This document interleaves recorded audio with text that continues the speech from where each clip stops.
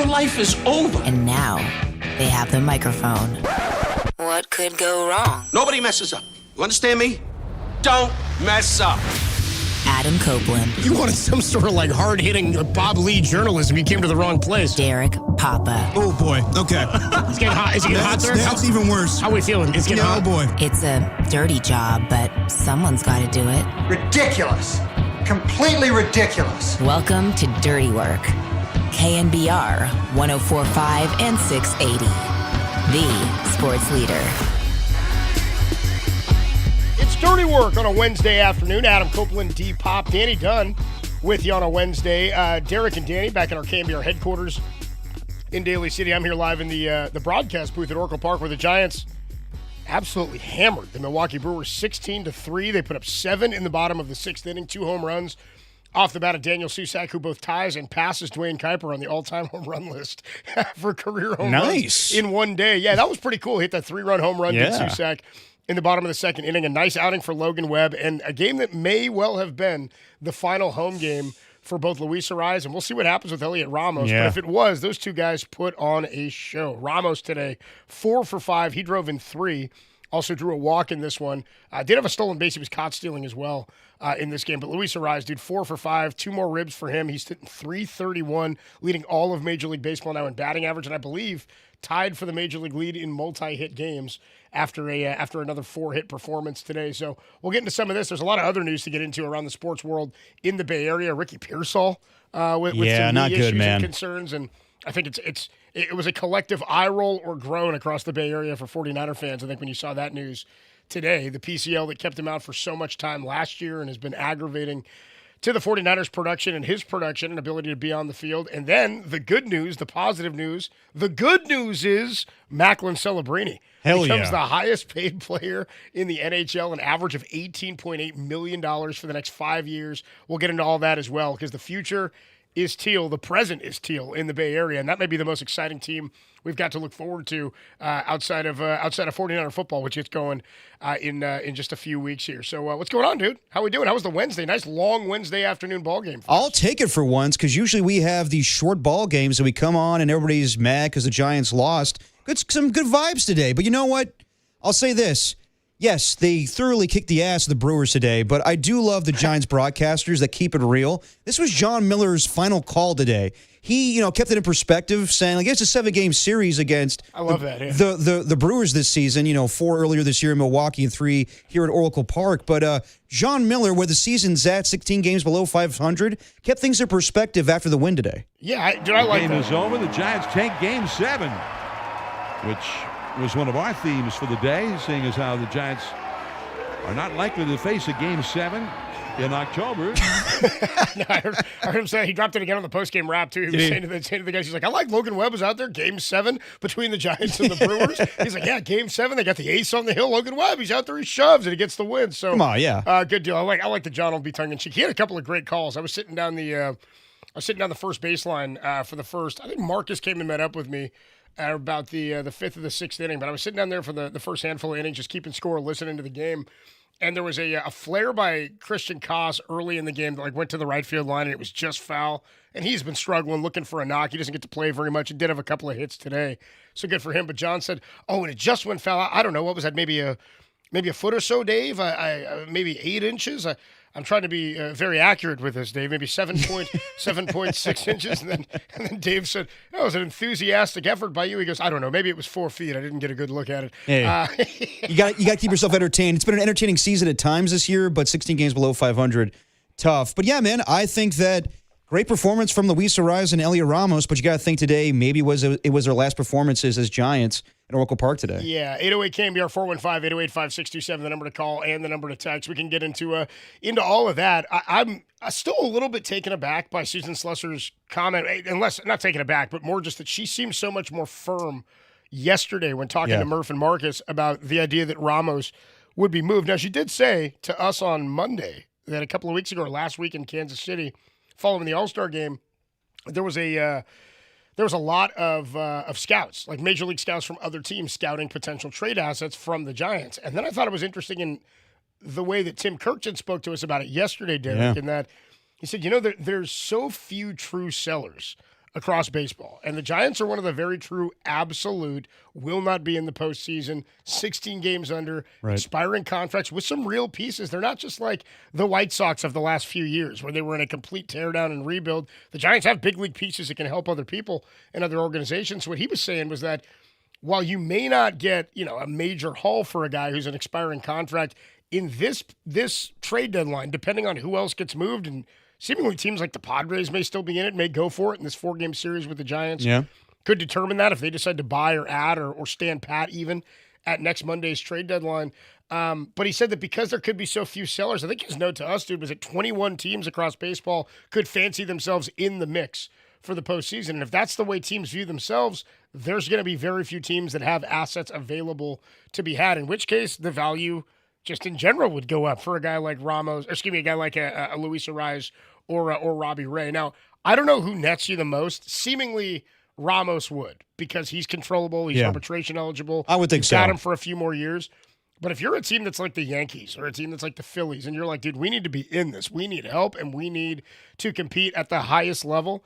I could see a team maybe overpaying a bit to go get somebody like Luis Ariz or Robbie Ray just because of how few quality players there may be available at the deadline. Yeah, I would agree with you. I think that we talked about it, I want to say a month ago with Andrew Baggerly. He's going to join us today at 5:30, where he brought that name up. You were talking about for a while, Coach, where Elliot Ramos could be a guy because he's under team control. That's attractive to a lot of teams that are going for it. Like, as Kirchin said the other day, the Yankees have so many injuries. Why not go for an Elliot Ramos? And yeah, I think that it's on the table. Susan Slusser was pretty confident yesterday with Greg Silver and JD. She'd be surprised if he wasn't moved. Exactly. So, I think we're going to get one thing, I guess, like literally out of left field with Elliot Ramos. But like one thing we weren't anticipating, like it's a foregone conclusion. I know some fans today are like, keep Luis Ariz. We lost Casey Schmidt the rest of the season. Who's going to play second base? You got to do it. You got to trade Luis Ariz. Talking about, dude, Basabe's right there, yeah, bro. Exactly. Wait, Olsavisis, say that name, Derek, 5 times fast. No, thank you. Olsavisis Basabe. But Robbie Ray, probably his last performance as a Giant tomorrow against the Padres. So that's going to happen. I'm pretty confident in that. I think most people would tell you that. Elliot Ramos, yeah, I think that's going to happen. Where the other names, Jung-Hoo Lee, we talked about at Copes, what he brings to the ballpark, I don't think he's going to get traded. And even Logan Webb, I don't think he's going to get moved either. So, yes, there's going to be other names out there, guys in the bullpen, guys that have 1 year left on their contracts. But I think the big names are going to be Luis Ariz, Robbie Ray, and probably Elliot Ramos. Yeah, no, I'm with you. I also, today, Marcus was talking to me, because I wonder if Sam Hentges would be a guy, and then he promptly issues a couple of walks and gives up some hits. He's also got a whip that's like 1.6 or something for a left-handed reliever. But again, I think if there's anybody that wants anybody that's an expiring contract, you've got to be willing to unload. You should just, we were talking today about who you're going to play at second base with Casey Schmidt. I'm like, dude, isn't this a great opportunity for Jesus Rodriguez to get some more opportunities over there and really try to expand some playing time for these guys, give him some steady at-bats? Because what's interesting about him, and I really don't believe his future is as a catcher. I think he's a utility guy and maybe a guy who can be an emergency catcher where you need to keep his bat in the lineup, or if there's injuries and you've got a backup already. But Kavanaugh's proven he can be a good defensive asset. I don't know that he's an everyday big leaguer. Obviously, we like what Susak is capable of right now behind the plate, but Rodriguez in the minor leagues with the Yankees was playing a lot of left, a lot of third, a lot of second. I think he played some first base. Not a huge dude, but I would like to see him play more in a variety of positions, because going into next year, that's a guy who I think could be an asset for you. Somebody that could play some second. Maybe is a left fielder for you if you don't sign somebody this offseason and you spend the money on some pitching and some bullpen. So really it's about how creative can they allow Tony Vitello to get, and how creative will they be once they unload some of the pieces that are here, because it's got to be all about inventory, right? Unless your plan is to bring back Hentges or bring back Brubaker or bring back Foley at the end of this year, what's the point of having them throw these innings? You know what I mean? Why not give some young guys? Because really the games and the results don't totally matter at this point. It's about the experience and taking inventory.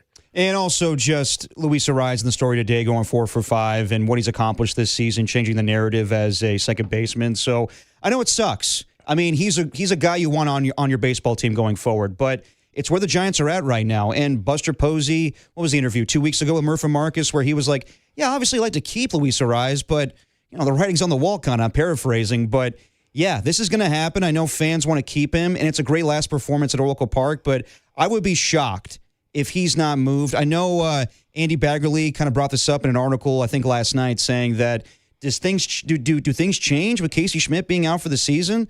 and you kind of need a second baseman right now. I don't think that's going to happen. I think they need to take advantage of what they have in Luis Arraez, the interest, and the contract. So I would anticipate today was his last day at Oracle Park. Dude, and the guy's out here making, diving plays up the middle. Yeah, backhand. absolutely. He's catching line drives. Like, it's not just what he did at the plate. It's how he played the field today as well. How he ran the bases today. How about the stolen base he had at third base where, I forget who the pitcher was on the hill at the time, the right-hander who came in for the Brewers. Might have been Chad Patrick, I think, was on the hill at the time. And they were playing Devers in a shift. The shortstop then gets into a foot race with Luis Arraez, who basically just takes third because nobody was paying attention. I mean, the guy's a heads-up player. Yeah. He's a really, really smart hitter. He's a clutch hitter. Going back, it's so funny. I would love to know how many people did not want or did not like that they had signed Luis Arraez that are now saying, you've got to re-sign him. Quite a bit. Do you remember how many people were like, oh, yeah, dude. Dude, I was one of the people going, this guy's one of the best hitters in baseball. Why wouldn't you want this guy? You and me were at Media Row in Super Bowl, and we were like, that's a pretty big move right there. That's a nice I addition. like that. I was stoked. No, he's a professional hitter, and yes, he's been a liability defensively in years past, but that shouldn't preclude you from making that move. Like, I thought it's obviously their best move of the season so far. Yeah. It's incredible to me that teams will be like, well, that guy's a bad defensive player. And instead of being like, well, can we make him better? They're just like, no, you're a first baseman or a DH now. And the Giants are like, well, we've got some availability there, and we've got a infield wizard who can work his magic on you. Let's see what can happen. But he's exceeded those expectations. You would know better than me. Like, what's been the narrative on Luis Arraez? I know coming into the season, he was a questionable, a second baseman, but was it that bad where you're like, you can't touch this guy whatsoever? I don't really recall. It's a funny thing, too, is in baseball, it's really about how much you get to see a guy, right? Like, I think I've said this before. I don't think I knew as a kid how big of a deal first base defense was until JT Snow left the Giants. Right. Because, you steal outs. There's pop-ups over there, little flares that go over the first baseman that, JT Snow would be making plays on, or maybe Bryce Eldridge, some agile first baseman, Brandon Belt would be making plays on, but maybe Devers doesn't get to. It's a different lumbering kind of guy, and he's got a different body type. They also, a lot of times, would, tuck aging veterans or guys that were too big, didn't have great mobility. They would just kind of hide them over at first base. I always thought that was kind of a disrespect to guys like JT Snow or like Keith Hernandez, who were elite defensive. Keith Hernandez, you know what I mean? Guys who could really pick the position. Second base, though, for me is the one where I'm like, I think you can get away without good defense at second. Yeah, I always thought it was odd that teams wanted to move him off a second and put him at DH. And I really think the Padres were the culprits of this first and foremost. But once the DH became a thing and his best asset was the bat, and you think you can get more defensive prowess at second base to try to take away a couple more outs, more power to you. Right. The Giants didn't have a player like that. The Giants needed more contact. They needed a guy who could get on base. And what's funny is I remember everybody's being upset. The people who were upset, the criticism of Luis Arraez being signed by the Giants was sure the defensive part of it. Well, of course. And everybody going, well, we got to get better defensively. And how are you going to get this guy? And lack of power. Yeah, and lack of power. But everybody else said, he doesn't walk either. He doesn't draw walks. Bro, nobody draws walks, but he's the only dude who seemingly is hitting. So 331. It's going to be a bummer to see him go. But of course. There is no logical, and I can say baseball reason. I'm going to say baseball business reason. Because the baseball reason is his performance. There is a reason to keep him. Mm-hmm. But for the business of this team and for where they are and where they've spent money elsewhere and where they need to get to, what they need to sign, this is another one that falls in Buster's lap. Great work bringing him in. Great work getting him up to speed and being an elite player at a position that made him an all-star this year. But because of what you did elsewhere on the roster, of course, you don't have the ability to keep him. For every one Luis Arraez, there's an Adames and a Chapman, and you know what I mean? There's a gaping hole in the rotation, multiple of them. There's gaping holes in the bullpen, so you just don't have the luxury of bringing him back. 808 KMBR, 415-808-5627, the number to call and to text. We do have a short show today, obviously. We're only with you until 6 o'clock. So I do have to take this time to tell you we are yet again giving away tickets to go see T.I. That's right, T.I. is coming to the Masonic in San Francisco on August the 15th. Derek, you know whose birthday that is. Gene Upshaw, baby. Why do you always assume I'm going to say Upshaw? Because you said that on Monday. That was the one, yeah. Who else have I said? Not Plexico Burris. Hold on. Hold on. And it's funny bro. And it's funny that Plexico Burris is back in the news talking about the Jets are like prison. I know Danny wants me to break, but Danny, I'm not breaking until Derek remembers who else's birthday is. I forget. I'm sorry. Well, you better get to it. I'm just going to sit here until I remember. I'm not even going to finish the read until you remember. Danny, help me out here. It's a lot of shows. Oh, Gary Kubiak, yes. Yeah, but that's not who How I'm- could I forget Gary How Kubiak? could you forget Gary Kubiak, dude? And I'll drop another one on you. You can celebrate Gary Kubiak and Gene Upshaw's birthday, as well as Napoleon Bonaparte Oh, on yeah, August come on. 15th. And, dude, don't forget as well, dude, the great athlete turned movie star Boban Marjanovic. His Oh, birthday, yeah, of John course, Wick. on August the 15th. You can check it all out. By the way, check the rules out at thesportsleader.com. The prize is furnished by Live Nation. When you hear the cue to call, caller 10, 415-896-KMBR, wins 2 tickets to see T.I. and celebrate Kubiak, Upshaw, Napoleon, and Marjanovic. All right, we'll take a quick break. When we come on back, we got to get into some of this Macklin Celebrini discussion, dude. He signs a 5-year, $94 million contract, $18.8 million annually, makes him the highest paid player in the NHL. Here's the question I've got about Macklin Celebrini. Has there ever been a Bay Area athlete at this stage of their career that had higher expectations before achieving anything, really, in terms of making the postseason?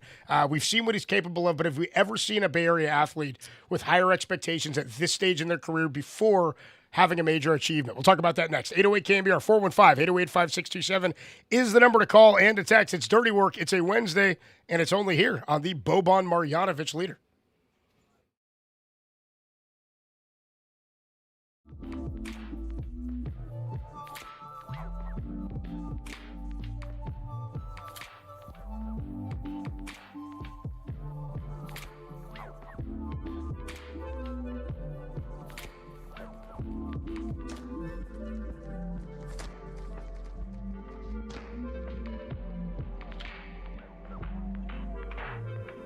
What's going on, everybody? Derek Papa here. You know, you never think this, but backups are one of the more important people in all of sports. I mean, think about it. Ricky Pearsall could be injured again. They have enough receiving depth. These are the things that teams prepare for. Contingency plans. So in sports, you need backup plans, and in life, you need backup plans. So prepare for the worst by getting the best attorneys you hope you never need in the Dolan Law Firm. Chris Dolan and the Dolan Law Firm are based right here in the Bay Area for more than 25 years. Award-winning personal injury and employment attorneys fighting for you where you live. You know the website. Go to dolanlawfirm.com and learn more about your rights. Unfortunately, over the past year, Chris and his team saw a sharp increase in no-fault injury accidents. So as I always say, please be careful. Feel confident that you're in good hands with award-winning California Lawyer of the Year. The Dolan Law Firm has secured more than $1 billion. Dano! $1 billion.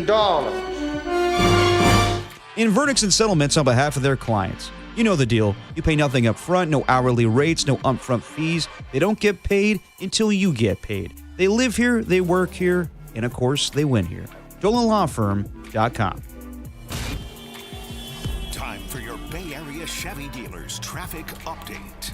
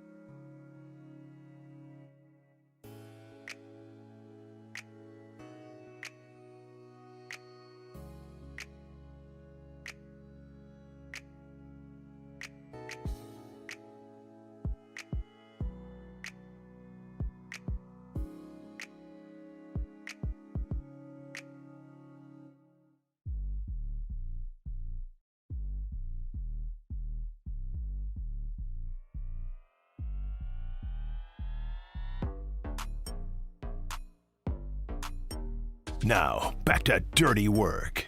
Adam Copeland and Derek Papa on KNBR 104.5 and 680 AM, the sports leader. Dirty Work on a Wednesday afternoon, 808 KNBR 415-808-5627, the number to call and text. My mistake, I saw we had some calls come in on the Giants trade possibilities or trade deadline rumors that are going around after Luis Arraez and Elliot Ramos both go 4 for 5 in today's game. We can get into the Macklin stuff a little bit later or tomorrow when we've got more time to stretch out on that. But why don't we go out to the phone lines at 808 KNBR 415-808-5627. Was it the last time we'll see Luis Arraez in a Giants uniform at Oracle Park or even Elliot Ramos? Let's go out to the phones. Tom is in Petaluma. Tom, what's up, dude? You're on the Sports Leader. Hey guys, love your show. Appreciate it, man. Hey, Thanks, Tom. Curious what you think. Would you rather throw in a Chapman for an Arraez with Arraez and not get anybody back in return, or would you rather not throw them in and get a load of minor leaguers? Ooh, so you're saying like if you could add Chapman to the Luis Arraez trade and he was willing to go, like waive the no trade clause, if that was all if that team was willing to take him in the contract, would I be willing to get nothing in return and take the exit of the money, like the moving Chapman's money off of the roster as the return? Is that what you're saying? Exactly. Yeah, Addition through subtraction. Yeah, that is interesting. That's enticing. Like you'd probably get something back. Like it would just Well, be you like have to. you'd get you can't just give them away, be a low level. But I hear what he's saying, where it's like, would you basically take nothing if they took the money and Arraez? I mean, that solves your issue, dude, and I would do that in a heartbeat. Absolutely. I don't know that I'd do it in a heartbeat, but I'm intrigued by that, dude. That's all it's sort of pie in the sky just because you got to see if Chapman would do that and if there's a team that would take him. That's intriguing though, because really that would be it, right? Is you'd give them a player that's controllable, but if they took that money, I mean, that would be that's the key. That's the win, right? That's you'd use that money to go get bullpen or starting pitching, or if you wanted to try to sign Luis Arraez again this offseason, you'd have the money and the flexibility to do it. I'd love a deal like that, frankly. If you could get rid of one of those contracts with him and you have to kind of move him anyway, I'd be in favor of that, man. That'd be a positive, I think. Yeah, absolutely. Okay, thanks, guys. No, appreciate it, dude. Thanks, Tom. I mean, I mean that's the key. Like, I don't think a lot of teams are willing to take on all that salary when it comes to Chapman, Adames, and Devers. So if you have, somebody that's willing to do that, absolutely. Like, with Matt Chapman, it's just, can you get the contract off the books? And we talked about it with Susan Slusser the other day. Like, you're not just going to trade guys to trade them. But when it comes to Chapman or really Adames, I would hang on to Rafael Devers. I see there's more potential in him. But yeah, I would definitely move Arraez and Chapman if that means that another team's going to take on all of his salary. Absolutely. Let's go back out to the phone lines. Rich is in the East Bay. What's up, Rich? You're on the Sports Leader. Hey, yeah, thanks for taking my call. Yeah, so I know that everybody's gone to the conclusion that we're going to trade Arraez. I think from a baseball reason, it's obvious why he's a great player to have, but I think the business sense makes even more sense. How many times are you coming across a player who brings the fans in, who's going to sell so many jerseys, who's going to be a long-term player like Arraez? Profits are a dime a dozen. You get them with different players. How often do you get somebody in your lap that's the best offense, the best defense, the best role model of what you want for your stadium, for Oracle Park, and what is an entertainer, just like Posey says. So you basically you keep them. You do whatever you can to keep them, and you then trade away, Ray and Molly, and you trade for your prospects. You got multiple prospects in the minor leagues who are really good. Trade one of those away, because whenever you try to get somebody like these other players, they don't prove themselves. Arraez is one of the few players you actually did and did it right. You lock him down. No, I hear you. I hear Rich. Everything you're saying is true. Everything you've said is true. My counter to this question is, so you would forget the trading part of it. You would rather them try to lock him up right now. You're saying offer them the contract and extend, right? That's what you're saying? Lock him now. Don't wait for negotiating with other teams that are trying to get him. Get him now. But he's not going to do that, Rich. Here's the thing. He's maybe going to win a batting title. I don't know. If I'm his agent, I'm like, that's bad business. I don't know why we would take a contract now. If they're offering now, it'll be there in 3 months. What I would say, though, is if you want to sign Luis Arraez now, I hear you, but then what are you doing about the pitching staff? Why are you spending money on Luis Arraez when you don't have a bullpen and you don't have really more than 2 starting pitchers probably going into this offseason? Why would you – they're not going to go spend another $100 million this offseason. I don't believe. So, if you sign Arraez, you're okay with just no more pitching? Okay, first of all, Arraez is separate. He's a positive business return. You spend the money, you're going to beat it. He's like a Jung Hoo Lee, but dude, I'm not talking about bringing him. I know what he brings to the baseball team, and I don't agree with you that he's like Jung Hoo Lee in terms of how. I don't think fans are coming to the ballpark to see Luis Arraez.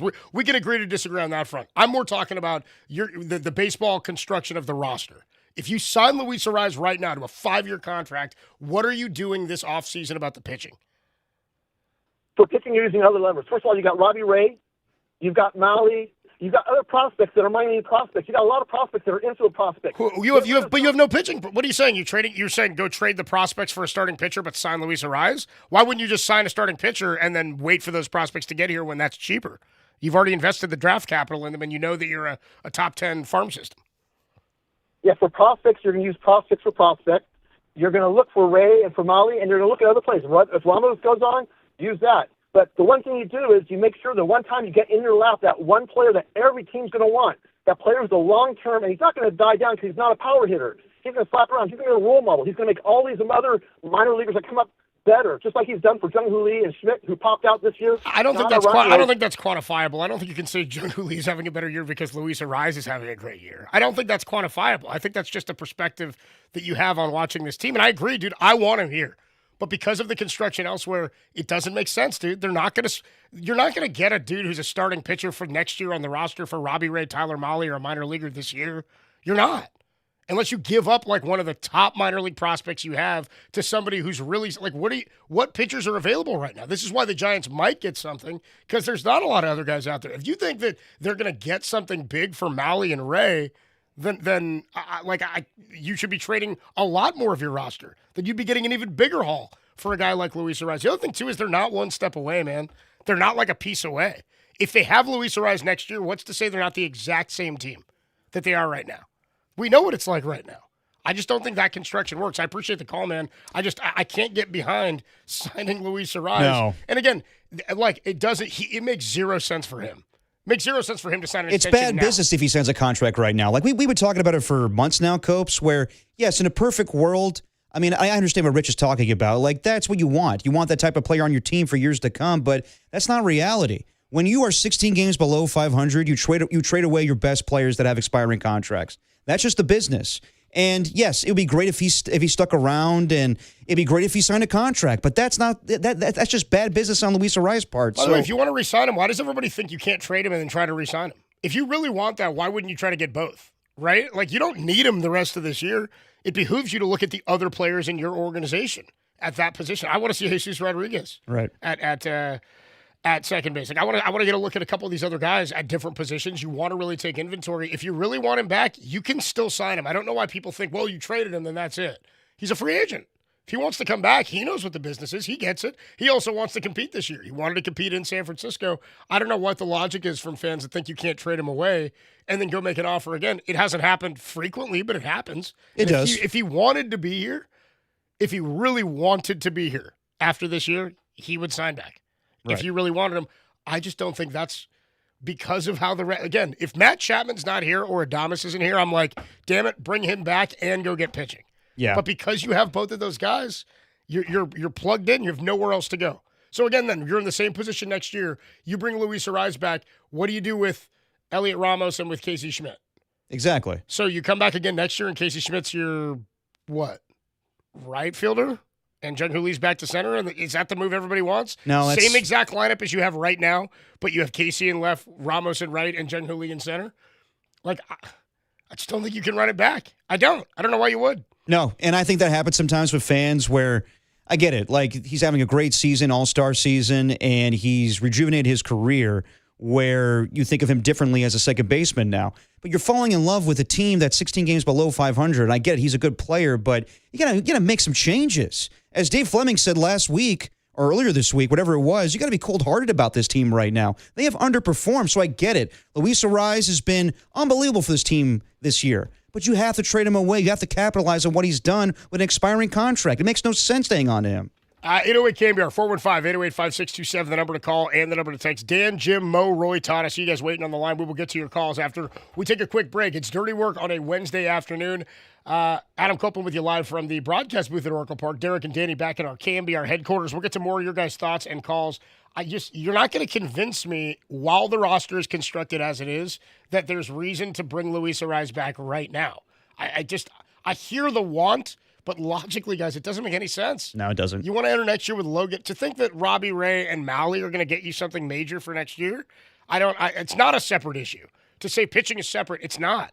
It's the main issue this team has. They're better off moving on from Arise and getting more pitching than they are bringing him back and running back with a bunch of fifth starters like they've had this year. Right. I mean, really, you're looking at Logan Webb and Landon Roop entering next year, and then what? Wisenhunt's your 3 right now? Hauser again as a starting pitcher next season? I mean, really, that's what you're staring down the barrel at right now. No, you can't do that. 808 KMBR is the number to call and text. We'll get some more of your calls next on the Sports Leader.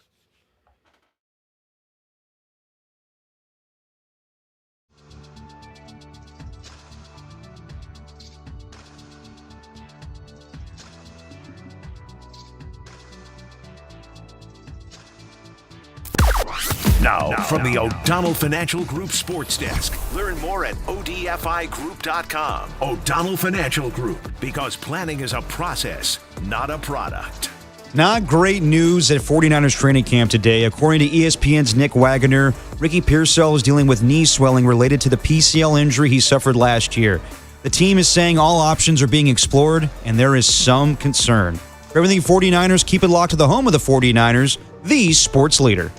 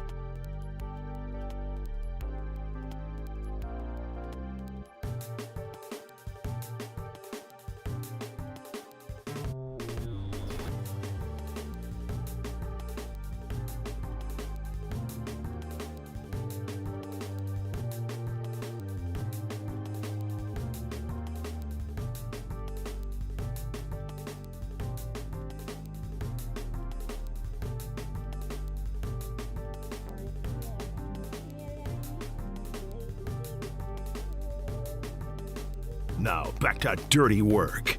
Adam Copeland and Derek Papa in the KNBR Casino Matrix Progressive Jackpot Studios. Casino Matrix Progressive Jackpots are here. Where are you? Just drop in. Please play responsibly. Call 1-800-GAMBLER. Dirty Work on a Wednesday afternoon. Adam Copeland, D-Pop, Danny Dunn hanging out with you. Giants win 16-3 over the, was that the final? Or they score more than that? Yeah, 16-3. Okay, I was like a football score, dude. 16-3 over the Milwaukee Defensive Brewers. slugfest. Yeah, it was, dude. By the way, very few strikeouts in this game. There's a handful of walks, but the Giants swung the bats well. A couple of home runs from Daniel Susak. One off of Andrew Vaughn. How about that? Andrew Vaughn comes in to pitch. That was a weird inning. It was very weird. Bottom of the eighth. He was out there. He threw a couple pitches that were like 82. Threw one that was 39. I didn't know what was going on. You had an umpire forget how many strikes and balls there were in the at-bat. That was ridiculous. It was. I was like, what the hell's going on here? But not a bad, I guess your breakout performance as far as home runs for Daniel Susak today. Yeah, it was a fun performance for the Giants offense. 808 KNBR is the number to call. Let's go to Dan, who's in Hillsburg. Dan, you're on the Sports Leader. Dan? Yes, sir. Hello. What's up, dude? How you doing, boys? Doing How are well. you, man? Hey, so yeah, it's just been a pleasure to watch Arise play second base and hit like old school, like Mattingly, Boggs, Gwynn, etc. But my confusing part is we signed him to a 1-year contract. Ron Washington's turned him into a all-star second baseman. Why isn't he helping out Adames at short? I mean, we got this guy for how many more years? It's ridiculous. Yeah, let's get this guy to field ball. Yeah, I hear you. Look, it's all about whether or not the guy's willing to do the work and come in and do the work. I mean, I don't know. I don't want to say he's not working with him. I imagine he is, and they go through all this stuff in camp and in spring training and all that.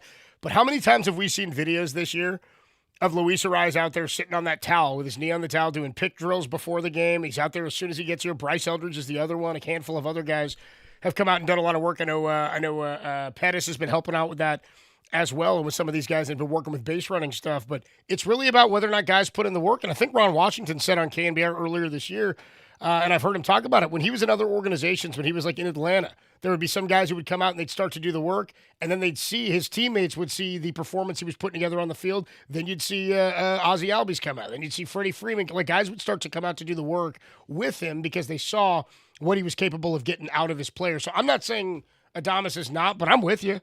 I mean, the shortstop play has seemed subpar defensively, I feel like, since he got here, Dan. I mean, honestly, I forgot the game was on today because I was still working.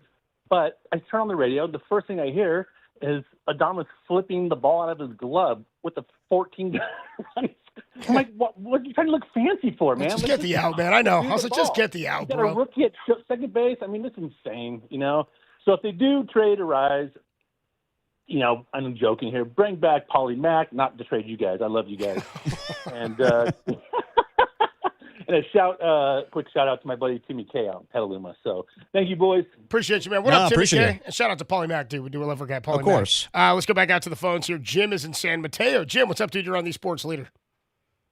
Not much, man. I tell you, he's talking about the guys making fantastic plays in the outfield. You should have seen Washington's face when he saw those plays happening. That guy was beside himself. He was joyful. That guy's done a wonderful job. I'm telling you. He's going, yeah, look at that, man. Oh, man. He's like he's hitting the dugout rail. He's going, yeah.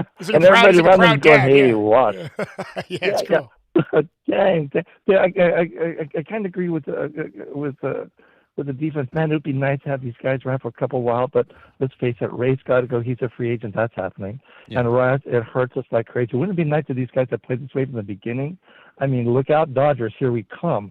You know, but the thing here is that you guys were talking earlier about players that had high expectations coming into the league. And I want to kind of touch base on that. Just on young players with expectations. Yeah, go ahead. Relating to Celebrini, yeah. Mm-hmm. Let's go way back to the 80s to John Elway. He was a baseball and football phenom. The Yankees wanted him in 1983-84. He said, nah, man, I don't think so. Steinbrenner says, come. John said no. His dad said no. So he goes to Denver, only to have a terrific football career and to actually play in the Super Bowl in 55-10. That's not our fault. But yes, it was. No, it wasn't. But the thing with this is that John came out of Stanford, a highly regarded pitcher out of Stanford. And he could have gone anywhere in MLB, but he saw his future along with his dad, who was coaching with my San Jose State Spartans, who was coaching at the time. and said, go to football, and John had a fantastic career. Imagine what John could have done with the Yankees. And you think about, I think you think of a couple other Bay Area players that had expectations coming out of the league, of college.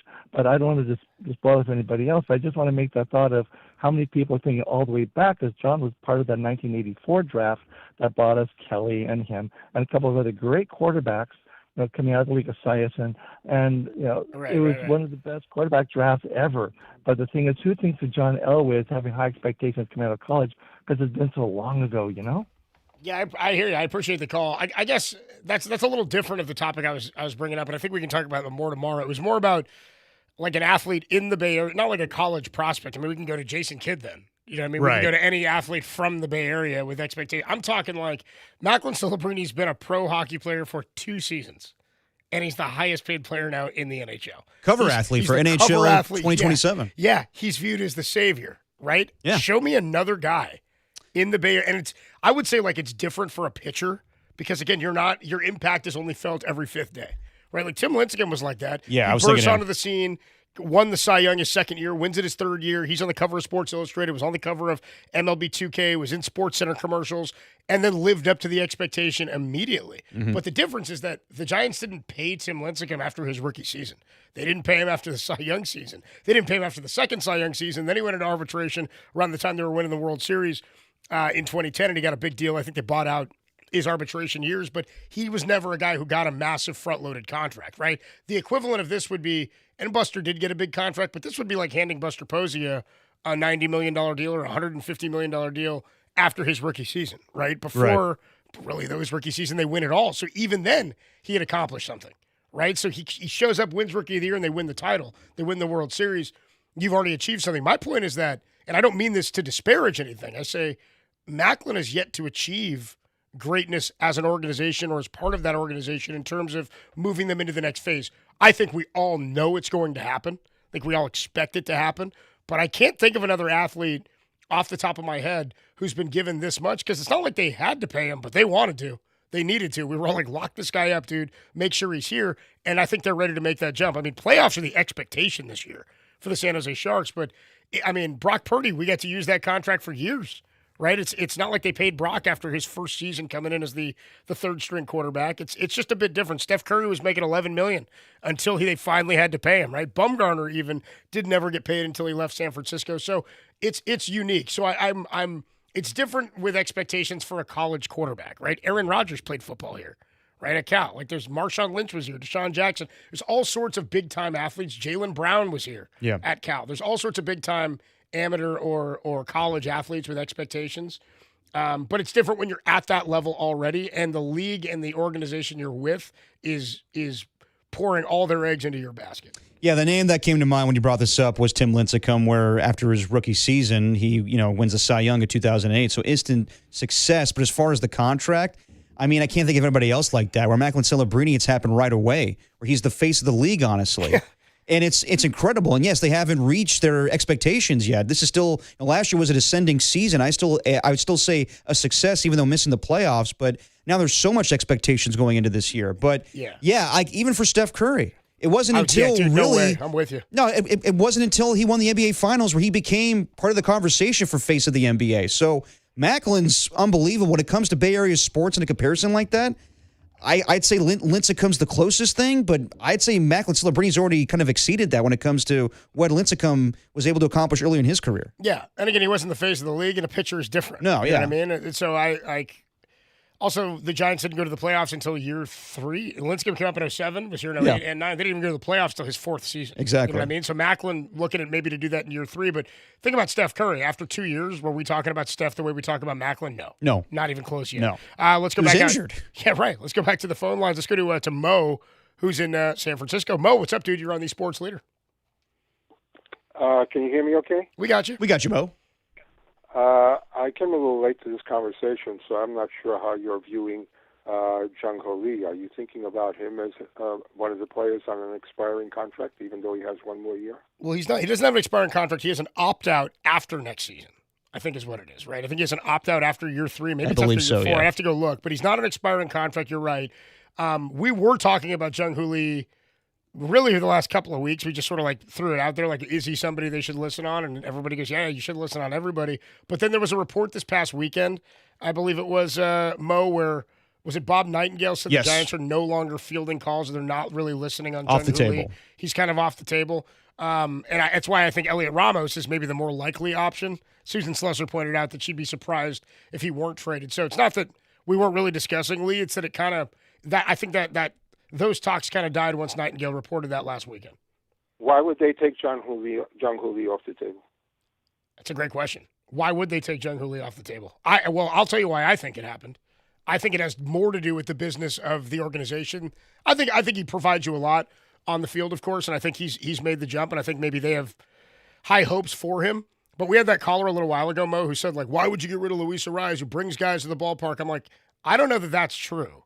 I do know that the Giants have gotten more run out of Jung Hoo Lee as an advertising utility than I can remember with any player, sans Tim Lincecum, Pablo Sandoval. Like, they're doing Jung Hoo Lee days. They've got the Jung Hoo crew. Yep. They've got a whole different market in Korea now that they're able to market to. Jung Hoo Lee, my buddy's in town right now for a month, brought his kid to the game today, texted me. He's from Arizona. Texted me today after Jung Hoo got a hit. He said, Giants fans go nuts for Jung Hoo Lee. This guy'd never seen him play live. Didn't care. Isn't a big baseball fan.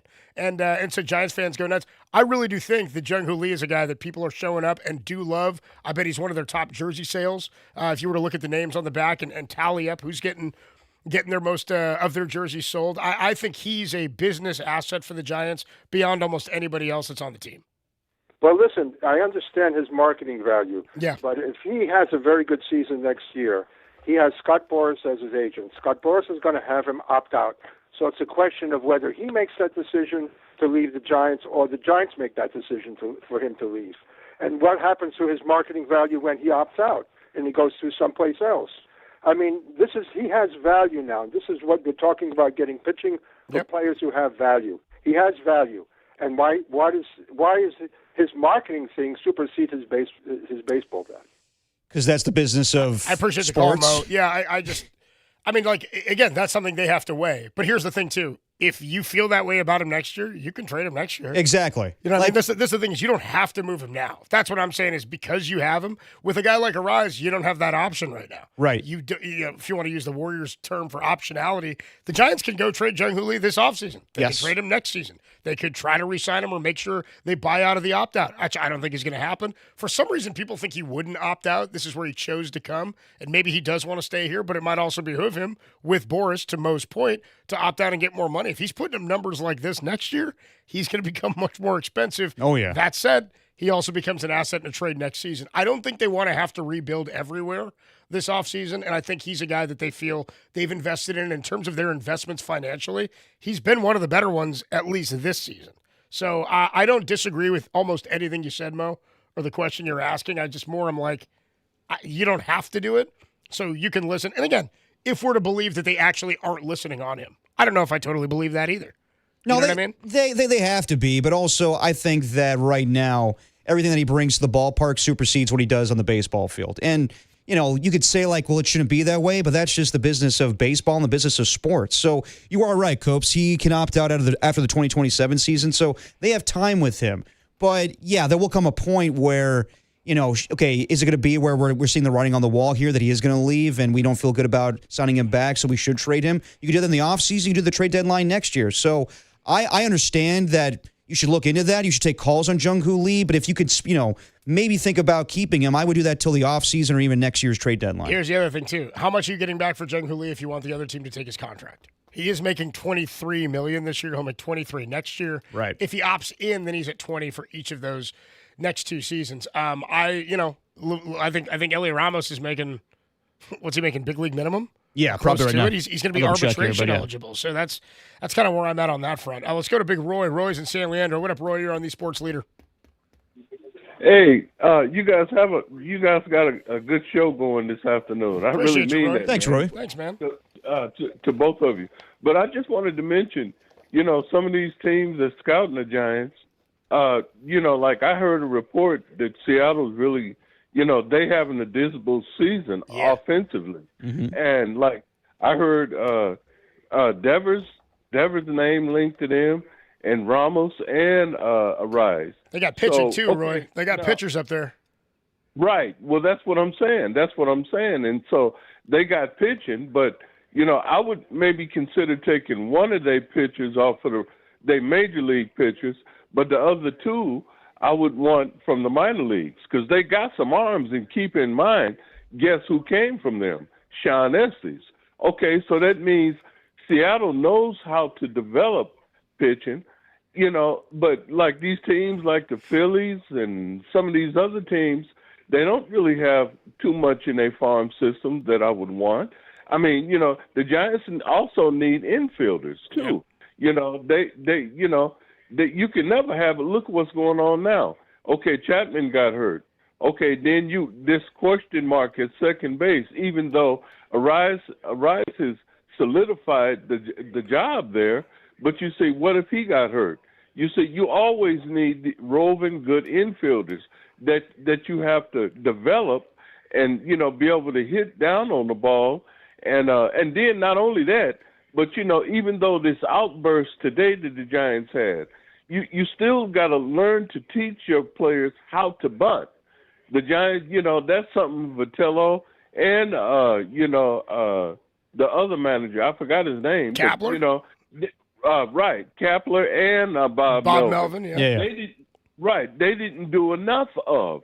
They didn't teach those players, even when the Giants were successful, how to lay down the bunt, get the runners over from second and to third and second, and all like that. And then Ron Washington, you can't really say enough about him. He's done a great job at developing and working with Arise and all like that. So, I'm just saying, but suppose he's talking about pitching and all like that. Yep. But at the same time, you better make extra sure, the teams who come to you, about pitching and stuff, you can be able to get the right deal for not only pitchers, but maybe for one or two good infielders. I hear you right, Roy. We got to run, man. I appreciate the call. Thank you so much.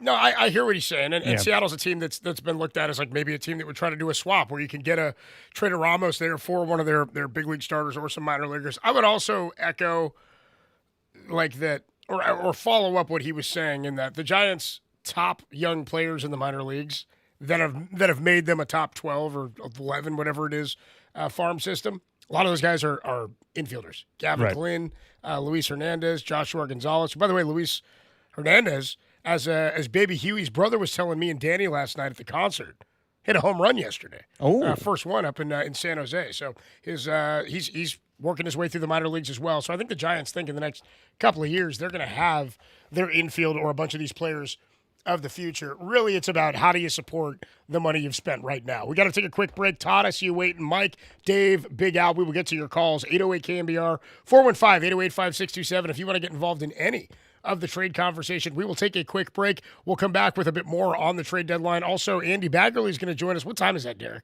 5:30. At 5:30. So we'll talk more trade next. Then we'll talk to Bags at 5:30. It's Dirty Work. It's a Wednesday, and it's only here on The Sports Leader.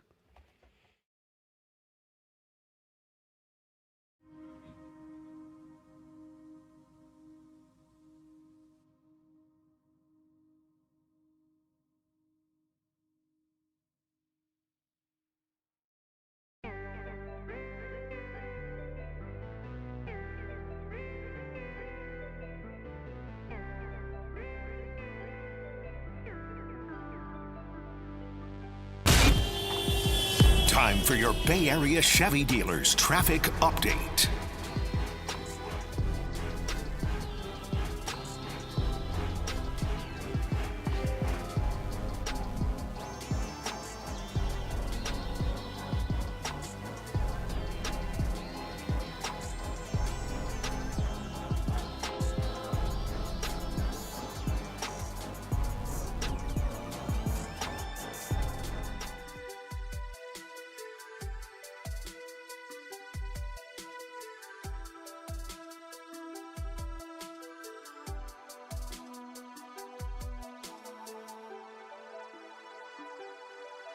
Hey, what's going on, everybody? Adam Copeland here. My good friend Steve Moskowitz is hanging out on the line. Steve always helping us with our tax questions and concerns. Steve, one I ask you frequently, it's an oldie, but it's a goodie. What do you do if you can't pay your taxes? you call us and let us fix it for you. Now, first of all, the bill you got might be wrong. A lot of times it is. Especially if you haven't filed the tax returns. One of the government punishments is they make something up and they say, here, pay this. We can get those canceled because they're almost always way more than you really owe. Or maybe the bill should go to your former spouse or former business partner. Or maybe you do owe it. Let's say you do. We might be able to get you a deal where you just pay a small part of it and they write off the rest. Or get the penalties forgiven. If we get the penalties forgiven, you qualify. Sometimes penalties and interest are more than taxes. Or if we're going to do a monthly payment plan, get you one you can really afford. Not what some IRS agent says you can afford, but what you can really afford. I could take up the whole show talking about that, but I know you want to talk about sports a little bit. So instead, call us for your free consultation. We go over everything with you. And then if you want us to, we do everything for you. You don't have to talk to the IRS. The only thing you do have to do is pick up that phone and say, hey, Steve, take care of me. Steve Moskowitz can help. Just give him a call. The number is 1-888-TAX-STEAL, or you can find him online at moskowitzllp.com.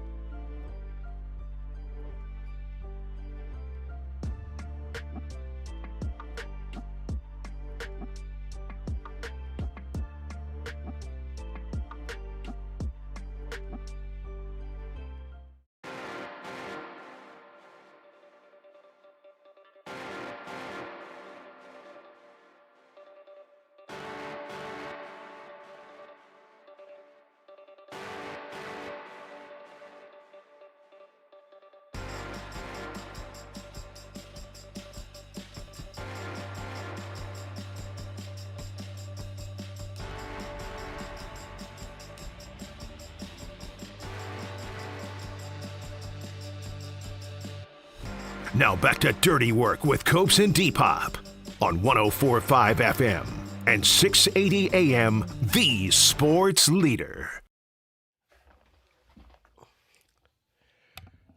Dirty Work with you on a Wednesday afternoon. Adam Copeland, T-Pop, Danny Dunn with you. The boys are back at the KMBR headquarters. Danny, how you feeling today, man? I am sleepy, bro. You guys dragging ass? Yeah, I'm dragging ass after that concert. I'm actually feeling better than I thought I would today. Oh, good. Good for you, Danny. Dude, last night, Derek, at one point in the concert, I think it was in between. Simple Plan and Bowling for Soup? It was in between Bowling for Soup and Simple Plan. Dude, Yeah. it was fun. Danny and I had a good time, man. It was fun. That was Nice. the first time me and him have gone and done something like that and just hung out together for the evening. It was a good time. If I asked Danny what our best day together was, he wouldn't say an interview that we did on the show with a Hall of Fame. The question was misleading. The question was misleading. So misleading, dude. Fine, you and I will have another boys' day where we go to get our feet rubbed for a pedicure. That sounds terrible. No, why, dude? I brought him to Marcus today too at the ballgame. I was like, Yeah. Derek said he wouldn't get a pedicure. And What he did said, Marcus say? Marcus like, what's the matter? And he said, of course he said that. He thought it was on brand for you. Oh, come on. Yeah, he probably doesn't want people touching his feet because they're nasty. That's what Marcus said. Marcus has got a pedicure done? Yeah, he's got pedicures. I'll ask him. Actually, what did Marcus say to me? I think he said he has gone to get one. He's like, I want to get a nice professional one. I'm like, dude, I'll go with you, bro. We'll go. We'll have a good time. I'm thinking about it. Yeah, dude, you should, man. I think you'll leave there. You know me and peer pressure. I think you. Yeah. Wait, do you bend to its will? No. Not usually. Not usually, but if we get enough people in the text line, a YouTube chat, then maybe I have to get a pedicure done. Anyway, KMBR, does Derek seem like he can be peer pressured into things? Like, who's easier to peer pressure? Who do you think, Danny? Me or Derek? Probably Derek. Yeah, you think so? I'm not going to break on this one. I'm not going. Yeah, yeah, you will. We'll bring it to you. Yeah? We'll bring some lady into the studio? Yeah, she'll be sitting under the desk, dude, working on Derek's toes. Oh, God. Working on his tootsies while we're doing the show. We got Andy Backerley joining us in a few minutes at the bottom of the hour. Let's go to Todd in Fresno. He's been waiting on the line. Todd, you're on the Sports Leader. What's up, brother? Thanks for taking my call. I agree with you on Arise, even though that was probably in a long time one of their better pickups. Guy that's delivered. Yep. I know. I agree with you on that. It stinks. The other best contribution they had, or best pickup they had, was Ron Washington. Yeah. But my concern with this team that's been this for a long time, they have an inability to roster build or to develop talent. It's not very good. And I will use it as an example. The Tampa Bay Rays over the last 10 years are 789 and 669. So you sit there and look at Tampa Bay. They're not paying for high-priced players. They're developing talent. So I would hire whoever is in charge of that. I would hire him, steal him, and teach us how to build a roster, because they don't. The Giants are 40 games in that period, or 40 games under 500. That includes a 107-game win season. It's incredible perspective, dude. You're right. I mean, it's incredible. Yeah, and so we can go and get a bunch of guys for a rise, but can we develop them to be players? Absolutely. Yeah, I mean, no, like he's saying absolutely, like you agree, right? Yeah, That's where I'm at too. I'm totally with you. That's been the biggest issue, right? It's not, and again, not every prospect works out anyway, but it does beg the question, like, would Kyle Harrison have been better off had he started his career in another organization? Mhm. And to the point that he's making, it's not just like under Buster or just under Farhan or just under Bobby. Like, they didn't develop for a long time. I talked about that with Brian Sabian. A lot of what they did with Sabian was built on veterans, and then when they finally won, it was all about player development. And since then, they have not cranked out that level of talent really at any point outside of the World Series years in that era of Giants baseball. They've been able to sprinkle in guys, but Luis Matos was a top guy. Marco Luciano was a top guy. Maybe Bryce Eldridge is so good it doesn't matter, because clearly his development has come a long way, and he was in the midst of a tough stretch right now, but drew a walk today despite the umpire not knowing how many balls or strikes there were in that final plate appearance. But he was 0 for 5 coming into that one. I totally hear you, and I'm with you on that, man. It's been frustrating in terms of the development, and so much of it has been because they've been no good. So many of these guys have been forced to come up to the major leagues a little too early. I mean, Casey Schmidt got here because they needed him, right? And it took 3 years before he's developed into what he is right now. So I totally hear you on that front. Do they have enough in-house to develop the pieces that they get? I would also add, dude, one of the other great additions, contributions to the team this year, Gary Pettis. Yeah. Third base coach. You know how I know? I haven't heard his name once. Well, we talked about Hector Borg way too much. Well, I should never have known Hector Borg's name. Exactly. That's my point. It's like not in any sort of disrespectful way, but in Right. terms of it's like Who was the first? Well, he was actually the umpire at first base today. Don't we all know who Gabe Morales is? Because he had the check swing final out against Wilmer Flores in that Game 5 division series against the Dodgers in 2021. I don't want to know your name. I shouldn't have to know who you are unless it's because of a great reason, right? But I think Pettis has been a stabilizing force over at third base. That said, they still don't play great baseball. They don't play smart baseball. And today I thought they did a really good job in that 7-run inning, station to station. They didn't try to run themselves out of an inning to take an extra run. And I was thinking about that. Like, would Borg have sent more of these guys in, and would this have been a 7-run inning if he were coaching at third? So I think that's a huge contribution. Let's go back out to the phone lines here at 808 KMBR 415-808-5627. Mike is in San Francisco. Mike, you're on the Sports Leader. Hey, fellas. How happy were you? How ecstatic were you both today to see Daniel Susak hit two out? With all the injuries he had and the start he had, to get his first home run of the season and hit that second one. Dude, the first one, I was stoked. I was sitting up the right field line to the right of the visiting dugout. Put a little further out, closer to the wall. I was in like 104, 105, somewhere up there. Dude, that first one was a tank. And, the wind wasn't blowing or anything like that. It was a beautiful day. It was a hot day, so the ball's going to jump. I thought that was awesome, and he seems stoked. Plus, what's not to love about a 3-run bomb? Getting 2 guys on base and then making them pay, I thought was phenomenal. The second one, I think it's great, but I wonder how he feels about it. Like, he hit a bomb off a first baseman, third baseman. You know what I mean? Like, not the same feeling. It's pretty cool, but you know what I'm more stoked about, Mike, is that he got the first one. Because you wouldn't have wanted the Vaughn one to be your first career home run. Because he's had a couple this year that we thought were going to go out. Dwayne Kuiper mentioned on the postgame wrap a ball that he hit in Miami that looked like it might have been a grand slam and was caught at the wall. So I was stoked for him, man. I think he's got a lot more power than we've seen. He's a big dude. Yeah, he's definitely got a bat, and I love the way he throws people out. Last thing I got to say is Mariners number 1 prospect is Cade Anderson. He's left-handed, and that bodes well here. But the ridiculous success he's had this season, I'd try to go for him. Appreciate the call, Mike. All right, Thanks so that's an much, dude. We got to take a quick break because we do have Andy Bagley join us. Dave and Gilray and Big Al and Chico. I'm sorry I didn't get to your calls. I know you guys have been waiting for a while. You can call back later or tomorrow. We'd be happy to get to these calls because we got mostly a full show tomorrow. I think pregame at 5:40 for a 6:40 first pitch down in San Diego for the Giants and the Padres. But we will take a quick break. When we come on back, we'll catch up with Andy Baggerly. Bags, of course, covers the Giants for The Athletic. We'll talk to him about what he's hearing come deadline, which is Monday. We are less than a week away from the MLB trade deadline. Is this the last we've seen of Ramos and of Luis Arias in a Giants uniform in Oracle Park? We'll do that with Bags next. It's Dirty Work. It's a Wednesday. It's the greatest show in America, and it's only here on the Sports Leader.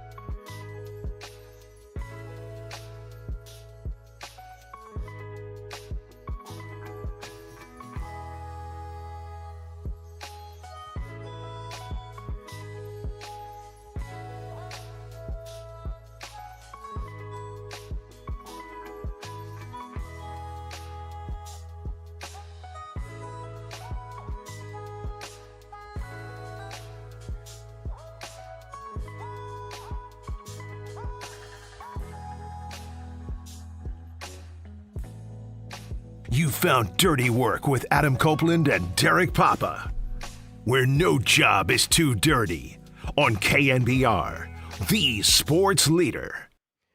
Dirty Work on a Wednesday afternoon. Adam Copeland, D-Pop with you, joining us on the UMA guest line. We catch up with Andy Baggerly each and every week to discuss Giants baseball. Bags joins us on the UMA guest line, covers the Giants for The Athletic. Bags, what's going on, man? How are you? Hey, Andy.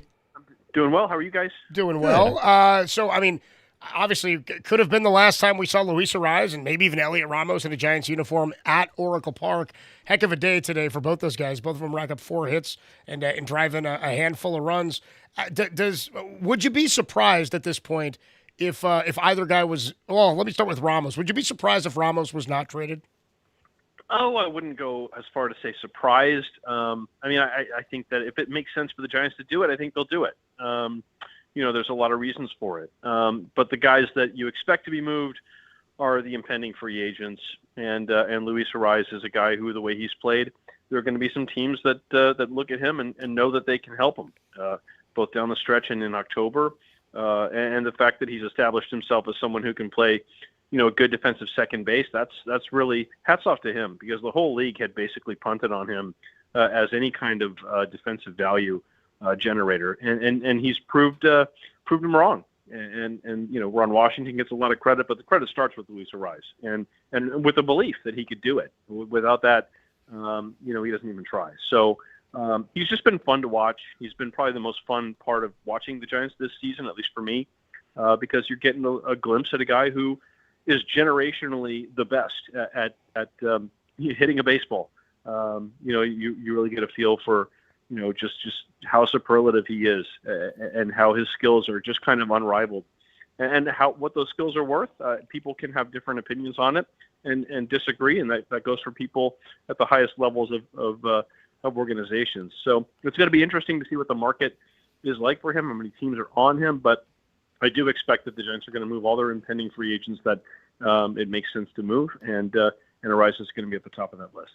Unfortunate news yesterday with Casey Schmidt most likely being out for the season with the torn meniscus. Now, Luis Ariz is still going to be traded. So how do you think this impacts them at second base for the remainder of the season once they make that move?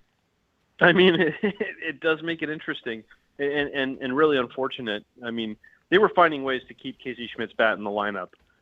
So I don't think that really he was going to risk losing playing time. If he had to go back out to the outfield, they would have done it. But we were looking at this the whole time, really, the last 6-8 weeks, knowing that the Giants were going to be sellers at the deadline. And the one upshot to trading Luis Ariz is, hey, here's Casey Schmidt as your everyday second baseman, and let's see if he can hit 30 homers and drive in 90 this season and be an everyday guy next year. And obviously he's going for surgery for the meniscus tear on his knee, and his year's pretty much over. So who do they play at second base? I think it's a really good question. They obviously have Jonah Cox, who's getting closer. He's starting a rehab assignment. They have Christian Koss. They've got Jesus Rodriguez, and he's been kind of jammed into, very rare starts as the third catcher. I think they really need to kind of do a service to him and find out just what he can do in the big leagues with a little bit of runway. So they do have some players they can play there. But obviously I think that the whole plan was for Casey Schmidt to, not have to worry about where you're going to play him when Matt Chapman comes back, because, he can play second base, and that's obviously out of the cards now. I sort of look at Casey Schmidt, Bags, as like the guy, because of the production, everything you just mentioned, when they were trying to find ways to keep his bat in the lineup, which is why he started playing out in left field even when Ramos went down. I kind of look at him as the guy that allowed Buster Posey to say, you know what, we can shift gears here because we have a player like that gives us more flexibility. And kind of around that time is when we heard about, the potential of them being open to moving any of the big deals. I just think what Casey did this year, whether it was the last we've seen of him or not, I think it's changed how the Giants view this roster next year. Well, and let's be clear. I mean, there are some red flags. I mean, I think he's drawn, he doesn't walk, no. Walks. Yeah. He's on single-digit walks, and so it makes it really hard to sustain yourself as, a solid above-average offensive player in this league when you go in hitting slumps, and everybody does. If you're not walking, then it's kind of like you don't have that to kind of raise you up in the times when you're not hitting. Sure. And we know just how damaging that's been sort of in a macro perspective for this team this year. That's why they're top 5 in hitting, they're top 10 in slugging, go down the list, and they're bottom 5 in runs scored. And it's just because they haven't had that ingredient. So, and we've talked about that all season. So, and that's not on one player, obviously, but Schmidt's a big ingredient in that. So I think Grant Brisbee in a piece recently basically wrote a comp to Pedro Feliz, and I think that this is basically what we're seeing from Casey Schmidt is probably the best you would ever see out of Pedro Feliz. Oh, dude, and there were yeah. years when he was pretty good. Yeah, and dude, it's not a bad comp. No, it's not a bad comp. And you never really thought of Pedro Feliz as, oh, this is a guy, we're excited to, I don't mean to say anything poor about him. He's a great dude, and he had a nice career, but he's not a guy that you thought you were going to pin your hopes on every year after year. So, and none of that is to minimize what Casey Schmidt has done this year either, but I guess I'm just saying, let's pump the brakes a little bit. We're not seeing the second coming of Jeff Kent here.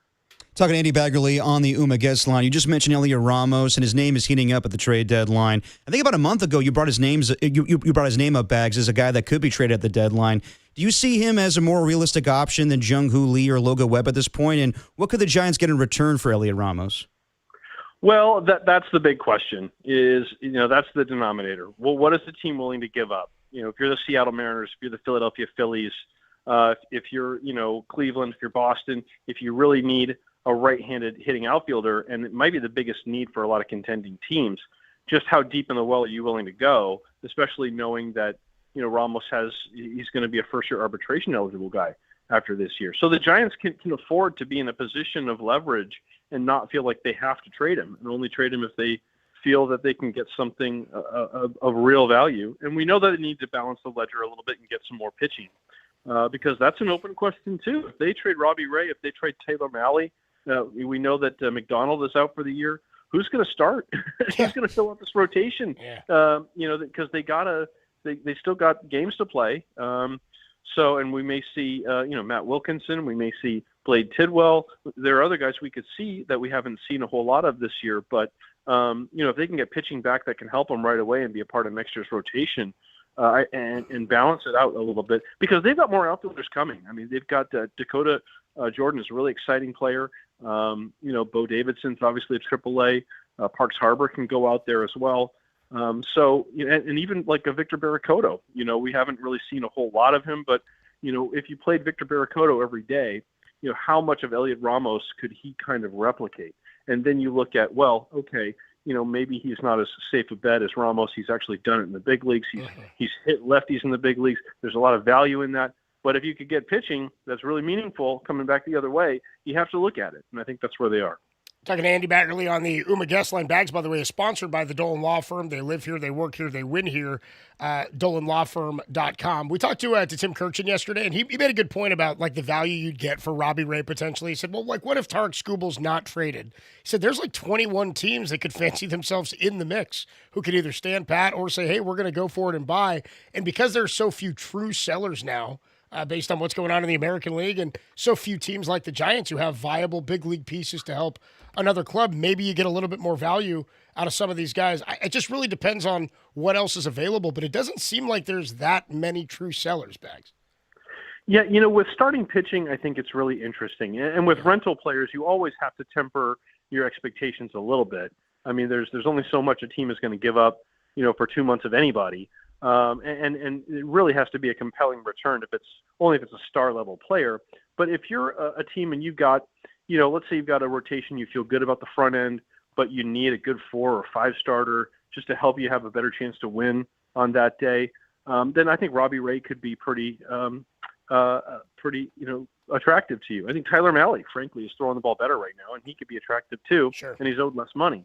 But if you think that Robbie Ray is going to be part of your playoff rotation, and a big part of your playoff rotation, you're that confident in how he's pitching, then I think that you would give up, a nice return for him. But if you're looking for someone who maybe might not be part of your playoff rotation, and might just help you, just have a little more depth in your rotation as you try to cinch up your spot in the playoffs, I just don't know how compelling the return is going to be for someone like him. And, he's owed $8 million the rest of this year. So if the Giants want something that's really good for Robbie Ray, they're probably going to have to pay down some money. The Giants announced yesterday that Harrison Bader had a setback with his plantar fasciitis with a scooter accident. And it does sound bizarre, but do the Giants have an issue with What's going on with Bader right now? Do they have an issue? Yeah, good phrasing. Yeah. I was just thinking about this today because, Arise played, like you said, could be his last game as a Giant. And, he didn't hit for himself in the last inning against a position player. They had Basabe pinch hit for him. And I thought, you know what? This organization is so good at send-offs. But you can't do a send-off for someone a week before the trade deadline because you just don't know. And it's too bad, because he's only been here 4 months. And it kind of reminds me of Andrew McCutchen. It's like you wanted more of him. Yeah, you enjoyed watching him, So I guess all of that to say that, it made me think about Hunter Pence, and he got 2 send-offs, right? And on one of them, he rode out of the ballpark on a scooter. Those were the good old days when you didn't have to worry about Giants players falling off scooters. That was also in broad daylight, and it wasn't, to quote the Giants media release, late Saturday / early Sunday morning. You timestamp it like that. That's never a good timestamp on almost anything. Anything that gets timestamped late Saturday / early Sunday morning, bad. That means something bad happens. Yeah. Nothing good happens. Nothing good happens that time of day. So yeah. I guess I'm being funny, obviously, but yeah. It's par for the course for this team this year. Yeah. And I've been asked this, and I haven't asked anyone in the organization this question yet because they haven't been available, frankly. But I've been asked the question, can they void his contract? Can they try to not pay him? And I just think that, and I'm absolutely spitballing on this. I haven't talked to anybody in the union or anything like this, but he already had the injury to the foot. It'd be really hard, as I see it, to tease apart, just his availability versus before and after the injury, because he already had the injury to the foot. So, and they haven't told us what the nature of the extent and nature of the further injuries to the foot are. We don't have information on that yet. So, really don't have an answer about that. But yeah, I don't know. I'm not sure what discipline they could hit him with, or if they will. But it's just, boy, it's just the way things have gone this year. Yeah, I know, man. I know. It's just one thing after another. Andy Baggerly, the voice you hear on the UMA guest line, covers the Giants for the Athletic Bags. We always appreciate the time, man. Enjoy the rest of this week, and we will talk to you after the deadline next week. Thanks, Andy. Look both ways before you cross the street. you never know. You could get trucked by someone in a scooter, including a AAA mascot. Yeah. So just be careful. Dude, I saw that. I Lord. saw that, man. It's incredible. All right, Bags. We'll catch you later, man. Yeah, dude, who was that? The mascot in Sacramento? Yeah, I believe last night.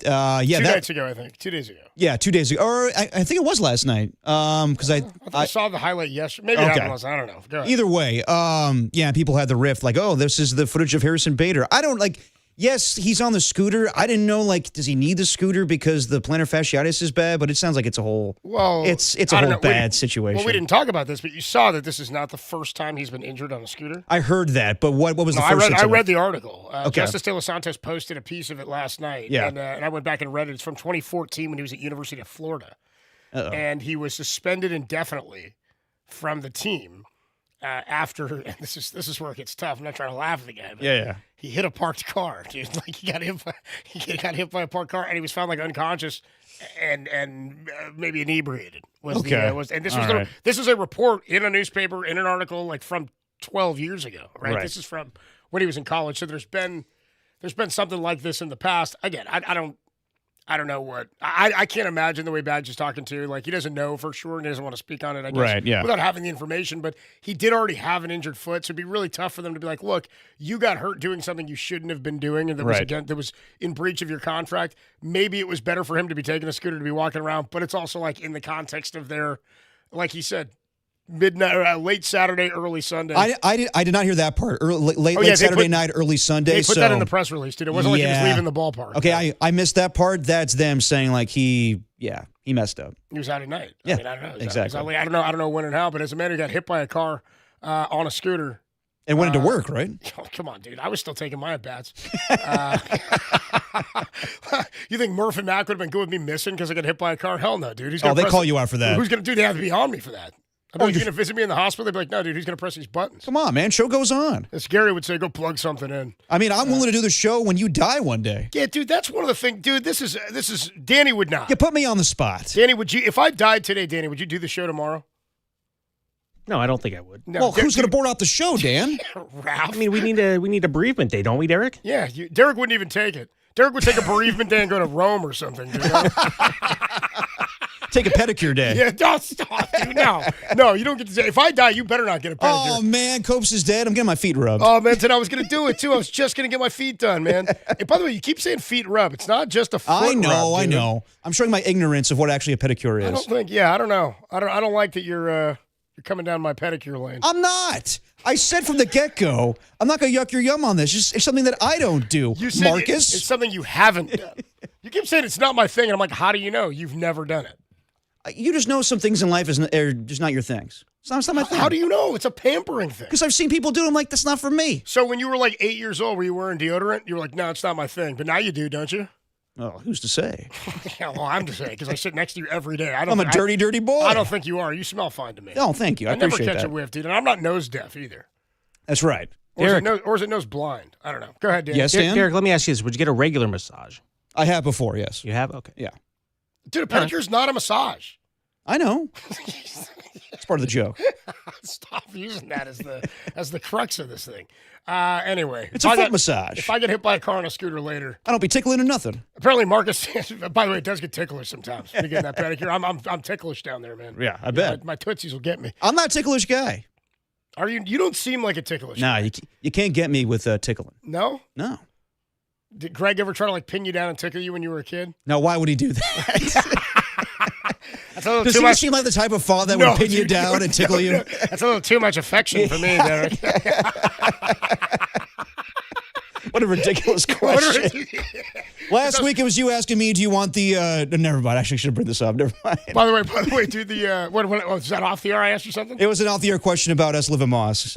Oh, yeah, dude. No. Oh, wait. Yeah, we do. Don't be. Come on. Yeah, You're coming down my lane. I know. People are trying to paint my good people at Taco Bell in a bad light. I know. I'm not having it. That's dude. why I stopped myself. That's I'm why not I stopped having myself. it. Yeah, they're trying to run the smear campaign, and I'm not having it. Literally Thank a you, smear dude. campaign. Yeah, we're trying to live Moss, dude. Yeah. Don't be bringing smear up in that term, in that context. I had to. Don't. Come on, dude. All right, we're going to take a quick break. I don't think Andy Begley needs a lower third right now when we're talking about that right now, Dude, Danny. it still says bad. We're talking about feet. We're talking about diarrhea. Andy Begley on the line. Still says Bag's name up on the screen, dude. Yeah, he's like, Bags is here. People are like, is he still there? They flip it on. They're like, is Bags listening to this? Guys, I'm still here. By the way, I lost my whole train of thought there. I was going to go something down the pedicure route. I'll think about it during the break. We'll talk about it when we come back. It's Dirty Work on a Wednesday afternoon. Adam Copeland, Depop, Danny Dunn. When we come back, we will put the show to bed. Only here on the Sports Leader.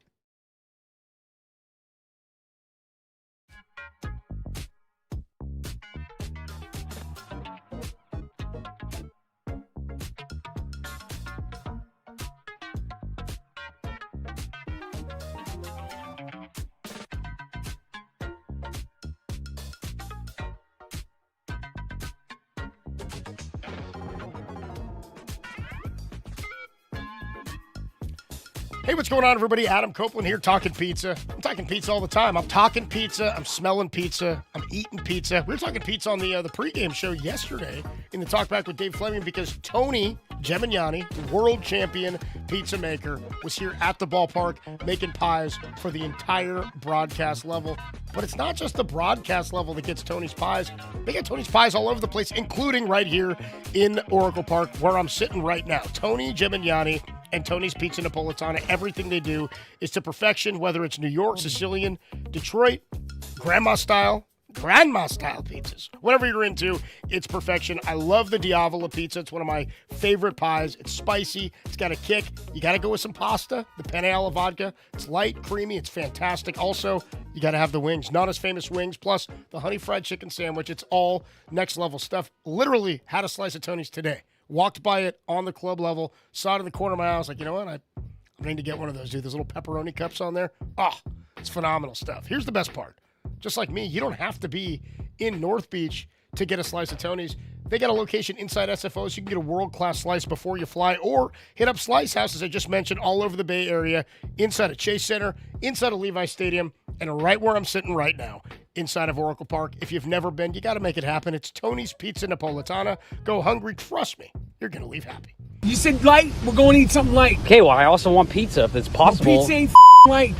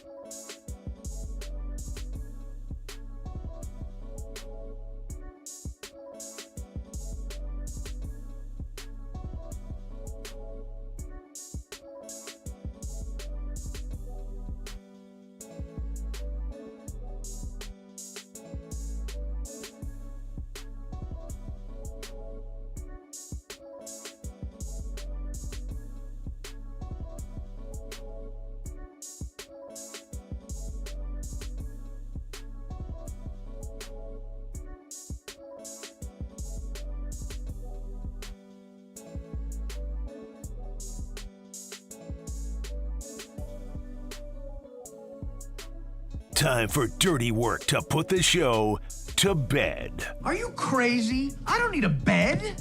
On the Sports Leader. Now you will go to sleep, or I will put you to sleep.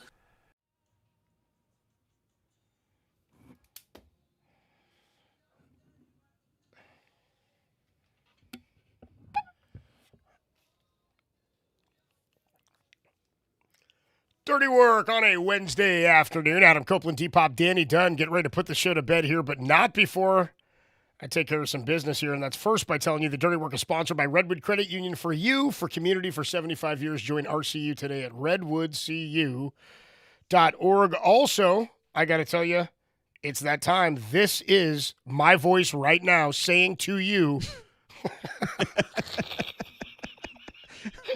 What a great lead-in. Yeah. This is my voice speaking right now.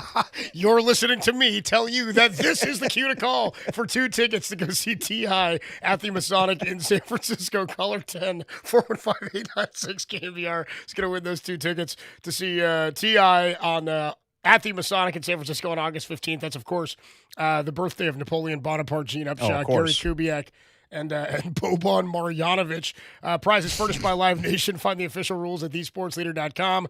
Caller 10 right now, 415-896-KNBR, is going to win those 2 tickets. All right. We got to get out of here. We got nearly a full show tomorrow. We'll be with you until 5:40. We got a lot to get into. We got to talk Ricky Pearsall tomorrow. Yeah, we do. I'm a little concerned, Copes. I'm a little concerned. You don't have to be. The Niners said they were. The Niners like, yeah, we're kind of concerned about this. Yeah, should be. Dude, this is exactly what I said to you last week. I'm like, is that receiver room deep? You may need Debo now. Just real quick. Now Derek's like, I'm changing my tune now. Well, dude, now there's, well, seriously, in the first week, Jordan James broken ribs. Yeah. Christian Kirk is a calf. You got Pearsall now with the PCL. Hell, Shanahan's out there. You know what I mean? Just not coaching yet because of what he's gone through. So there's some stuff we got to get into and talk about tomorrow as it relates to Ricky Pearsall. And I do want to spend some time talking Macklin, man. Oh, yeah. Because that's huge deal. This is my voice telling you in your ears that I want to talk Macklin Celebrini tomorrow. Well, that's good to know. All right, Danny. I guess Danny feels great today. I need a nap, dude. I'm tired. I think the sun got me out here today, too. Because we were getting after it last night at the concert. Yeah, no, I I need a nap. Danny feels good, though. Danny's putting the show to bed. I'm going to actually go to bed. Danny, what do you got? Note to self. Note to self. Yeah, note to self, we need to have a show pedicure. we need a show pedicure. Oh, I don't know about that. Yeah. Note to self. Note to self. I may get a pedicure, but I'm not doing it for the stream. I'm not doing it because I'm not showing my feet. You got to pay extra for that, Phil. Hold on. Nobody asked you to show your feet on screen. Or on camera. And you're not going to get that. No, I'm not going to make it. I just want to go. I just want to go do it. All right, we'll talk about it. Yeah, we'll talk about it. Come on. Note to self. Note to self. Found this out about Danny Dunn last night, dude. Take shots of vodka like a champ. Unlike your boy who lost his guts before the show, dude. Trying to put down a shot of vodka. Danny's a monster, man. How many last night, Dan? Undisclosed amount. Yeah, come on. No, shots not many. No, Vodka? Yes, I love vodka. I got one more for you. Note to self. Note to self. Yeah, Greg Papa didn't tickle Derek, huh? Not when he's a kid, dude. Wasn't that type of dad? Not the tickling type. Nah. Just thinking about, come here, let me tickle you. No. Yeah, dude, my dad would get us, man. My dad would know. Yeah, he'd do. We would run from him. Yeah. When he pinned you down, there's that part where you start laughing. He was a tickler. Well, it turns from laughing to being like panic, you know? Yeah, a little bit. Okay, Stop. Yeah, it goes. Get away from me. Stops being fun pretty quickly. Yeah. That's going to do it for Dirty Work on a Wednesday afternoon. Thanks to our guest, Andy Baggerly. Thanks to all the callers today. It's fun catching up with you guys as we may have just seen the last of Luis Ariz at Oracle Park in a Giants uniform. We'll be back tomorrow with you at 2 o'clock for nearly a full show before the Giants get ready to take on the San Diego Padres in the first of a 4-game series. And for anybody that needs to hear it, it gets easier.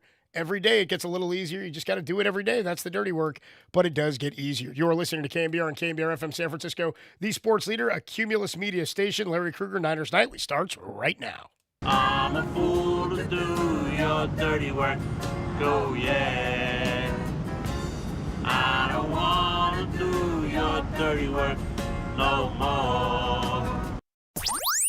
It's time to bring the 49ers to the forefront. It's go time. This is the best team that they can put on the field this year. Welcome to Niners Nightly. You guys are going to hear it. The latest from the locker room, the latest from the podium, the latest scuttle from the players. On your proud home of 49ers football. Touchdown! KNBR, the sports leader. Your faithful fix with your host, Larry Kruger, begins We'll take phone calls. We'll talk Niners for a full hour. Fired up. Really excited. now. And we are off and running. Welcome. It's Larry Kruger back with you for Niners Nightly. Hope everybody's having a fantastic day. It was a beautiful day in Santa Clara for day 3 of 49er training camp. And we've got an hour to break it all down. Todd Husak's going to join us. A lot of interesting topics going on right now. By the way, big win for the Gyros today. Wow, 16-3? 16-3. Please do not trade Elliot Ramos. Can I just get that in there? Please do not trade Elliot Ramos. 4 for 5, 3 RBIs, a run scored. He's homegrown. He makes no money. He's got power. He's got speed. He can play basically anywhere in the outfield.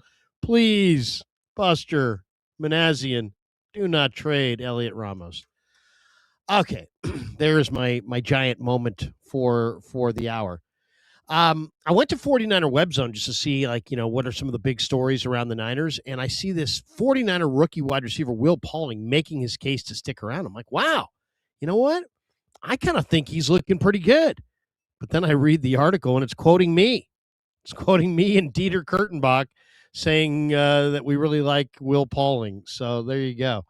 I'm liking my own opinions through websites. Thank you, 49er Web Zone. I believe Mark Craig wrote that today, or Mark Adams. I call him Mark Craig because Mark Adams is the guy who really deserves a tip of the cap for getting Roger Craig into the Hall of Fame.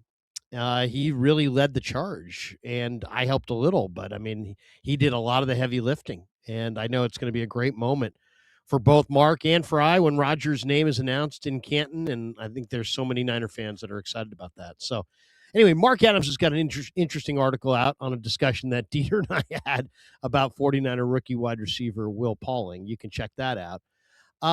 We've got, as I said, Todd Husak's going to join us in a bit, and we'll get his thoughts on a number of things.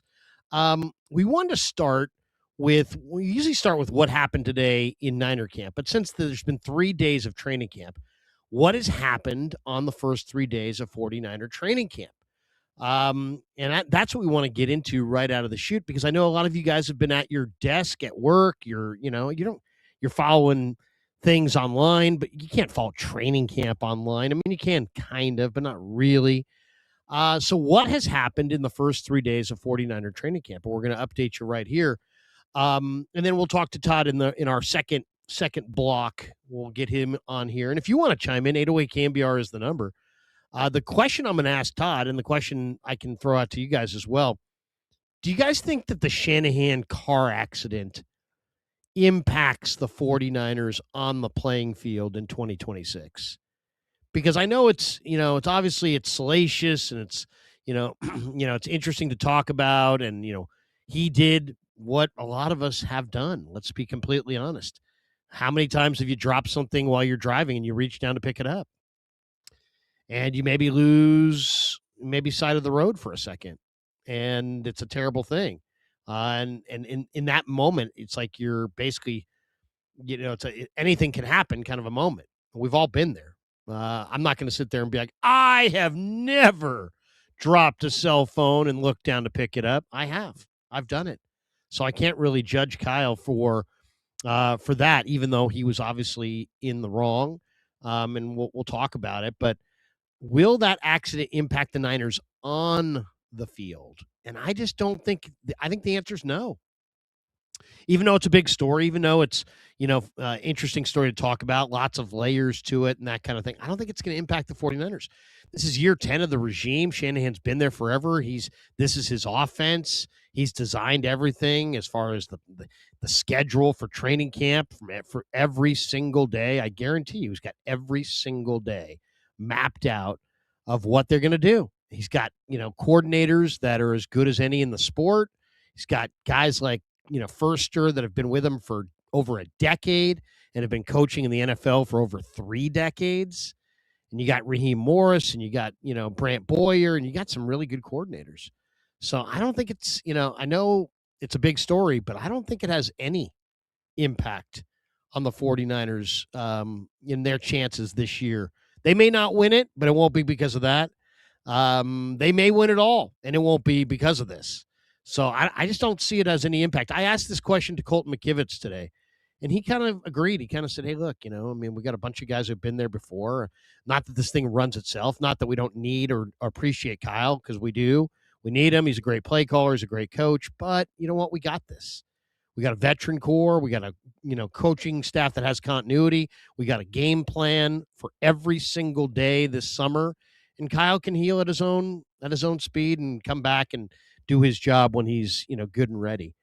So I thought that was interesting. And if you have a different thought on it, feel free. Bang the number 808 KMBR. We'll gladly take your calls. But what has happened on the first 3 days of 49er training camp? That's what I would want to hear if I were a Niner fan driving around tonight. So let me just get you guys up to date. One, Shanahan has been there every day. He's there all 3 days. He's hanging on the backfield or in the back of the field, I should say, with John Lynch, watching from kind of a deep middle. John's a safety. John likes to watch from the deep middle. Kyle has joined him for the crucial moments of practice, and he's there every day. And talking to the players, it sounds like he's there, around the clock. So I don't know that there's been that big of a difference, other than he's not talking to the media and he's not being seen as much. But I think he's doing a lot of the same duties that he would always do. So he's there, he's present. It's not like he's sitting at home. He's there at the facility. That's one. Number two, Kalen Black and Deshaun Stribling look freaking amazing. I mean, both these guys look really good. Really good. Kalen Black is fast and strong. His greatest thing is his ability to push the pile in short yardage, and nobody knows that yet because it's camp. There is no short yardage. But wait until you get into the games and it's 3rd and 1 and you hand this guy the ball and his second effort gets 4 yards and you're sitting there going, wow, this guy's good. He's strong. Kalen Black is strong, but man, he's fast and he can catch. We asked McKivitz about him today, and he's like, man, the guy's really fast and tough. I mean, he loves him. Absolutely loves him. And then Deshaun Stribling, when was the last time you saw a Niner receiver actually run away? I mean, you think of Jerry Rice. When I think of Jerry Rice and the images of Rice in his career, or John Taylor or T.O., I don't think of the front of their jersey. I think of the back of their jersey, because you always were watching them running away. If you close your eyes and you think about Jerry, you see him running away. The Niners haven't had a receiver who can actually run away in a long time. But Deshaun Stribling can and has, and he's showing that in camp, and he's fun to watch, man. And Brock Purdy loves him already.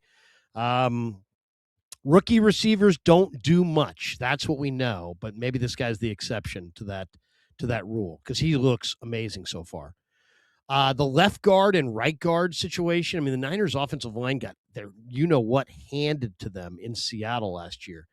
But according to Chris Furster, Connor Colby and Dom Pooney have had awesome off seasons. And and that's great news, because, man, it starts in the middle of the interior of that line. You need Colby, who's probably the favorite to start at left guard, and Pooney to play big.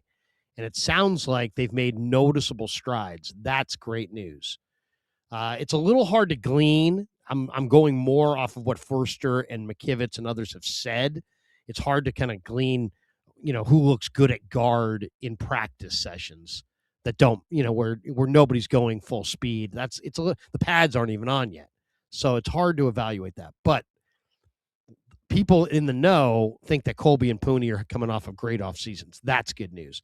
Brock Purdy, Mac Jones, Curtis Rourke, all looking very good. Very good. Very smooth. Curtis Rourke has got a nice way about him. Quiet feet, nice zip on his passes. He looked horrible in the OTAs.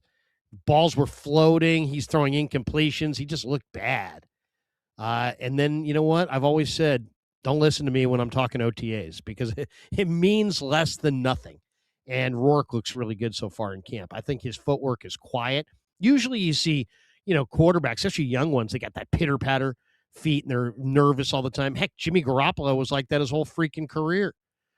But Curtis Rourke's got calm feet, quiet feet, and he's got a nice wide base, and he throws with some accuracy and some zip, and he puts it out there on a line.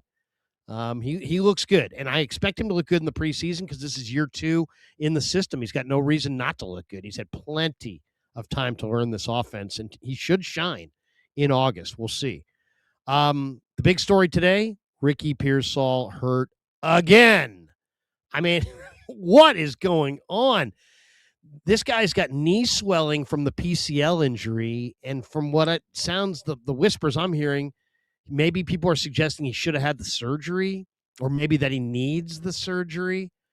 If this guy needs surgery and is going to miss a huge amount of time, this is a absolute major setback. He looks good when he plays, but guess what? The most underrated trait of wide receivers, all of the greatest wide receivers, and there are no exceptions, they are all tough. Toughness is the secret ingredient of wide receivers. What was Jerry? He was tough. What was John Taylor? He was tough. What was T.O.? Tough. Randy Moss? Tough. Julian Edelman? Tough. You think of great receivers, they're tough. There's almost no receiver I can think of that was great in the NFL that's not tough. It's a hand fight against a really tough guy at the line of scrimmage. You got to really be a tough guy to be a receiver. And I don't know. I don't know if Pearsall's that guy. He cannot stay on the field. He's played 20 games in his career. He's missed 11. I mean, that's it's football and everybody gets hurt, but man, that's too many. So that's bad news. And he's hurt again. Jordan James, broken ribs. That's a story today. Christian Kirk's out with the calf. Malik Mustafa's down with the hamstring. Vidarian Lowe has got, I believe, an ankle injury. Collins is on the side field. Garendo's on the side field. The rookie defensive tackle, Grayson Halton, is battling a knee injury. So there's been some injuries, not a ton, but a few, which is a bad sign. And Pearsall is hurt again. And I don't really know what to say about that other than, wow. I mean, the pads haven't even come on yet, and he's already down with the PCL injury, and it may be serious. So we shall see. We shall see on that. So that's the injury front. Couple other things. I mean, watching Jake Tonjes, and they got this kid Tanner McLaughlin now, the former Arizona Wildcat. Pretty good receivers now that they're not name receivers, but Tonjes looks great. Tonjes is a great receiver. He might not be much of a blocker, but he can catch the football. And Tanner McLaughlin from Arizona, he had more catches at Arizona than Gronk. This guy can catch the ball. So he's kind of feisty, too. I kind of like what I've seen out of Tanner McLaughlin. The Niners' one downside is they clearly need more D-line depth. They signed a couple veterans today because of injuries, and Quentin Bell is a 30-year-old. He's now with the team. KJ Henry. They signed a couple defensive ends. Raheem Morris is looking for guys that can play linebacker and walk up from linebacker and play defensive end. So he's looking for those hybrid, players, and Bell kind of fits that mold. Great athlete. He's drafted by the Raiders. This guy played wide receiver at Prairie View and only played D-end 1 year. But he's incredibly athletic, 41-inch vertical, very, very fast. So he's interesting. And then KJ Henry played at Clemson. Niners talked to him before the 23 draft, didn't wind up drafting him, but he had a very good career. He's also, very smart guy. He's got his master's, 3-time academic All-ACC, big-time smart player, leader. He was the captain, I believe, for Clemson. So they brought in a couple defensive ends. That's not a great sign, but they need pass rush. They had 20 sacks last year. The other theme in camp, Raheem Morris has already had a big impact on the defensive backs. You can see it. You're seeing better defensive backfield play. Renardo Green looks more comfortable. Upton Stout, Demo Lenore, Darrell Luter, Jack Jones, who had an interception today.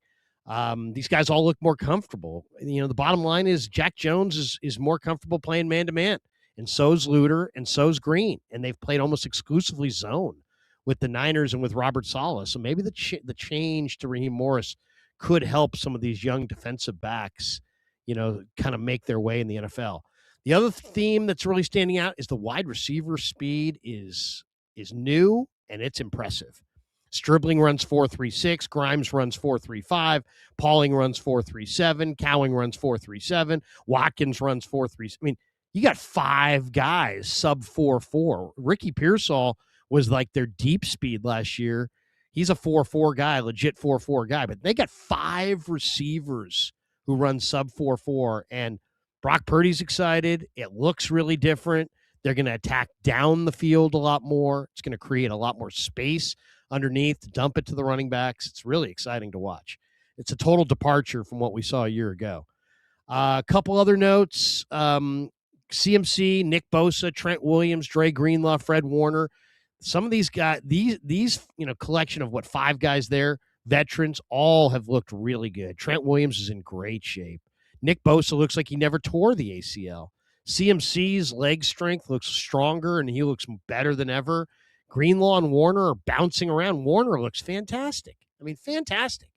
So we'll see if this can continue. But, man, that's a great sign because we weren't really sure what the veterans were going to look like. We know they got names, but can they still do it? And CMC, Bosa, Trent, Warner, Greenlaw, all shining on the practice field. And then lastly, there's always a surprise or two. 49ers have picked up a couple of undrafted rookie defensive tackles. James Thompson, the second from Illinois. He started at Wisconsin. He finished up at Illinois. And then Byron Easton, who was a linebacker who just kept growing and getting bigger. And both these guys have shined in individual drills. I mean, we haven't even really gotten into team drills or pads. You can't really evaluate. But as far as I'm always looking on the binoculars, what kind of movement out of their stance does Eason and Thompson have? And they have lots of movement. Thompson's strong and Eason's quick. And they're both about 310 to 320. So they got some real good young reinforcements inside. All right, let's do this. Let's take a timeout. Todd Husak's going to join us next, and we'll start our conversation. We're going to ask him, is the Shanahan car accident going to impact the 49ers on the football field? Todd joins us to discuss that topic and many others next. If you want to chime in, 808-KMBR is the number. Raf screening your calls. We got the A-team tonight on a Wednesday night, Niners Nightly on the Sports Leader.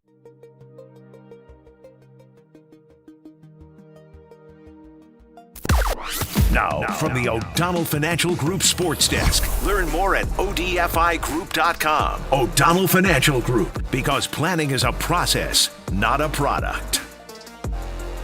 Not great news at 49ers training camp today. According to ESPN's Nick Wagoner, Ricky Pearsall is dealing with knee swelling related to the PCL injury he suffered last year.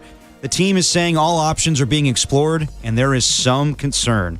For everything 49ers, keep it locked to the home of the 49ers, the Sports Leader.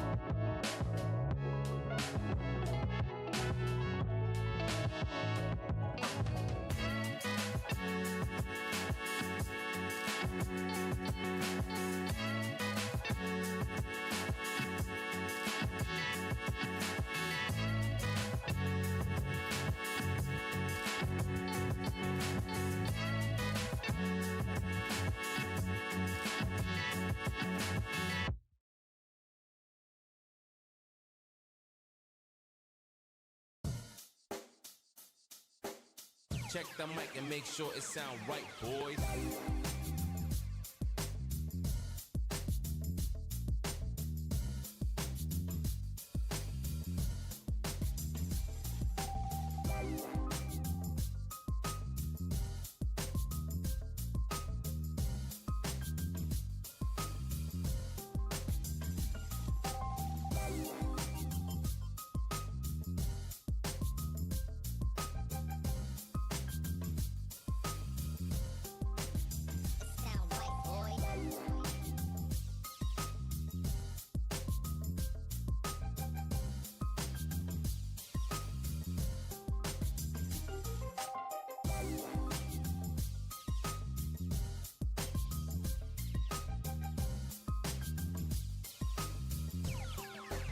It sound right, boys.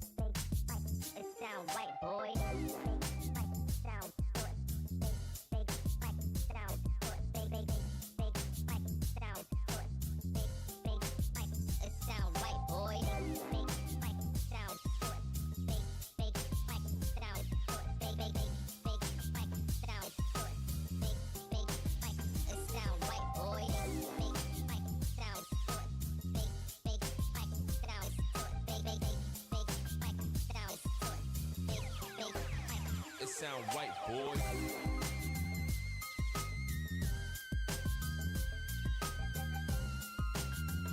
boys.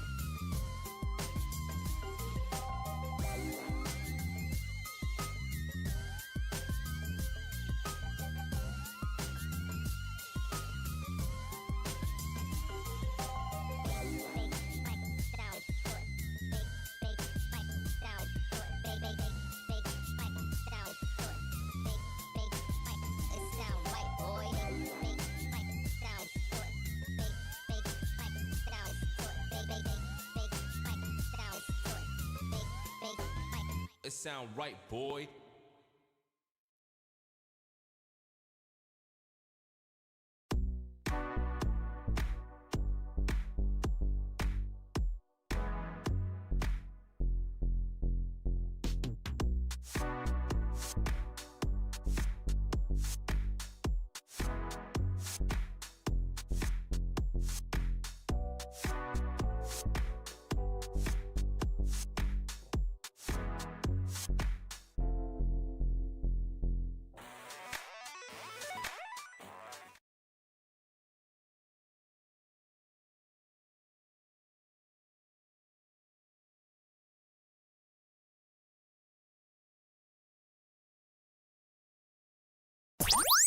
This is where you get your faithful fix. Niners Nightly with Larry Krueger keeps rolling on KNBR, the sports leader. And we're sponsored tonight by Redwood Credit Union. For you, for community, for 75 years, join RCU today at redwoodcu.org. Well, we told you Ricky Pearsall's got a PCL deal with his knee, and it's causing swelling, and this is obviously the injury from last year. They're only 3 days into camp. Not a good sign. But on the heels of that, the Niners did work out 3 wide receivers, according to the NFL Transaction Wire. Alex Bachman, Dwayne Eskridge, and Trenton Irwin. Bachman was with the Raiders last year. 30-year-old, caught a couple passes for 12 yards last year. He was an undrafted free agent way back in the 2019 draft. Dwayne Eskridge was a high pick. He was a second-round pick by the Seahawks in 2021. He's a burner. He can definitely run, 5'9", 190 pounds. But hasn't really been able to put it all together. And then Trenton Irwin, if you're a Bay Area college fan, you remember him. He played at Stanford, 6'2", 200-pound receiver, went to Stanford. He went undrafted in the 2019 draft. And his entire NFL career to date has been with Cincinnati. He last recorded a stat back in 2024. So, not, this is you're not picking from future Hall of Famers when you have receivers go down in training camp, but that's the latest in Ninerland. All right, let's get to our guests. We'll go to the UMA guest line for the one and only Todd Husak, former Stanford quarterback, former NFL quarterback, now a key cog for us on our 49er KNBR 49er coverage, both on the pregame and the postgame. He's fantastic. And he's with us. And Todd, really glad to have you. And we'll just jump right in. Let's talk right out of the chute here about Shanahan, because Shanahan's accident has drawn the headlines. But is it going to impact the 49ers on the football field? Well, I think that the 49ers have built this infrastructure of top-down accountability, right? Like, it is a good culture of a program where coaches want to come back and coach here and players want to come back and play here. I think Kyle Shanahan and John Lynch have built a system in place where people want to be in San Francisco and playing for the 49ers. So that is all great. And people will step up and take charge when needed. And he's built a system where people know how things are done. And it's players, right? I think when I played for the Broncos and Mike Shanahan was the head coach, the players ran a lot of the practices. Like we had a mistake, the players would redo the play, right? It was leadership built from the players down. And I think that's where the 49ers have been. So I'm not worried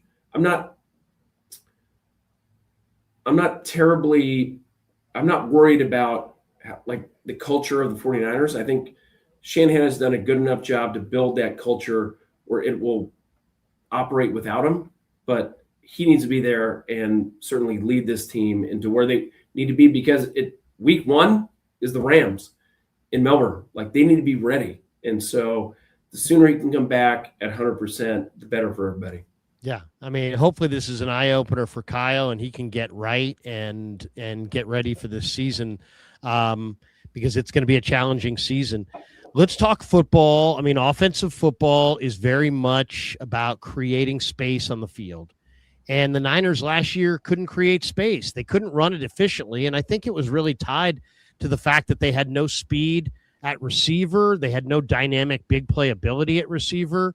And the defense just always looked to be up on the line of scrimmage, leaning forward, daring them to try to do anything over the top. They didn't have the kinds of receivers that could get over the top.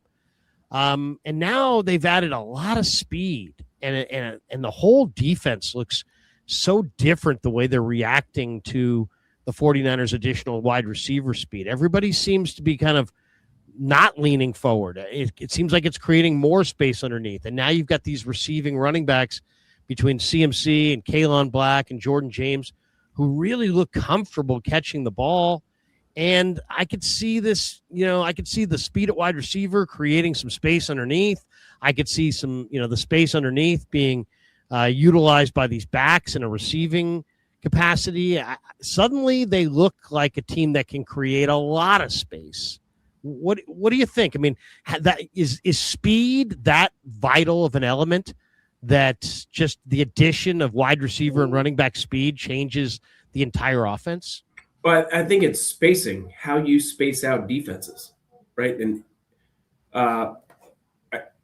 what Brock Purdy has done early in his career without a game-breaking wide receiver, a guy that can take the top off of defense or open up on things underneath, the way that Christian McCaffrey has operated the last few years without that support on the outside, all of a sudden they have that, and they have guys that can run deep and take the top off, meaning some guy can run through the seam and take the safety deep, and you get an underneath wide receiver that can catch and run for 12 yards. Like that is something that has not been there for the last few, not just last season, last few seasons for Brock Purdy and Kyle Shanahan. And all of a sudden it's there in spades. They have 3 guys that can do it.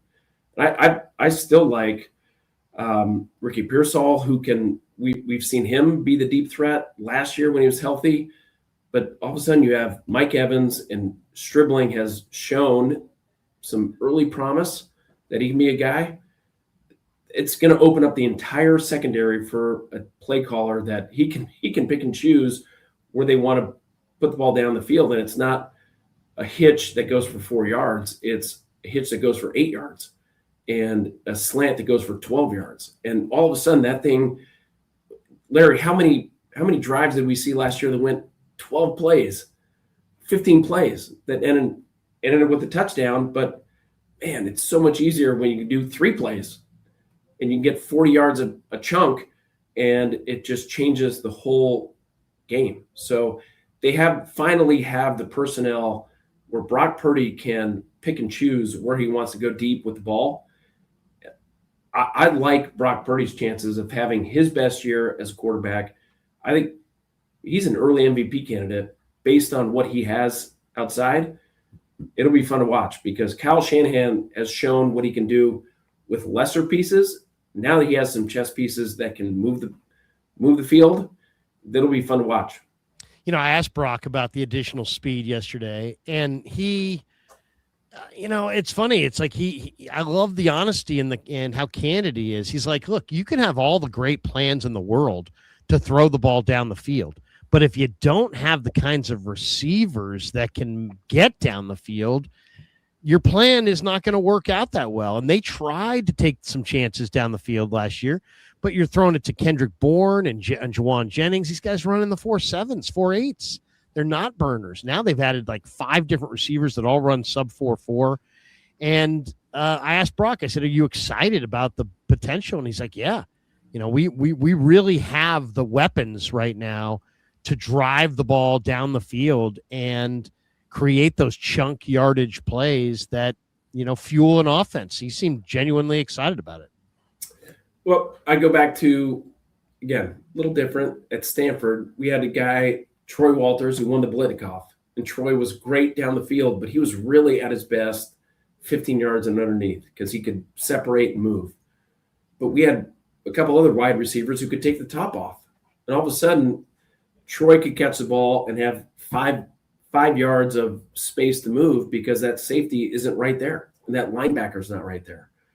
And now they don't have, I think it'll be interesting to see what they do with the tight end position without Kittle.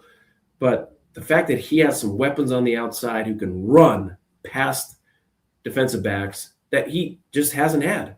Like Brock Purdy's put together some really good numbers throwing the ball down the field without that speed. Now he has that speed 3-4 deep. It'll be interesting to see how Kyle Shanahan chooses to attack defenses because I think it'll be way different than what we've seen the last couple of years. They're going to take chances. And by the way, one of the biggest benefits of this whole thing, Christian McCaffrey.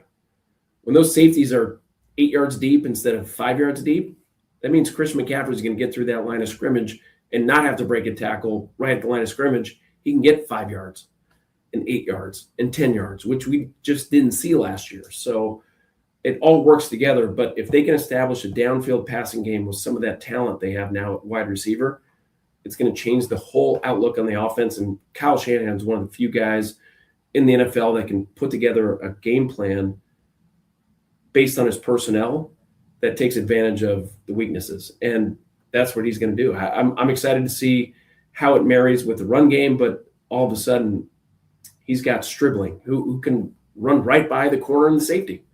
Let's take some shots because Brock Purdy is as good as it gets in the NFL of throwing the deep ball 15 yards down the field.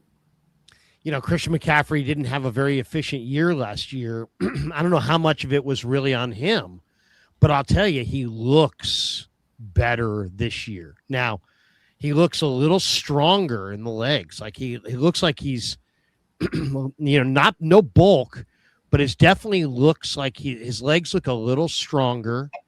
He looks a little bit more explosive. He had, 400 and whatever it was, 19 touches in the regular season. Then he had 37 more in the 2 playoff games. The guy had north of 450 on touches, and that's a lot of touches.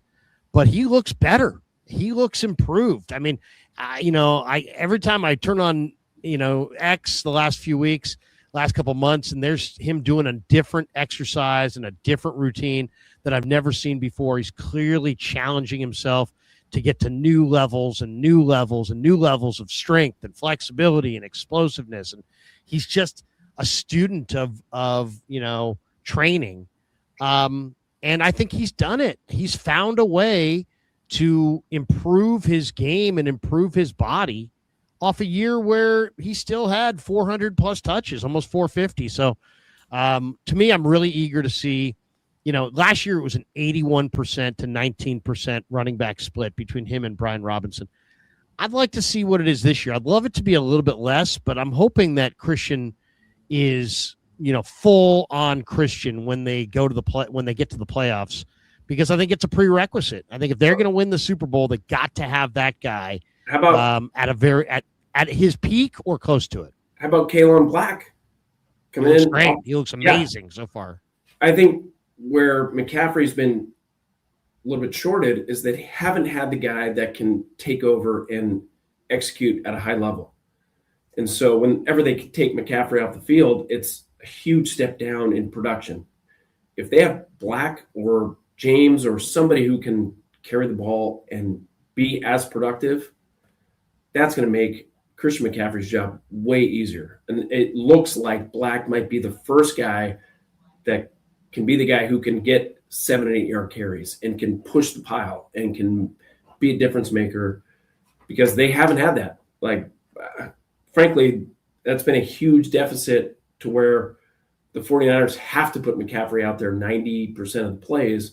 All of a sudden, if they can have Black carry the ball 8 times a game and get 50 yards, that frees McCaffrey up not just to carry the ball less, but to be in the slot, which I think he's a super effective player and can create a matchup for Kyle Shanahan in the slot against a safety or a linebacker, and they can use him to throw the ball. So everything should benefit from, hopefully, Kalen Black being the guy in the backfield that we've seen in the first few days of training camp.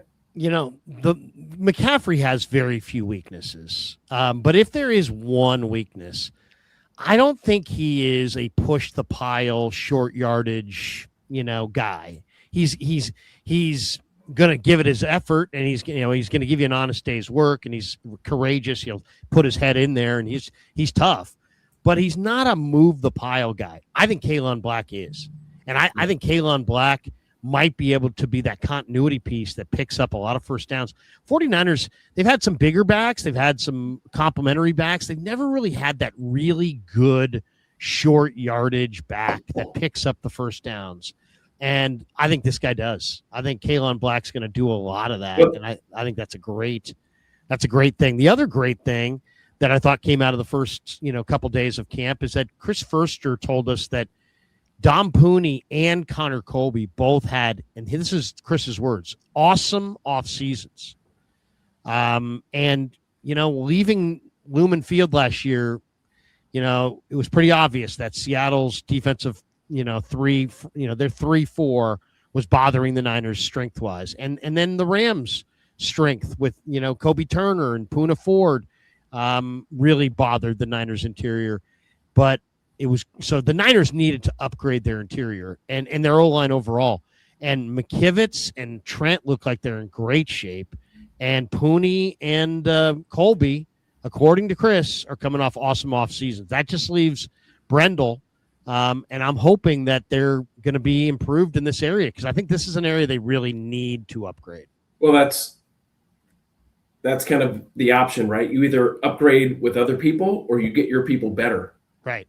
And I think they've done a little bit of both. They brought in some help, but I was surprised how bad Seattle made San Francisco look in those last couple games on the interior, because I really thought that the offensive line for the Niners was pretty good. But hopefully an offseason where they're going to be tested, and it's not going to get easier with the additions that the Rams have made. So they're going to be tested early and often. And can that front 3, front 5 come out and play at a high level? Pooney was a disappointment, I think, early in the year last year. I think he was hurt, where all of a sudden he can be a Pro Bowl type player in his now third year. They need that type of production if they want to, they have to win the NFC West, right? If they want to make the Super Bowl, and winning the NFC West is kind of that way to get it done. Man, that's going to be hard because there's some really good teams in the Rams and the Seahawks, and the best way they can do that is to have really good interior offensive and defensive linemen, and they've got to get better with the guys they have.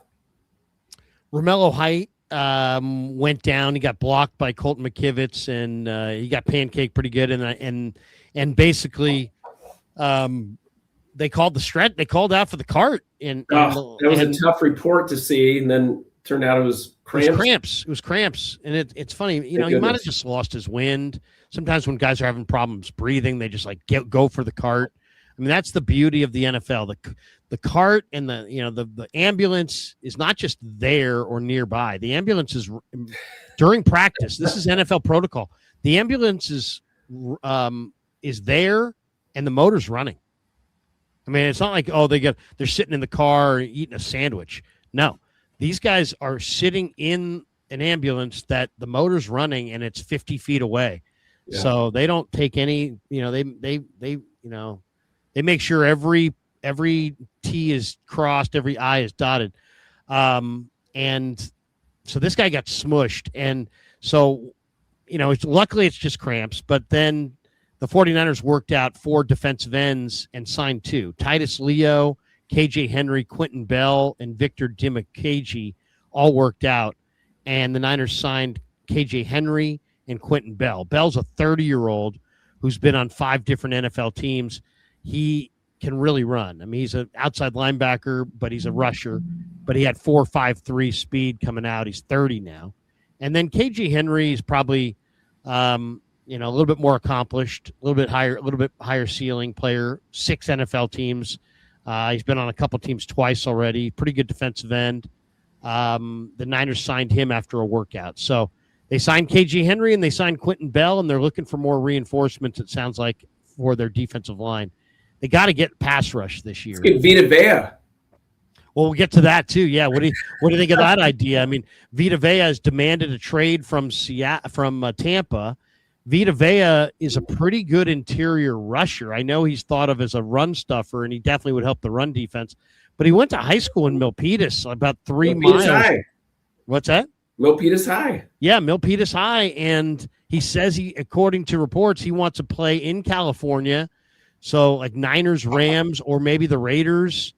I think it would probably take a couple of draft choices, maybe a third, maybe a second and a fourth, maybe a player in a fourth, something like that. He's got 1 year left on his deal. I'm a big Vita Vea fan. I thought he overwhelmed Dom Pooney with strength last year in the game in Tampa. Yeah. And he would be a phenomenal fit next to Oso Odigizua. And here's the thing about this that makes it interesting.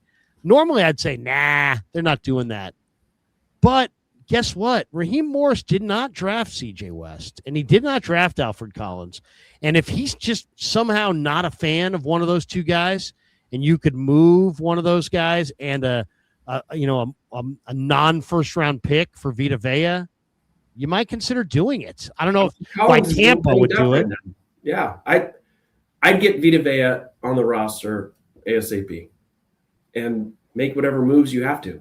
I think if the 49ers want to compete and take that step from a defense that is bend up but don't break and, not create sacks and turnovers. Okay. If you want to be a defense that creates sacks and negative plays and turnovers, Vita Vea is the type of guy that will make not only the defense better, but everybody else around it better. I'd love to see them figure out a way to make that happen. He went to high school, 4 miles from Santa Clara facility. It seems like it makes some sense, but strong as hell, by the way. This guy had 41 reps of 225 when he came out. He's 6'4". He's about 350, but he moves well. 5'10" in the 40 coming out. Doesn't play with gloves or anything, like just bare hands. He's a monster. Yeah, he is a monster. He's got good lateral mobility. And he's had good production. I mean, if you look at his numbers, he's had, good NFL career statistics, 35 career sacks. And he moves really well for a guy 350.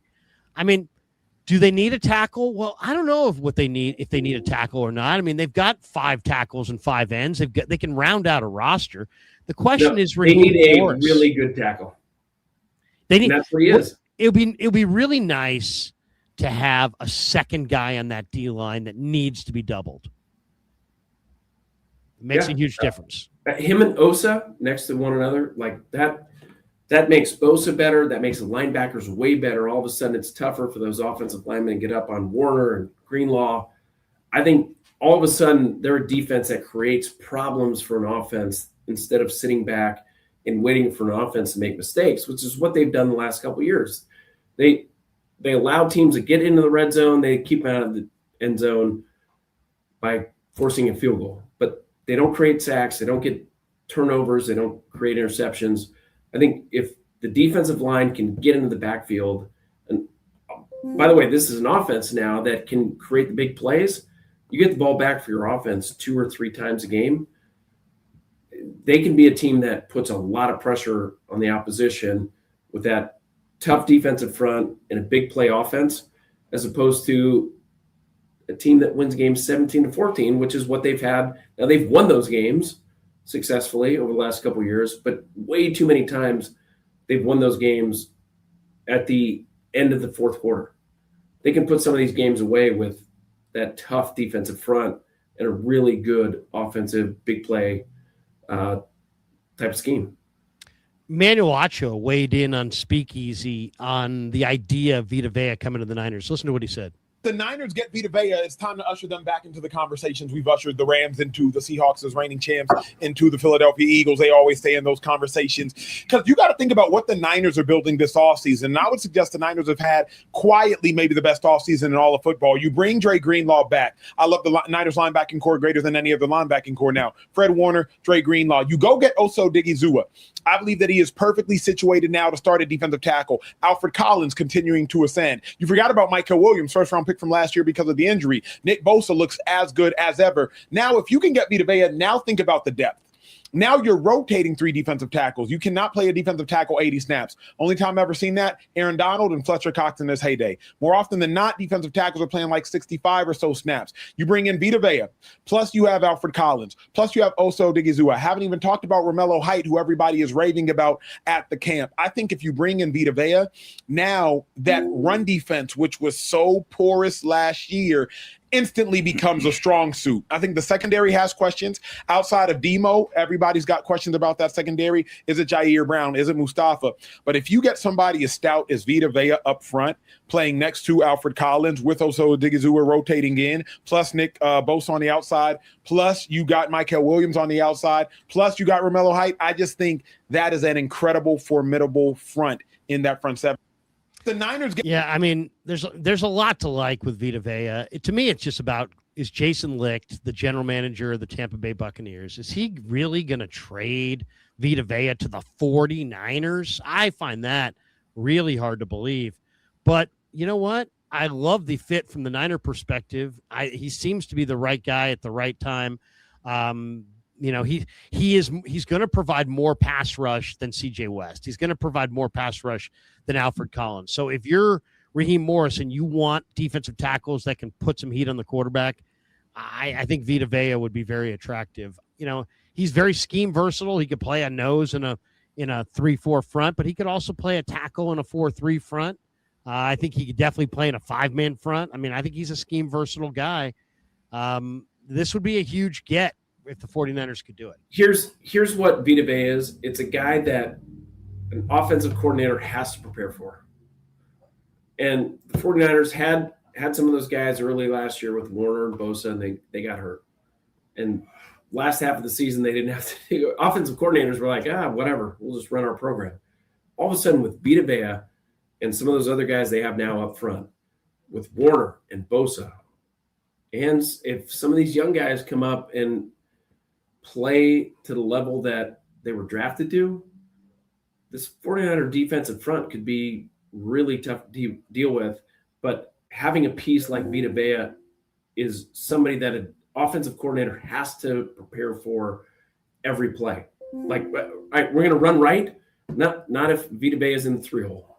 Like, you got to run away from him. So check away from, like, that is the type of guy that the 49ers haven't had, and changes everything from a defensive coordinator's perspective. What he can do, pressures and secondary, makes everybody better. So I'd love to see the 49ers, whether it's draft.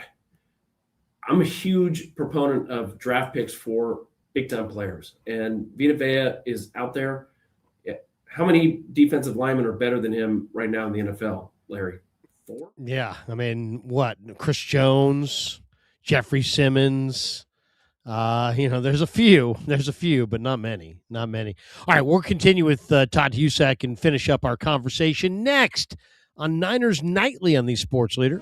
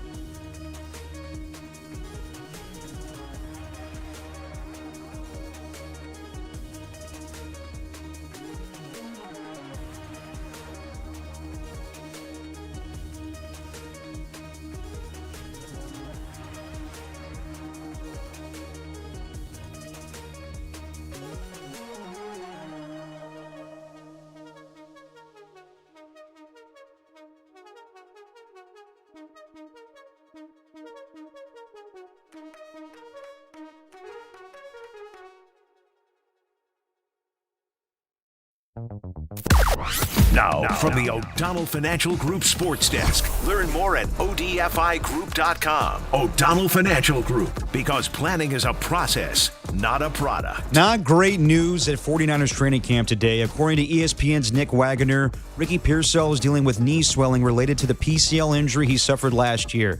The team is saying all options are being explored, and there is some concern. For everything 49ers, keep it locked to the home of the 49ers, the sports leader.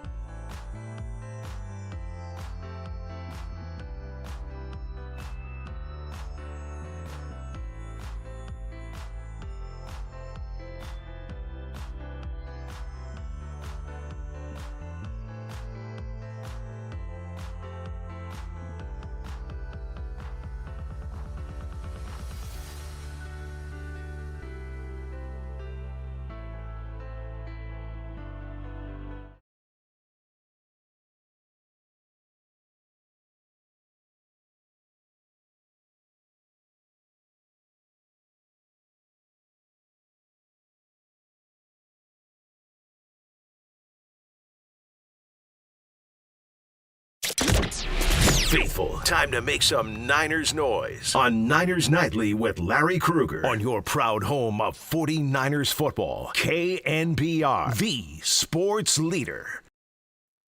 All right, we keep it rolling. Larry Krueger with you on Niners Nightly. Tree getting it warmed up in the pen. That's right. The big righty, Bill Lasky's going to have a little sports phone. I'm sure he'll be celebrating the nice win, one-sided win, because the trade deadline coming up. A lot of Giants talk coming up next with Bill Lasky. But we're talking with Todd Husak on the Yuma guest line, and we're just finishing up our conversation about Vita Vea. All right, Todd, well, one last one on Vea. What would you do to get that guy here if you could? Trade 2 draft picks for him. Get that guy that can help you win the championship this year, because as we've seen, some of the 49ers players are getting a little bit older. How many years do they have left? That window it's always going to be there with Brock Purdy and that offense. But man, if they can combine that with a defense that gets takeaways and negative plays, it's going to be a much different looking 49ers season. No question. 49ers need more pressure up front on defense. They need to be better on defense. Warren Sharp had a stat out today, best defenses at forcing opponents into third downs. And it was based on last 2025 regular season, ranked by percentage of first downs, which became third downs.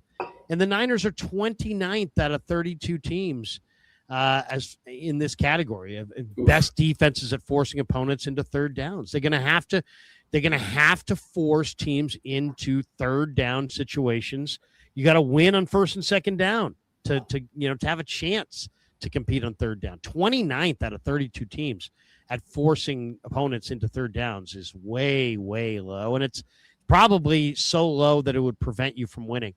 One last question. What is your biggest concern as we sit here, before the preseason is underway? Is it the pass rush? Is it the offensive line? Is it the wide receiver play? Is it Kyle Shanahan and his emotional and physical well-being at this juncture? What's the biggest concern that you have? Well, I think the biggest question right now is Shanahan and whether or not he can come back when he gets the full strength, because his leadership and program and how he leads these men is one of the reasons they've been so successful year after year. Like he needs to be there in front of that team leading them. And if it's going to take 2 or 3 weeks or 4 weeks after that concussion, hopefully it doesn't. But I think not having the head coach leading these guys it's an issue. I think from a position standpoint, the secondary is a question without that pass rush that they need to create pressure on the quarterback to make sure he gets the ball out of his hands in less than 3 seconds. That puts more pressure on that secondary, which is still young and not great at creating turnovers. So on the offensive side, I think it's tight end. I love the running back position right now. I love McCaffrey. I think Black is going to be a difference maker. Stribling has shown the ability to be a difference maker at wide receiver.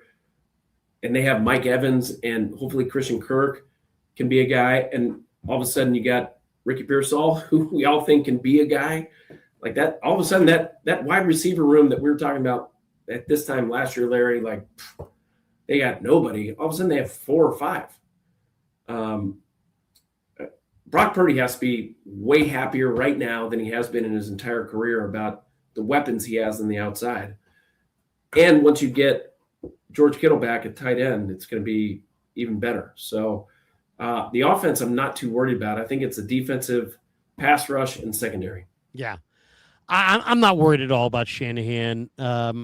He'll get it right. And I'm not as worried about the offensive line after the, reinforcements that they added. I'm not as concerned about the receivers after the changes they made. I'm concerned about the defensive line. To me, their defensive line will determine if that defense is a success or not. And we'll play one more cut here. Here's another reason to be concerned about, or another reason to be in on Vita Vea. He went on with Kay Adams on her show, Up and Adams, brought to you by FanDuel. and she was asking him what team he would like to play for after he made his trade demand. Listen to what he says here. Have you sent like a gift, maybe even like a couple Madden games to Green Bay yet to thank them for resetting the market?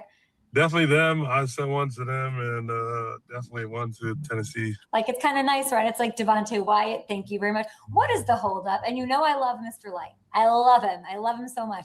Like, are you going on the boat? Have you been on the boat? Get on the boat. Let's go. I'm not sure. I think we'll see what's going on.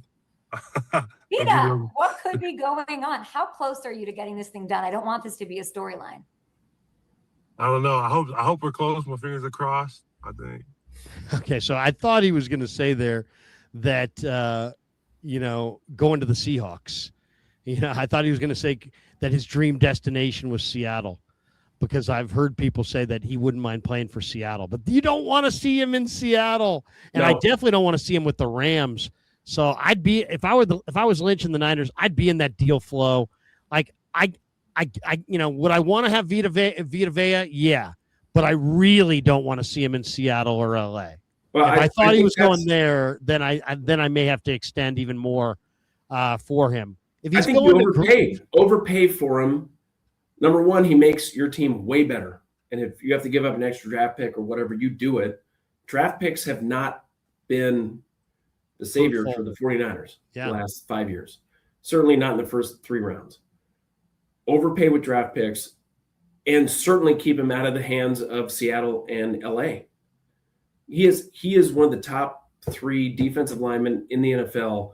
You add him to your team, you get way better. If he goes to Seattle or LA, man, that road to the NFC Championship game gets a lot tougher. Yeah, the rich get richer in that scenario.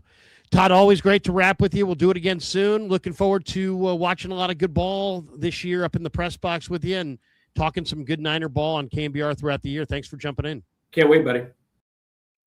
Todd Husak. All right, that's going to do it for us on Niners Nightly. Thanks to Raf for producing. Thanks to Todd for being our guest. Bill Lasky is getting it warmed up, and he's going to take your phone calls right now at 808 KNBR. Giants are hot. The trade deadline's here. There's a lot to talk about. Give him your attention. Keep him some company. 808 KNBR. That's going to do it for us. I'm back tomorrow, sitting in for Papa with Silver tomorrow at 10 a.m. So we'll see you then on The Sports Leader.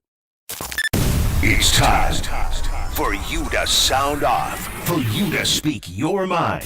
This show is for the faithful. Touchdown! Dub Nation's Bang! Steph Curry again! and the seam heads that bleed orange and black. This is Sports Phone KNBR. Sponsored by Industrial Metal Supply on The Sports Leader. Check the live stream on YouTube at KNBR 1045.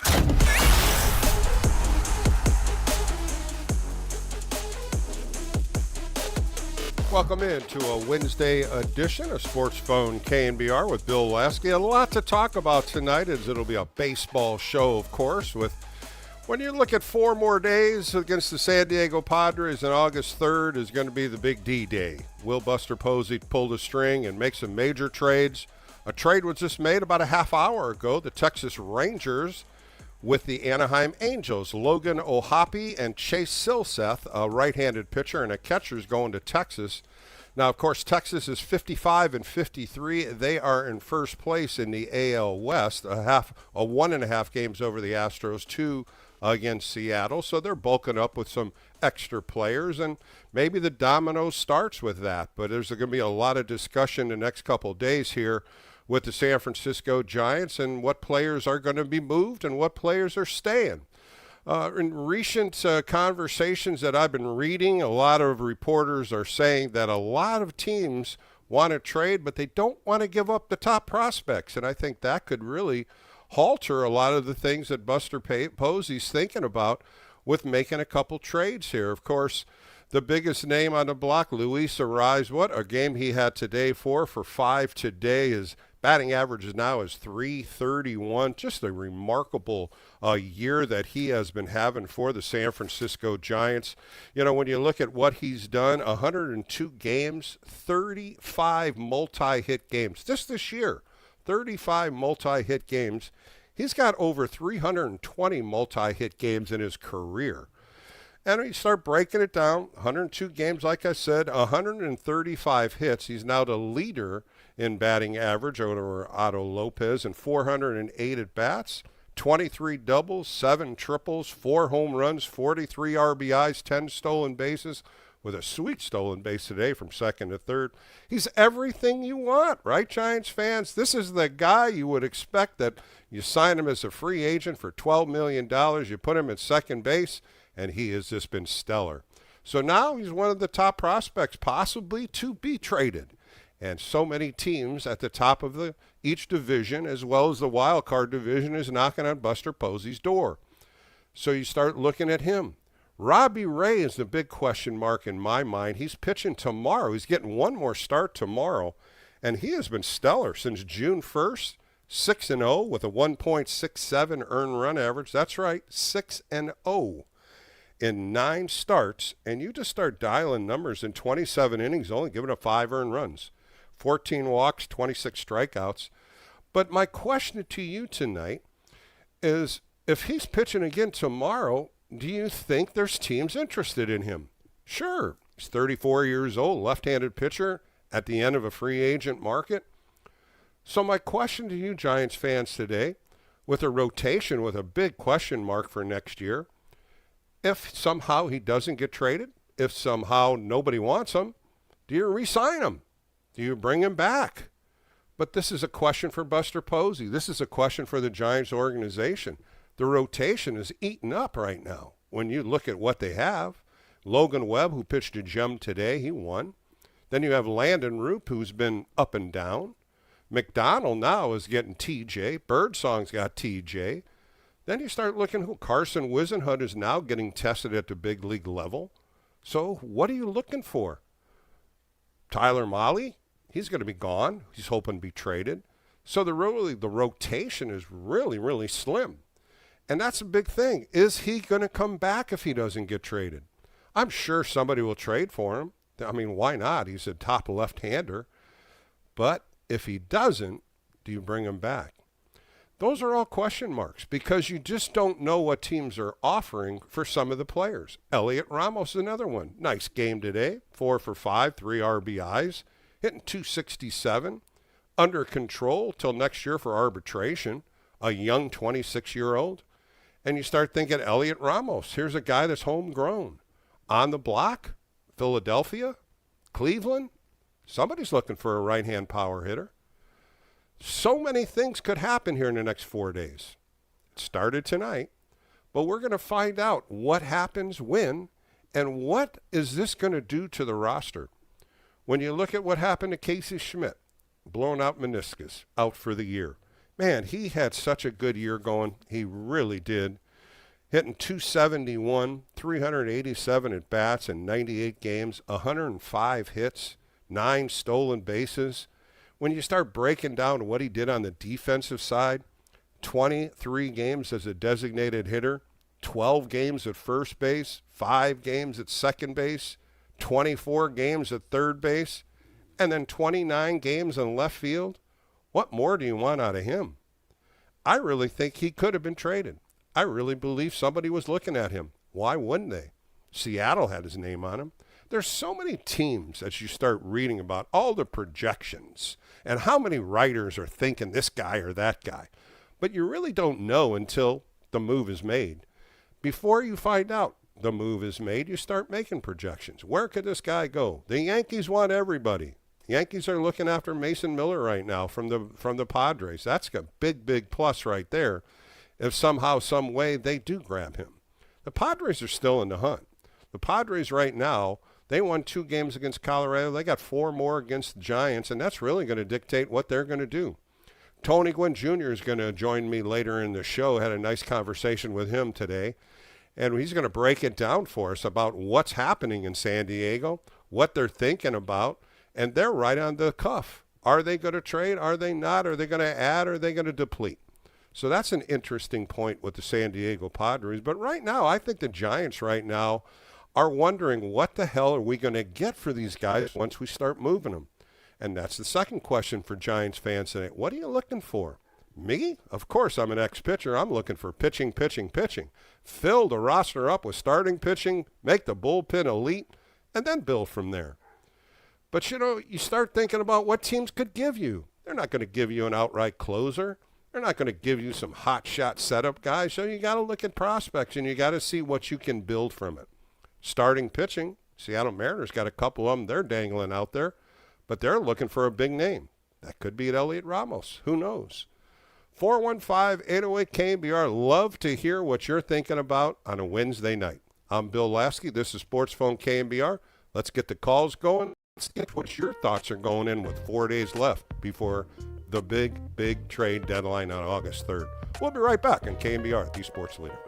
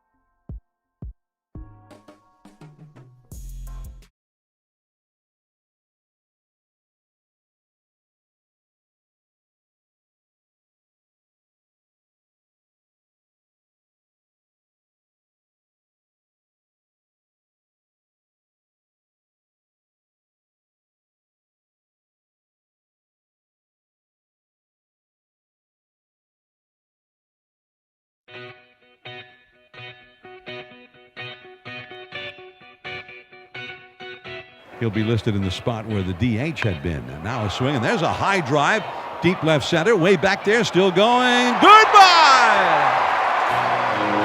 On the day where Daniel Susac hit his first Major League home run, he faces a position player and hits another one later in the same game.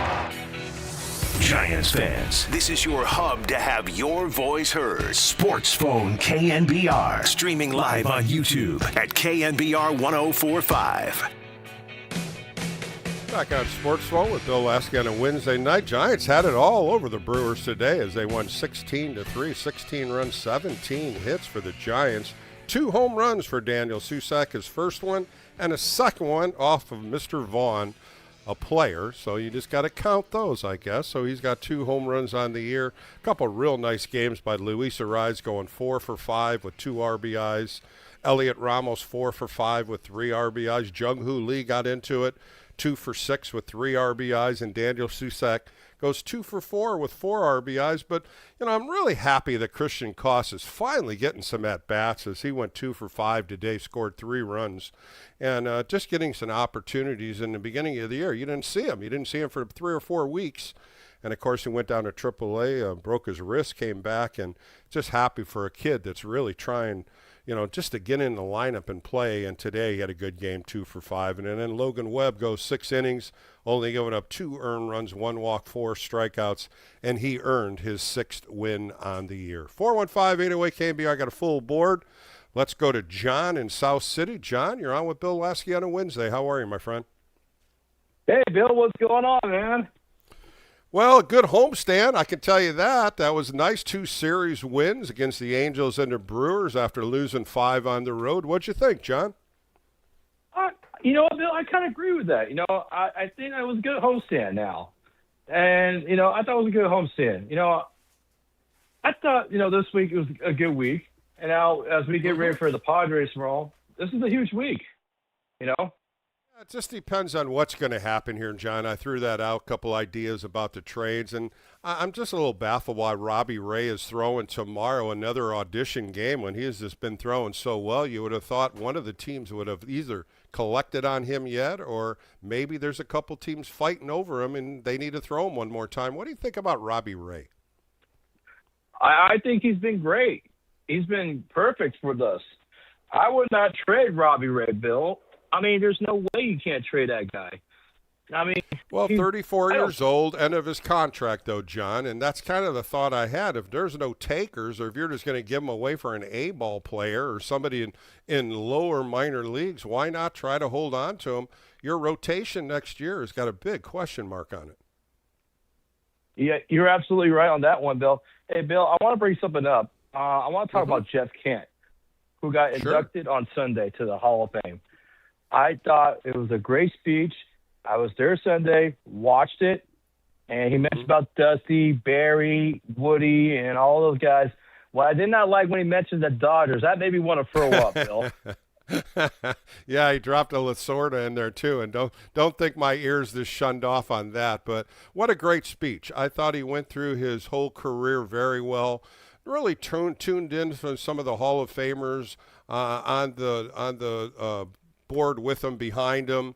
And I thought the speech went well, and he was on with Murph and Marcus this morning, a really good interview. If you missed it, go on and put it on KNBR Podcast.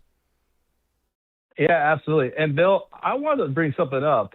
What do you think of Hunter Pence taking the tarps off on last Friday night against the Angels? He was psyched, man. He was having a good time with it. He's just a fun guy. He's a Giant at heart, and he was having fun, and it turned out a good game. He got a win out of it.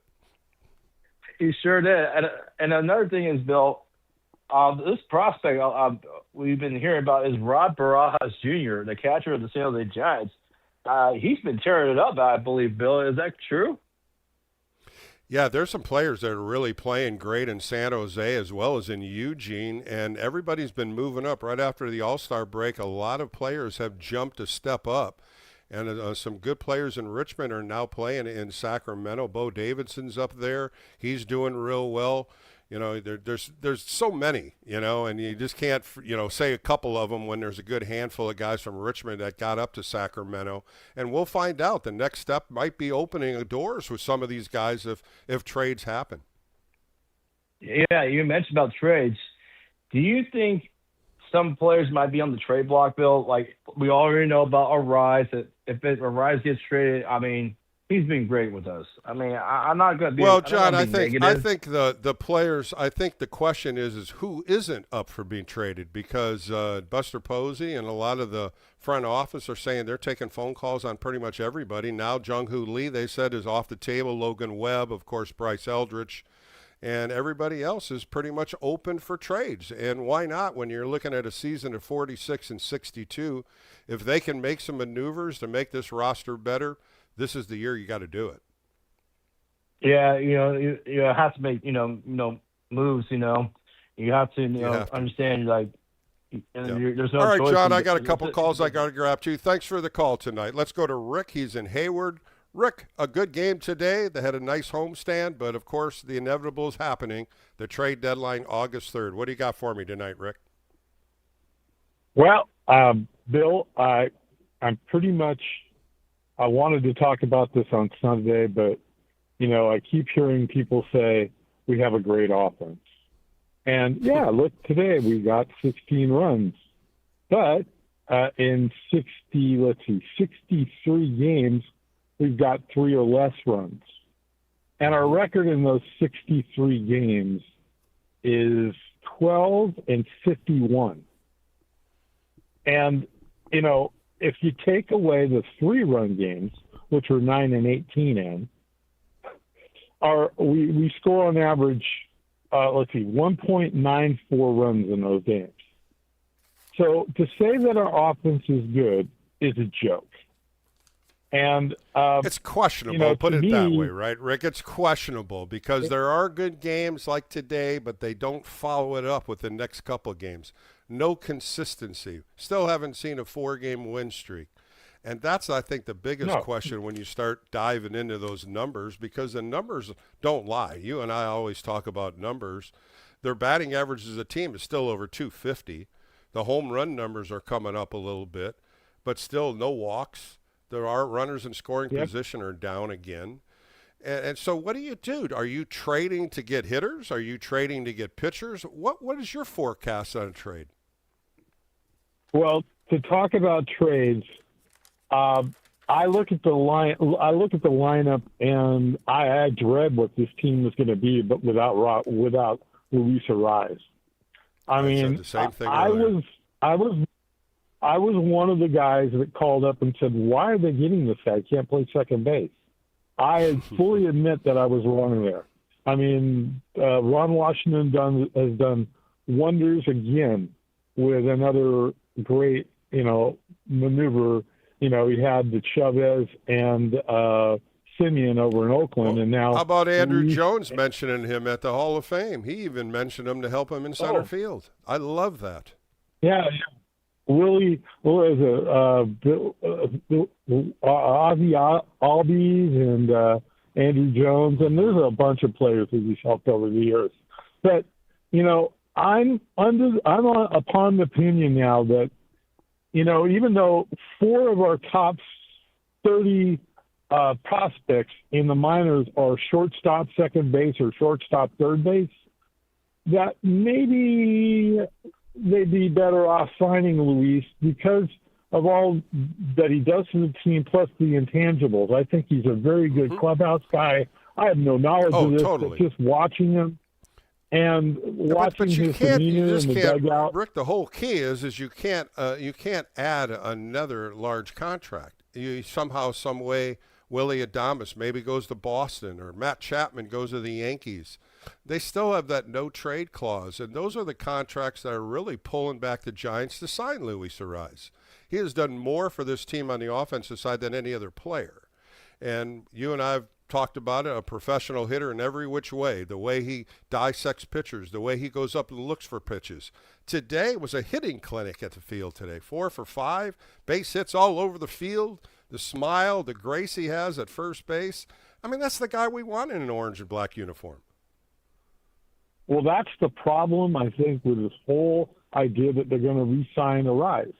And Robbie Ray, for that matter, too. They're on the line for $155 million next year with just 6 guys. So I honestly don't see the Giants have never stomached being able to eat contracts.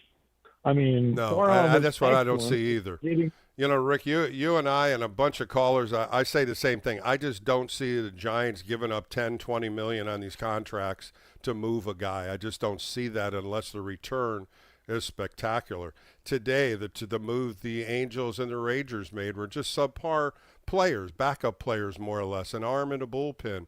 O'Hoppy's just a so-called catcher. He wasn't really playing the whole time with the Angels. He had a couple knocks in one of the games against the Giants, and the next game he struck out 3 times. So I think it's more defensive player there to back up catchers. It seems like there's a lot of teams looking for catching right now. Every time you're looking around, all the top teams are trying to scour for catching. So it's going to be interesting, Rick, and what's going to happen the next couple of days all through the weekend. But I'll be doing the post-game show, so we'll be dissecting them the whole weekend. But thanks for your call, Rick. Let's go to Safe at third. He's in San Francisco. How are you, my friend? Hey, my friend, I'm doing well. I haven't called in a good while because I'm just trying to digest this season as we're talking about. My interpretation of this whole thing, if we get rid of Ariz, he's not only is he learn how to play second base through Ron Washington, he's helped players learn how to be patient and hit, and he's helping a lot of the players right now. You don't get these guys out of a Cracker Jack box. You know, these guys come, every so often. And I don't own the team, I can't make decisions, but I want to keep Ariz, not because personally I like him, because what he does for the team, what he inspires in the team. Even Ramos is a little bit different with Ariz on the team, So I think the other thing, too, Safe at third, you hear other players when they mention Ariz of how much of a leader he is in that clubhouse. And here's a guy just walking in for a free agent, and he's done it in a professional manner. You know he's not in there rah-rah teams. He's in there helping players. I bring this point up a while back when Jung-Hoo Lee was in that 18-game hitting streak. Guess who was helping him? Luis Ariz. And you could tell the way Jung-Hoo Lee were hitting, going the opposite way, taking the pitch in a little bit more. To me, that's what you want. You want a guy to teach that. Casey Schmidt's another one. How many times you see him going to right field? That's just him, and he's following. You don't have to listen to him. You just have to watch him. And when you watch him, when he does all these things the correct way, now you want to emulate him. And that's what a star does to the other players. Well, I just don't see us getting anybody of quality. And so you get a couple of prospects as, you got to wait and see what they're going to do.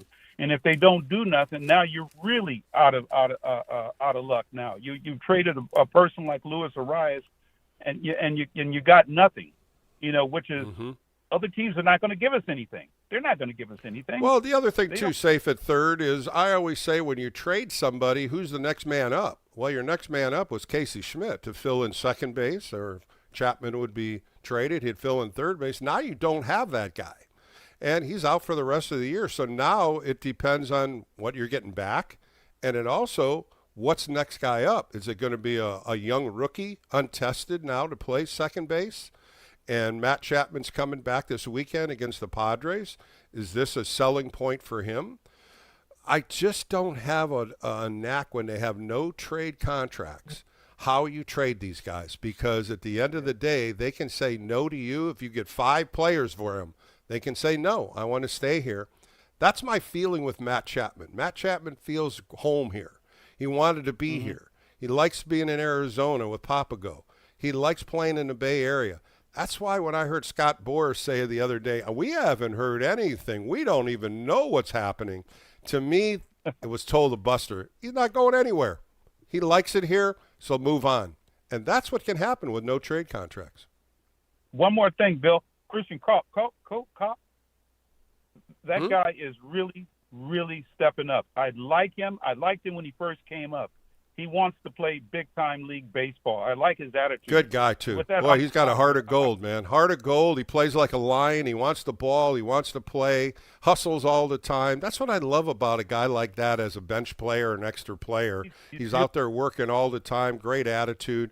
I'm right there with you, safe at third. Christian Koss, I'd love to see him play a little bit more. Thanks for the call tonight. Let's go to Paul. He's in Lodi. Paul, you're on with Bill Lasky on a Wednesday night. What's going on, Paul? How are you, Bill? A good game today, I can tell you that. That was fun watching that 16-3. But a good homestand as I look at that by winning 2 series. I thought that was a positive after losing 5 in a row. Well, the black and orange roller coaster. Mm-hmm. That's sure true, isn't it? Well, and I think what's going to happen is we're not going to keep Arias. We're not going to keep Robbie Ray. We're not going to keep Ramos, and we might even lose Molly. But you know what? There's got to be somebody out there. We're looking for pitching. We got guys that can hit the ball. Up and down the major leagues, the AAA and AA, we got guys that can hit the ball. You do. Buster you really should do. be able You got to, some young talent coming up, Paul. You really have a lot of young talent coming up. Yeah, and look at the first half in the minor leagues. We won the first half in all 4 of the minor league programs. Sure did. And so you want pitching then, Paul? You want starting pitching? You want a better bullpen? You just want some arms then? We need some arms. Mm-hmm. We need some arms. We need somebody that's going to go out there with the brass cojones that Rod Beck had, that Brian Wilson had. It said, "You're not going to beat me. Mm-hmm. You are not going to beat me. I'm going to win." Let me ask you this, Paul. Let me ask you this one. If Robbie Ray doesn't get what Buster Posey wants in a trade, would you bring him back next year at 34 years old? Yes. Mm-hmm. Yes. He's proven that he's got the cojones to pitch Major League Baseball. It's obvious. Boy, He's since just, June 1st, I he's don't know been what it is in the spectacular. beginning That's of the what season. you look at those numbers, Paul. Since June 1st, you can't beat him. You know, he's 4-0. They're 6-0, I should say, 6-0, and 9 starts, a 1.3 earned run average. Those are perfect numbers. Those are the kind of numbers you want out of your starting rotation. Exactly. When you want a guy that can go 5, 6, 7 innings. So why do you think he's going back out there to throw tomorrow, Paul? Do you think that there isn't enough teams scouting him? I mean, he's had enough auditions. That's what kind of puzzles me when I see him starting tomorrow against the Padres. Well, I think tomorrow morning you're going to see he's get pulled. I don't think he's going to pitch.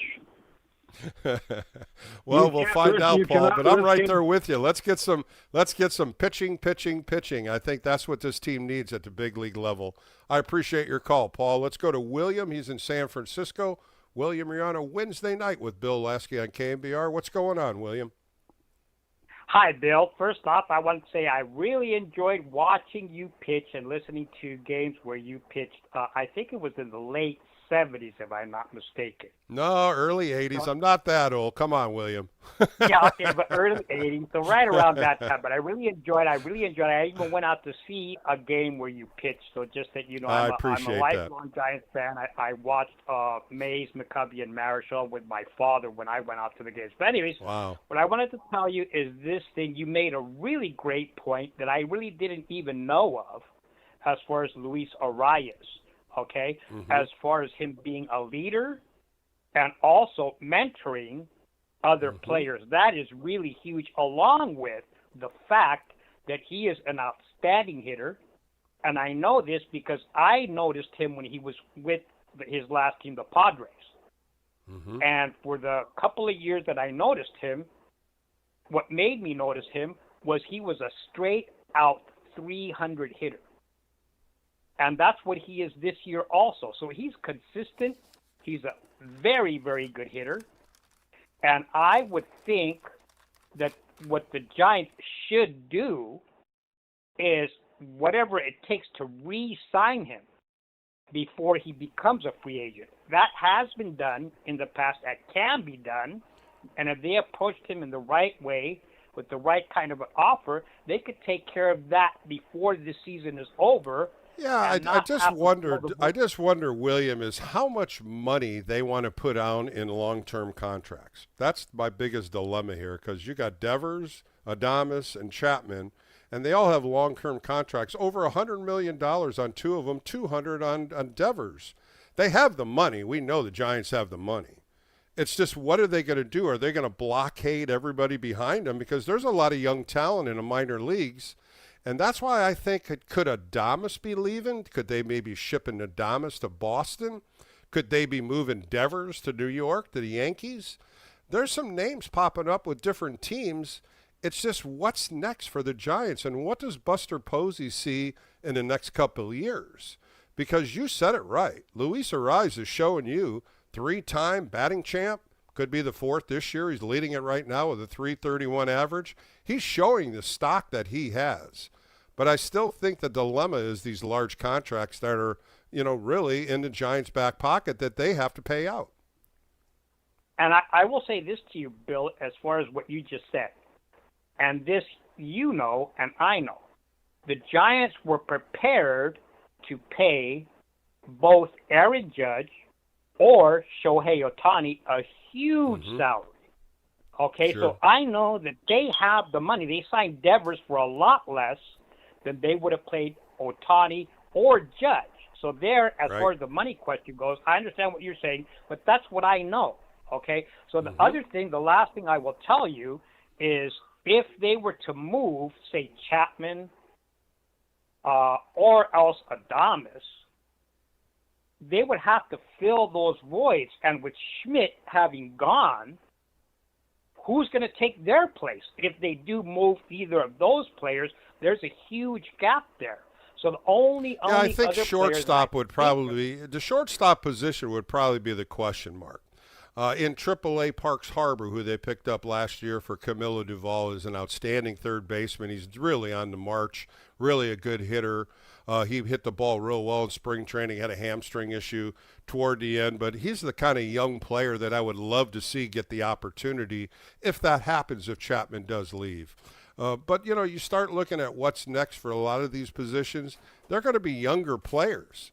And if that's what Buster Posey wants to see, some of the youth be moved up one more step at the big league level, this is the time when really judgment is to be made if he does move some of these large contracts. But, William, this is what's going to be great here in the next 4 days, what Buster Posey is going to do in trades, what they're going to get in back, and there is going to be some players moving. There's no question there, but we'll find out, William, and thank you for the call tonight, and I appreciate you going to Candlestick and watching me pitch. Thanks again, William.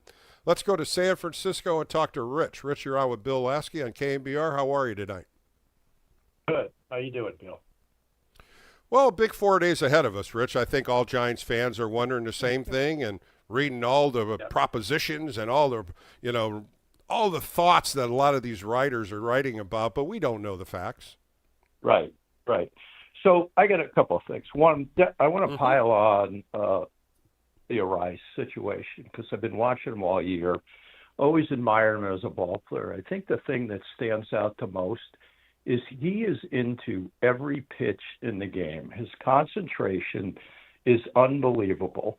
And today, the things he did. One, he made a great play second base that cut off a good rally. Number 2, 4 hits. And then the thing that, shows you the difference between him and so many other players on the Giants, he's on second base and left-handed hitter, and the third baseman's playing way, way back. He steals third base in a situation when I think they were up 4-1 at the time. And he's looking at baseball every time. How can I optimize the game for my team? And it's just, you have to admire a guy that's doing that. So my sense is he's the best player we've had in so long. He is the team leader, agree. and people talked about. Totally agree.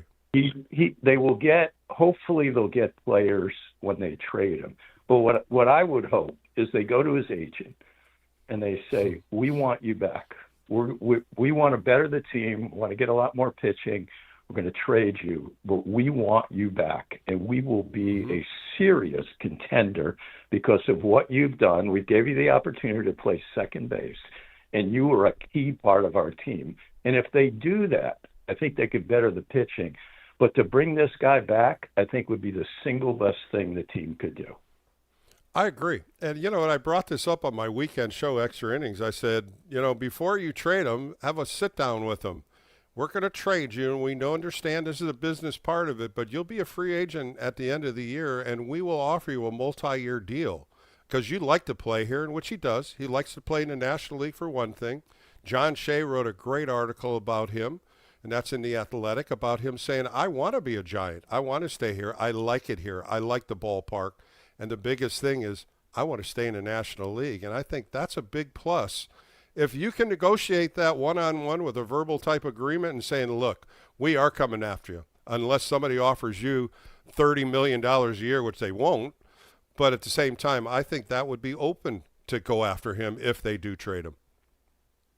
I hope it happens. I know the Giants haven't done that too much. Tyler Rogers, they traded. They hoped to get him back. It didn't happen, but if it happened, it would be great. The other thing I want to talk about is Giant fundamentals. And I think this gets right down to the manager. So I want to talk about the last two nights. First play of the game last night. Little ground ball to first. Devers throws it. Roop is late covering first. Runner beats it out because the pitcher doesn't cover. Today, Logan Webb, man on first, no outs, ground ball to first. Eldridge makes a nice play, throws to second. Shortstop then goes to throw to first. Webb is standing on the mound. Now, Webb is one of our team leaders and the best player. And Gold I think Glover. the fundamentals of the team are just bad. And that I get really upset about that, Rich. As an ex-pitcher, man, I get really upset about that because it was driven in my head back in the days when I grew and came up with the Kansas City Royals.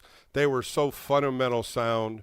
And one of the biggest things Bill Fisher used to say to us, it doesn't matter where that ball goes. If it goes over your left shoulder as a right-hand pitcher, you're moving to first base, and it doesn't have to – you don't even have to know where the ball is. You get to that banana route and then adjust. And you're never late if you do that. When you're late is when you think that's going to be there, and it's not, and then you're sprinting to the bag. Both of those that you just talked to me about, I remember them very well, and both of them I said the same thing. What the hell are you doing? Why aren't you busting your tail to get there? Yeah, so you wonder, why is a team like that? Because I think, fundamentals of the game are the difference between winning and losing, having good seasons or not.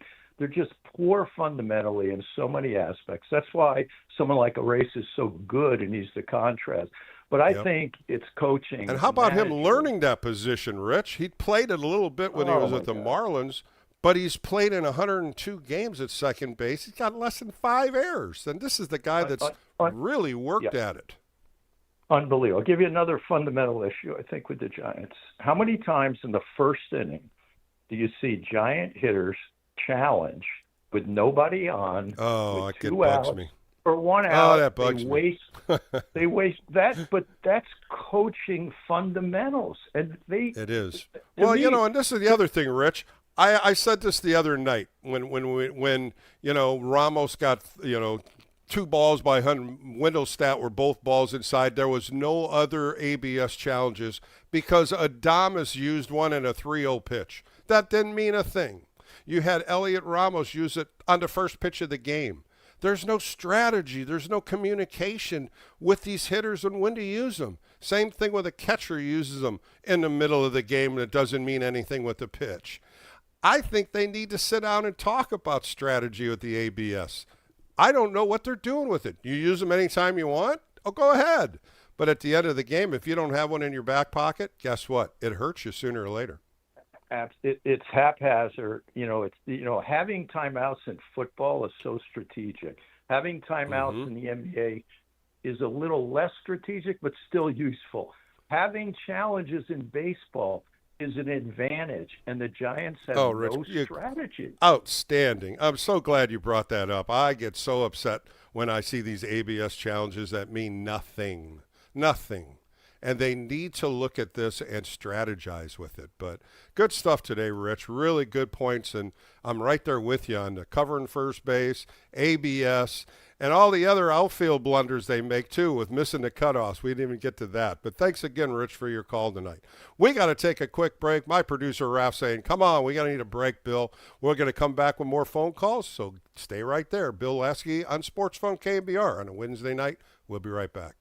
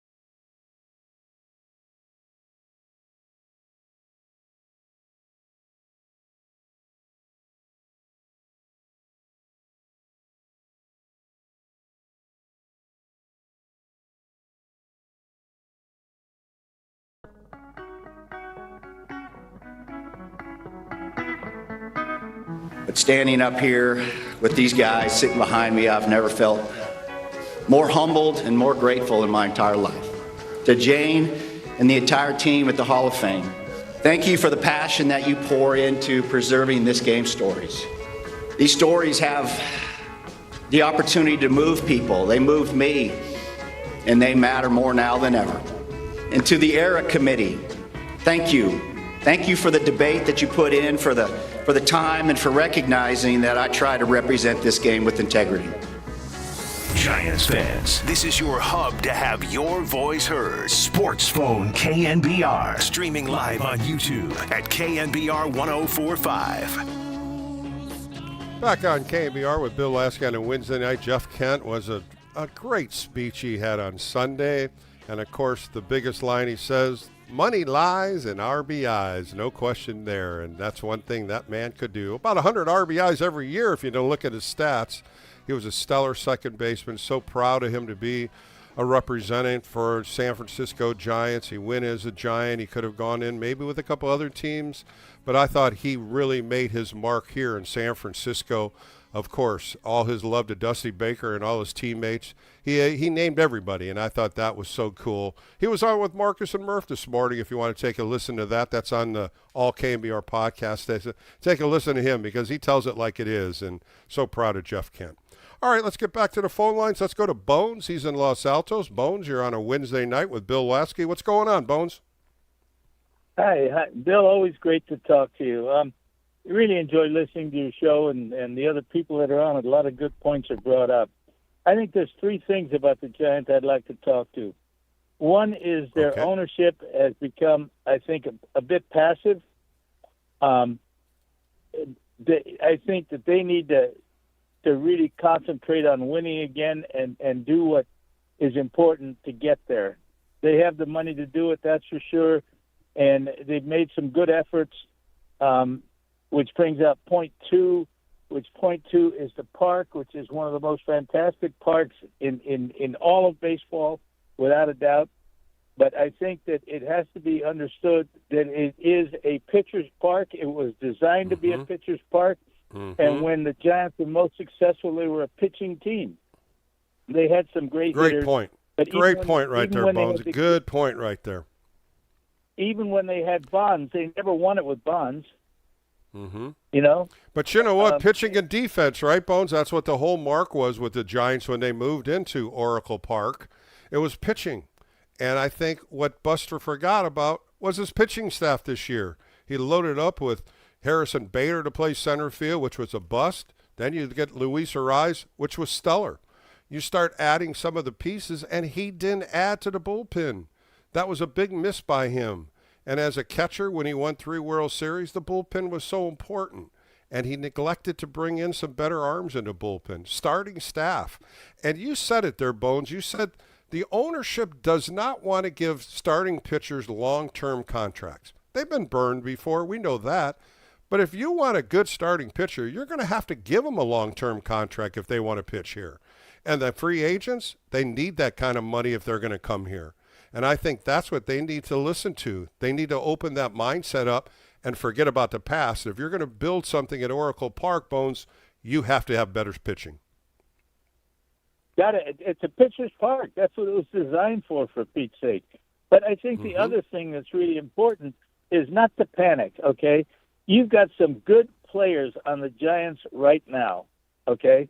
And Giants fan. I've been a Giants fan since they came here. I think I told you before. I was on opening day at Seal Stadium, Candlestick Park, and Pac Bell.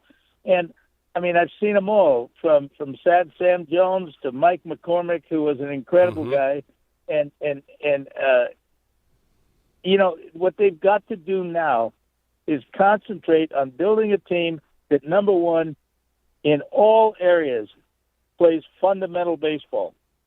Okay, that's got to get better. That's got to get better, Bones. It's got to get better. Even if you're on that field for 3 hours doing fundamental baseball, this has got to be cleaned up for the next year. 2027 has got to be a number one priority in fundamentals, just like my last caller did. Covering first base, hitting cutoffs, running the bases better. This has got to be better. And you know, you've got the talent there. I mean, you've got a solid infield. I would get rid of Chapman.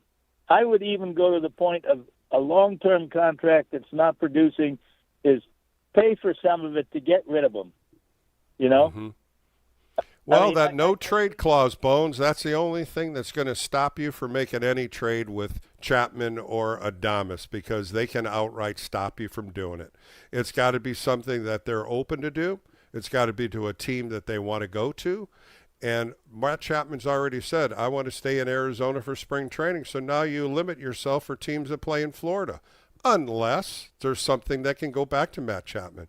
He's got $100 million left on his contract. There's nobody going to extend it. So he's got to look at a team that could win the World Series. Could be the Yankees, right? Could be the Cubs. It could be anybody that needs a starting third baseman, and that's where Matt Chapman could fit in. But it's going to be difficult, Bones, with these guys that have no trade clauses. It's going to be a hard time moving that salary. Well, if you sign a guy with a no trade, you deserve it. You know, yeah. I mean, I'm a fundamentalist in baseball, and you know, if a guy is a no trade guy, he's a prima donna as far as I'm concerned. And you don't need those kind of guys on your team. You need Well, players. I think You the need biggest players thing is when you get a no trade clause in your contract. As a player, as an ex-pitcher, you deserve that because you've done something to earn that right. And if somebody's going to offer that to me, you damn right I'm going to stop trades to lower-ranked teams and stop trades just to get rid of me. And that's where you got to look at the professional side of a baseball player. You earn that right. And that's what Matt Chapman, as well as Willie Adames, as a free agent got. And that's what they're producing. And that's why they have him in their contract. But, Bones, thanks again for your call today. Let's go to David. He's in San Francisco. David, you're on with Bill Lasky on a Wednesday. What's going on, David? Oh, hey, I want to, a couple things again, but to put on your comment about building a team, you know, we're waiting and waiting and waiting for these trades, but, you know, you have a 330 hitter, you have a 330 plus, you have a 302 hitter. You know, I've heard a million times, oh, the farm system, the young kids. But how often do they really work out? You have a great hitting core. What you don't have is a bullpen. It's miserable. And so why not use what about as an starting article- staff, David? You got to add the starting rotation in there too. I think you really are lacking in both parts of pitching. Yeah, you know, I saw an former MLB player who I won't name. He said to me, "Look, the manager is good for 20 wins or 20 losses a year. You know, that's what a good manager can do. And unfortunately, we are sort of suffering through the rookie year of a manager and his use of the bullpen.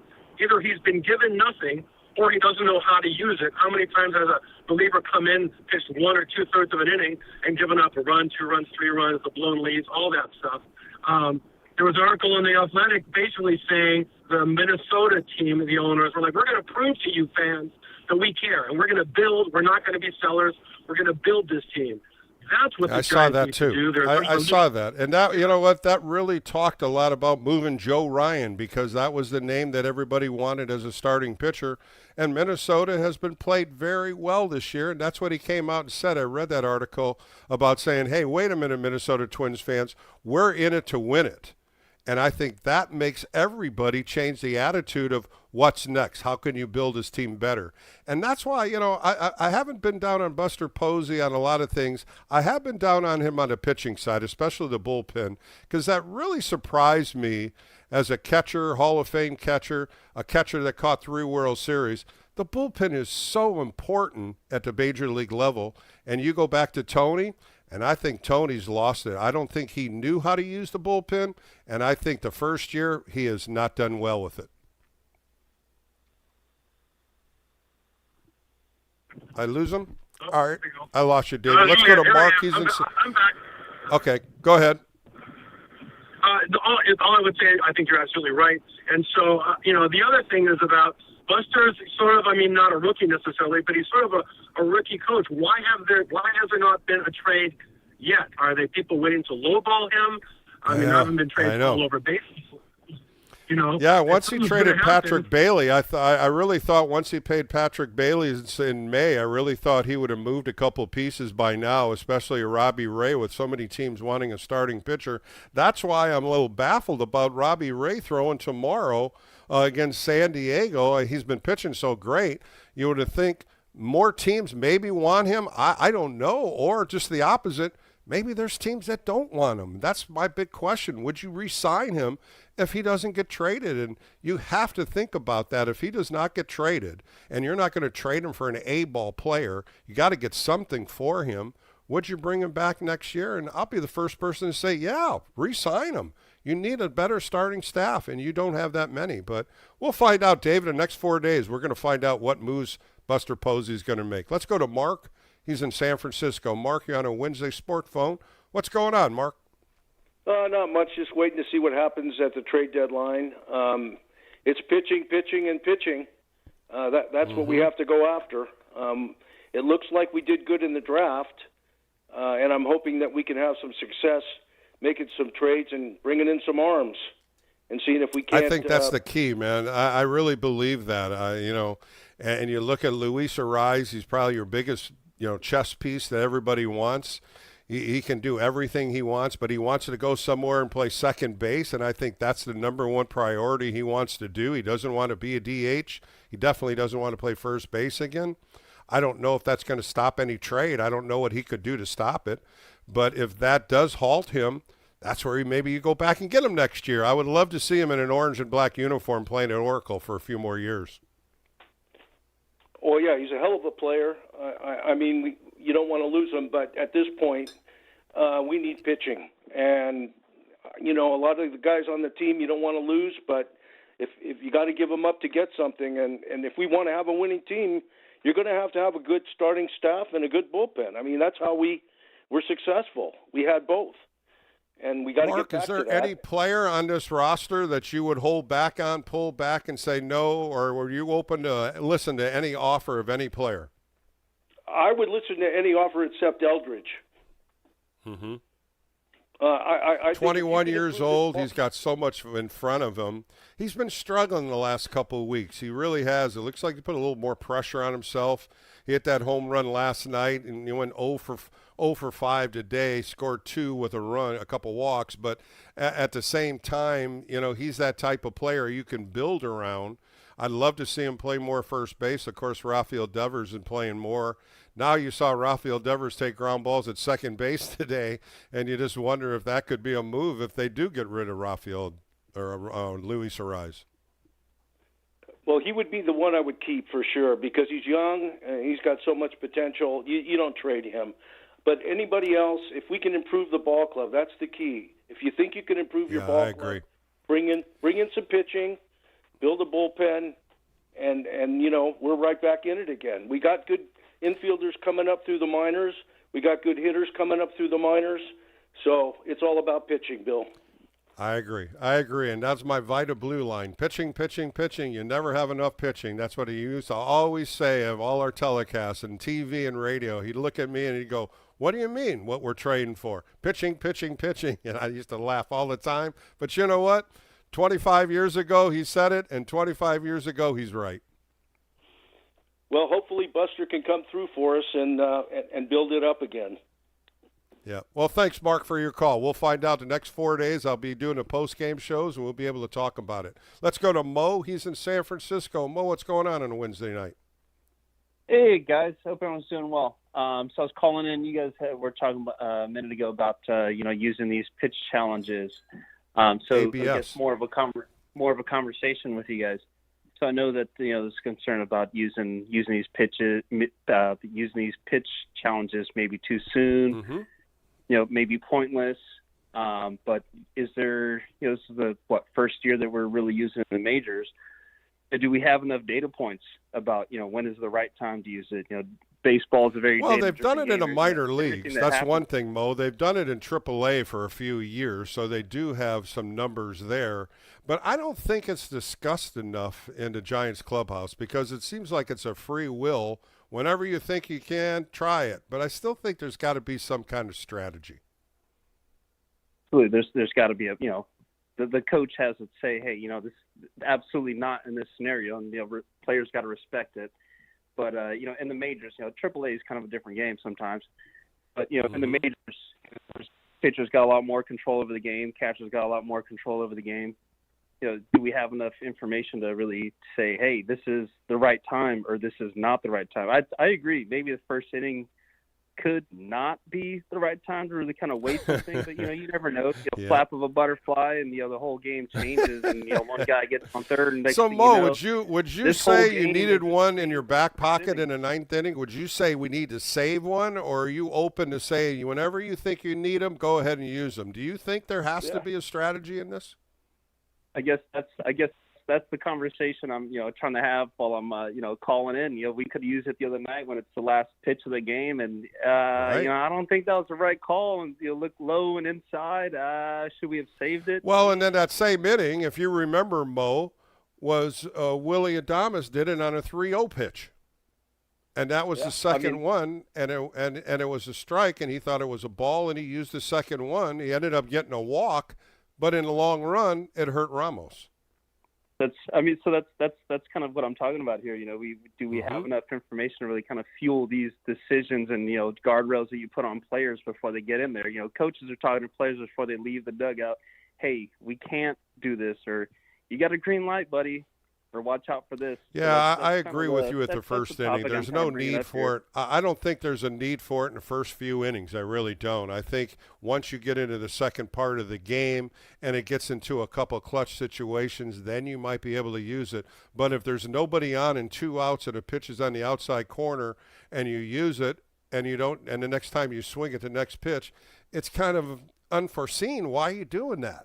I really believe there has to be some kind of meeting. That's why I have to say it's a meaning to use that strategy. It's the point that you're using it. When do you use it? When do you hold it?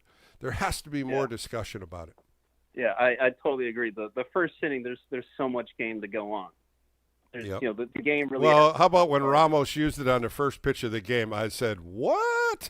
I think everybody did. There's totally. Yeah, there's so much game that needs to go. It's as slow. A slow developing of a game that baseball might not seem it actually is. There's so much that happens while it's not happening.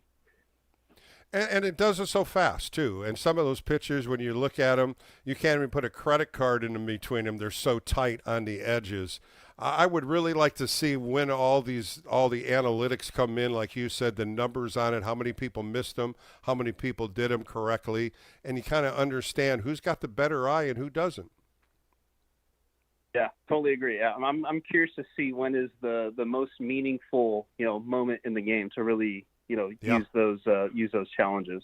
Yeah, we'll find out at the end of the year. That's something that maybe we'll look into the analytic part of it and see if anybody has those numbers. I'll be happy to look into it. So I'll throw that up to the Giants to see if there's any kind of numbers already for the year. But I'll keep it on the show and we'll talk about it more, Mo. But thanks for the call tonight. I appreciate your thoughts. Let's go to Dwayne. He's in Stockton. Dwayne, what's going on a Wednesday night, buddy? Bill, what's up to big homie? Hey, got a lot of calls coming in. Good conversation about trades, who you're keeping, who you're moving. A lot of people want pitching, and I have to agree with them. Yeah, I'm with you guys, too, all the way. I want to talk about the ABS real quick. Just a quick point. The other night when Ramos took that pitch for a third strike to end the game, that was a good pitch. In our day, it was ball. We fouled that off. It was a ball. Yeah, it was a ball when you looked at the ABS. There was 2 of them, Dwayne. There was 2 of them in that bat that were balls that he called strikes. Too close to take. I'm from the time of no ABS. There you go. I like that one. Let's put it that way, Dwayne. I like that. And they fouled it off, and they got another pitch. You know what I mean? So you can't just be counting on that, especially when you don't have any more challenges, bro. That was too close. Yeah, it was a pitcher's pitch, but it's too close to take. Right. So, Dwayne, let me ask you, is there a strategy using it, Dwayne? Dwayne, is there a strategy to use ABS? Do you always have one in your back pocket in the ninth inning?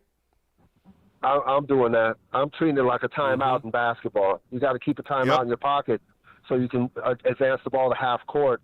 And baseball is kind of like the same analogy. You better have one in the ninth inning in a close game just in case the umpire wants to start tripping. Yeah, my last caller, Mo, made a good point up, Dwayne, about seeing the numbers in the analytics and seeing who had a good eye, who didn't, and see what the numbers are when you use them and when you should use them and when you shouldn't use them. And you know what? I bring this Elliot Ramos doing it on the first pitch of the game. It was just so unusual that they would – I was just shaking my head when he did it, and he lost it. You got to be a little more selective when you use them. Yeah, I don't think Ramos' IQ is that high, to be honest. I think he's got a lot of physical ability, but he does make a lot of mental mistakes and things like that, especially on the base paths. He's done better in the field this year, but I'm ready to trade him. So here's what I want to do, Bill. I want to keep the pitching. I want to keep Webb. I want to keep Ray. I want to keep Roop. I want to try. Buster's going to have to eat some money. I don't know if he'll do it. It's doubtful, but if he can move on those big contracts and move Ramos and bring us some more pitching, and we keep Webb, we keep Roop, we keep Ray, that's what's going to be the best move for us. I think that's the best way to go. And, Dwayne, that's kind of the thought I had today when I saw where Robbie Ray was pitching tomorrow, and I'm like, okay, is the first thing I'm thinking of is maybe there's not enough teams answering the bell on Robbie Ray. Maybe there's a lot of question marks still on the 34-year-old. If he doesn't get traded Monday, you damn right I'm re-signing him because he's done enough in this rotation to be back with Webb and Roop next year, and you fill in the fourth and fifth slots with a Carson Wisenhunt or maybe somebody you pick up. I really believe Buster Posey has to look at this rotation and the bullpen as priority for 2027. Yes, sir, bro. We can't trade pitching for pitching. Let's trade some hitting for some more pitching. Get that staff right the way it was when we was doing what we do, and then we'll go from there. Hey, Big Bill, and man. I love a caller saying it. You know, Oracle Park is a pitcher's park. Let's build this team back into pitching and better fundamental defense, Dwayne. And you and I talk about that all the time. Yes, sir. We will continue to do that, Bill. Love you, man. I got to go, man. Dwayne, take care of yourself. Thanks for the call. Great calls tonight. I really appreciate everybody. I got Dave Tobner coming up from the SF Gate. We're going to continue these conversations and get his insight on what the Giants are going to do the next 4 days. So I'll be talking to Dave Tobner next, right here on KNBR.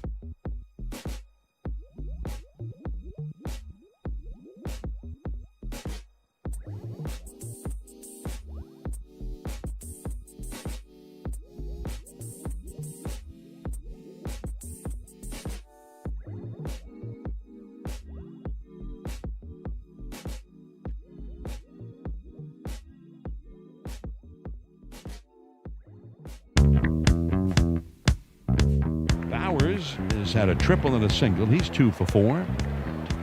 2 men on, 2 men out, and a ground ball wide of first over to his right. Eldridge has it, turns, underhands to Wynn covering for the out.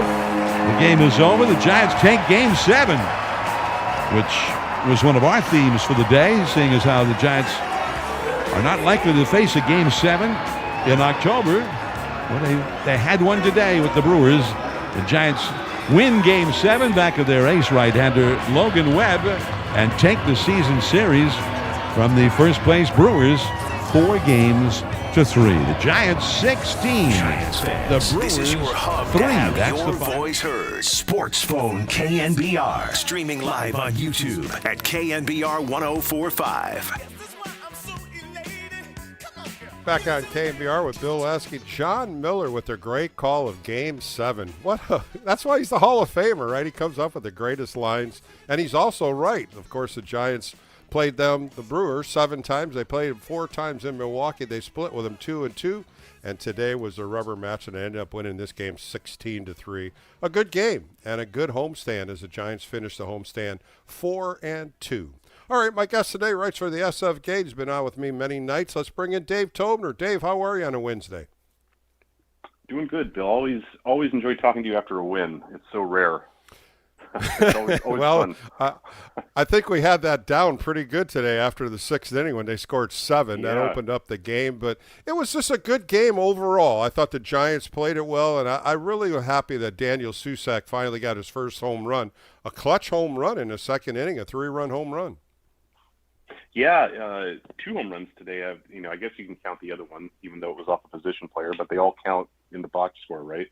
But yeah, he's a guy that has had, he had the reputation of having a bit of a power bat in the minor leagues. I know John Miller was talking about that today on the radio. So took a little longer than maybe expected, but it was nice to see. Good overall game and a nice way to wrap up a homestand, especially considering, it might be a few guys' last appearance in a Giants uniform there. So it was a good way to end it.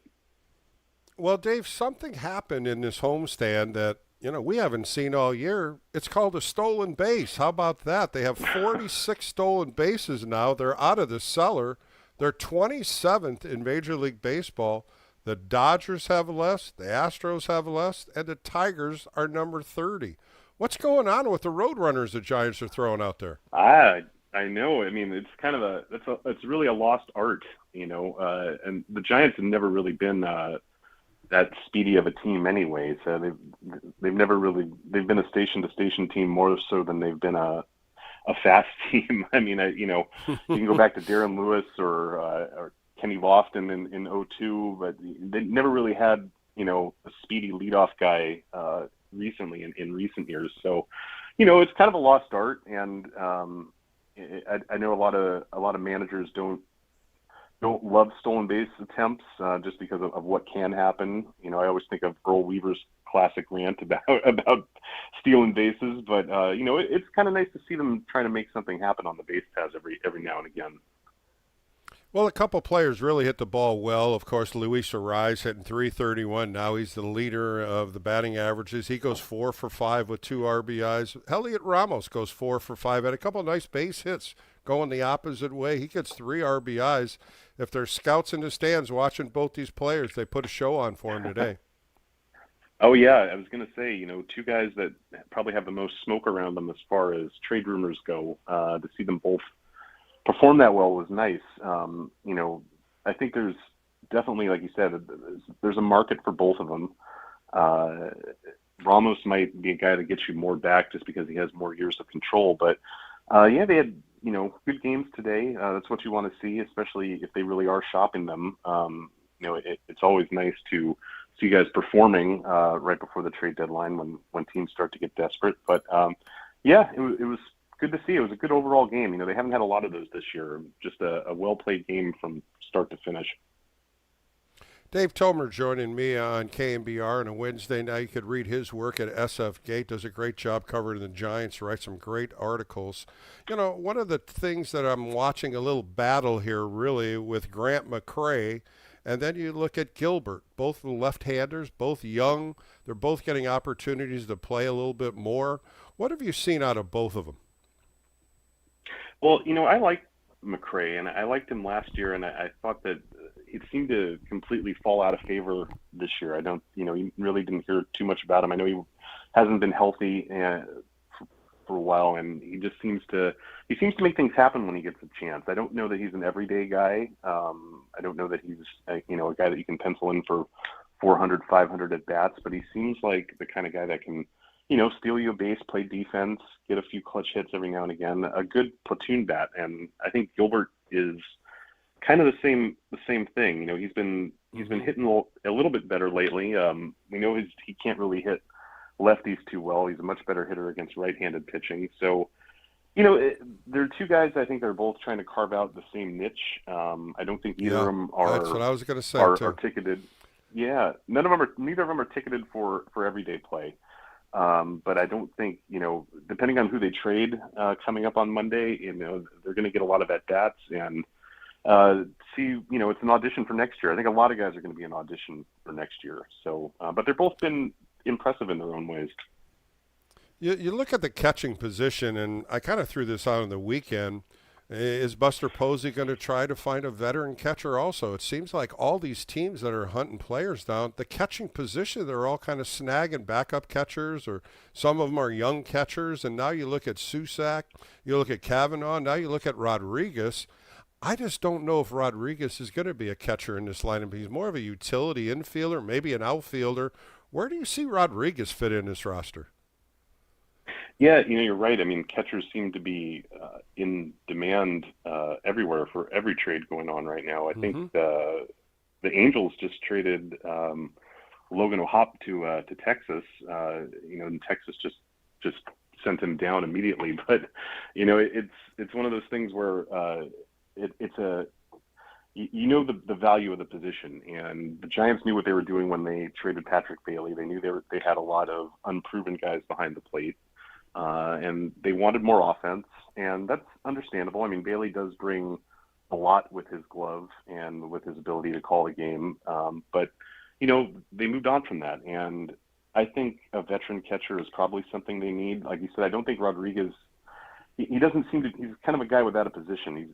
He's a nice guy to have because he can play a lot of positions. I don't know that he can play one particularly well, but he can play them well enough. So, you know, I don't think he's a guy that you can pencil into one position going forward, but it's nice to have a guy that can catch in a pinch. You know, if his bat can play, they'll find a spot for him. I mean, even if they have to play him all over the diamond, but you know, those guys are valuable in this day and age. A guy that can play everywhere, and especially if you add catching to it. You know, I don't think he's an everyday catcher, but it's a valuable tool to have, a guy that can do that in a pinch. Well, Dave, you and I talked about this next subject many times, and it's about Robbie Ray, We thought he would have been traded by now. The auditions get better. I mean, when you look at what he's done since June 1st, 6-0 with a 1.67 earned run average, you'd think teams have seen enough. That's why I was a little leery when I read tomorrow's starters, Robbie Ray. What do you think about that, and what could that mean? Yeah, I thought the same thing. I was hoping that he would have made his last start a while ago if they were planning on trading him, just because every time he goes out there, he's got a lot of mileage on his arm, and he's had surgery. He's had Tommy John surgery on his arm, and you're kind of playing with fire every time you put him out there if you think he's a tradable asset. It could be a matter of that the market isn't there that they thought would be there for him. Ray, he's had a really good stretch, but is he the kind of guy that a contending team wants to give up, a prospect for when he's a free agent at the end of the year and he's going to be in his mid-30s? And, that's something to think about. And, I can see the Giants maybe saying to themselves, well, if we're not going to get the kind of haul that we're expecting, we'll just hang on to him and see what happens in the offseason. But I can also see them wanting to do right by him. He's been such a good teammate and such a good player that maybe they want to send him to a contender to give him a shot to try and win, even if the return isn't quite what they're hoping for. But it would surprise me if he was here after Monday. I'm surprised that he is making another start, and I have to think that somebody out there that needs starting pitching depth would consider him. I mean, he's, like you said, he's been lights out, and I don't know what else you need to see from the guy. I know he's got questions about his age and his health and his durability, but even for a couple of prospects, I would think that the price would be right. But a little surprising. I'm a little surprised he's still with the team, and I'm a little surprised. Yeah, that's what that comes to my next question, Dave. That's the next question, Dave. If you don't get a haul from him, if you don't like what you're getting, do you bring him back next year? Because your rotation is depleted. You don't have anybody coming back that you can count on. Logan Webb for sure, maybe Landon Root. But after that, you got Carson Wisenhunt. You lost McDonald, you lost Birdsong, you lost a lot of the young talent that could be in that rotation. And I'm reading right now where, Emerson Hancock from the Seattle Mariners, the Mariners threw him out there as a possible guy that they could trade, and he's really a top-line starter. And who's over there already knocking on the door? The White Sox, the Cubs, and the Braves already trying to snag him.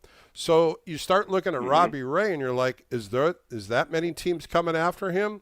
Or does he still got to go out there and audition tomorrow? Yeah, it's hard to say because I don't know what else he can do. I've been listening to you tonight, and I agree with you. His last 6-0, and he's every time he goes out there, he competes. He gives his team a chance to win, and I don't think he's going to bring back a haul like a top 100 prospect. I don't think it's kind of hard to do that with a rental, especially with a rental who's on the wrong side of 30 with a history of arm trouble. But, I don't know. I wouldn't think that the Giants would be in a hurry to bring him back next year, just considering their recent history as far as signing pitchers to long-term deals. They don't seem to like to sign guys that are, in his age range, and they don't seem to like to sign pitchers to long-term deals. So, they like their Mollies and their Hausers and their 1- and 2-year deals and things like that. And I don't know. I don't see them making him a priority to bring back, but maybe all these arm injuries kind of change their opinion on things like that. But I wouldn't count on it. And I think trading him probably is the best thing for the organization at this point. But, a lot can happen. I've seen stranger things happen, that's for sure. Dave Tomer joining me on KNBR. You can see his work on X at GG Giants. That's GG Giants, 3 Gs. Does a great job over there. But, we haven't really talked about Casey Schmidt's injury, and really tough injury for him, having such a great year that he's been having. And you just look at the numbers when you're looking at home runs, you're looking at hits, RBIs. Everything was pretty much his career year. And now he's out with a left meniscus. They're going to have surgery soon. They're going to find out anything else happening with that knee. Does that damper anything with the Giants in any kind of trades? Well, it is a shame because like you said, he was having a breakout year. He had a great case to be an all-star, and if the Giants were a better team, he would probably be getting a lot more national recognition, maybe even get some down ballot MVP votes just with the season he was having.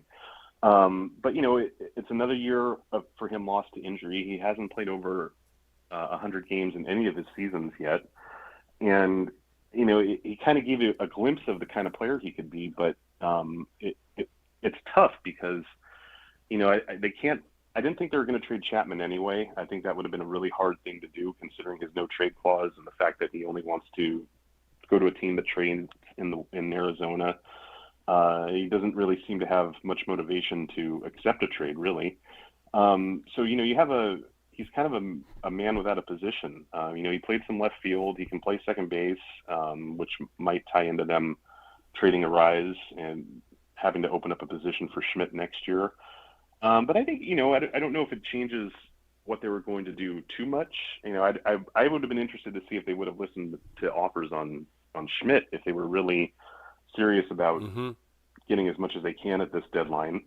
But he's also a homegrown guy that you like to build around. I know he's 27, 28, but he's shown that he can be a valuable guy. He can play everywhere. He's willing to do what it takes to get on the field, and you want more guys like that. And I know he's arbitration eligible, but he's probably going to be affordable considering what he's going to make. But I think if it does anything, I think they're going to want to make sure that they have a spot for him next year and not have to move him around the diamond as much as they have, which makes me think that they're more inclined to move off of Arise, because if they can't move Chapman, it makes sense that Schmidt would slide right into second base.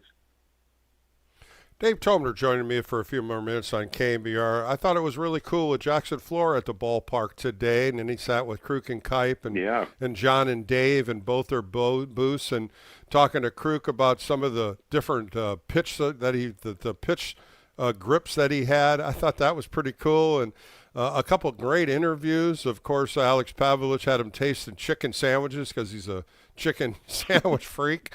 But, I thought the personality of a young kid that he showed today, and how much he just wants to get going in a Giants uniform.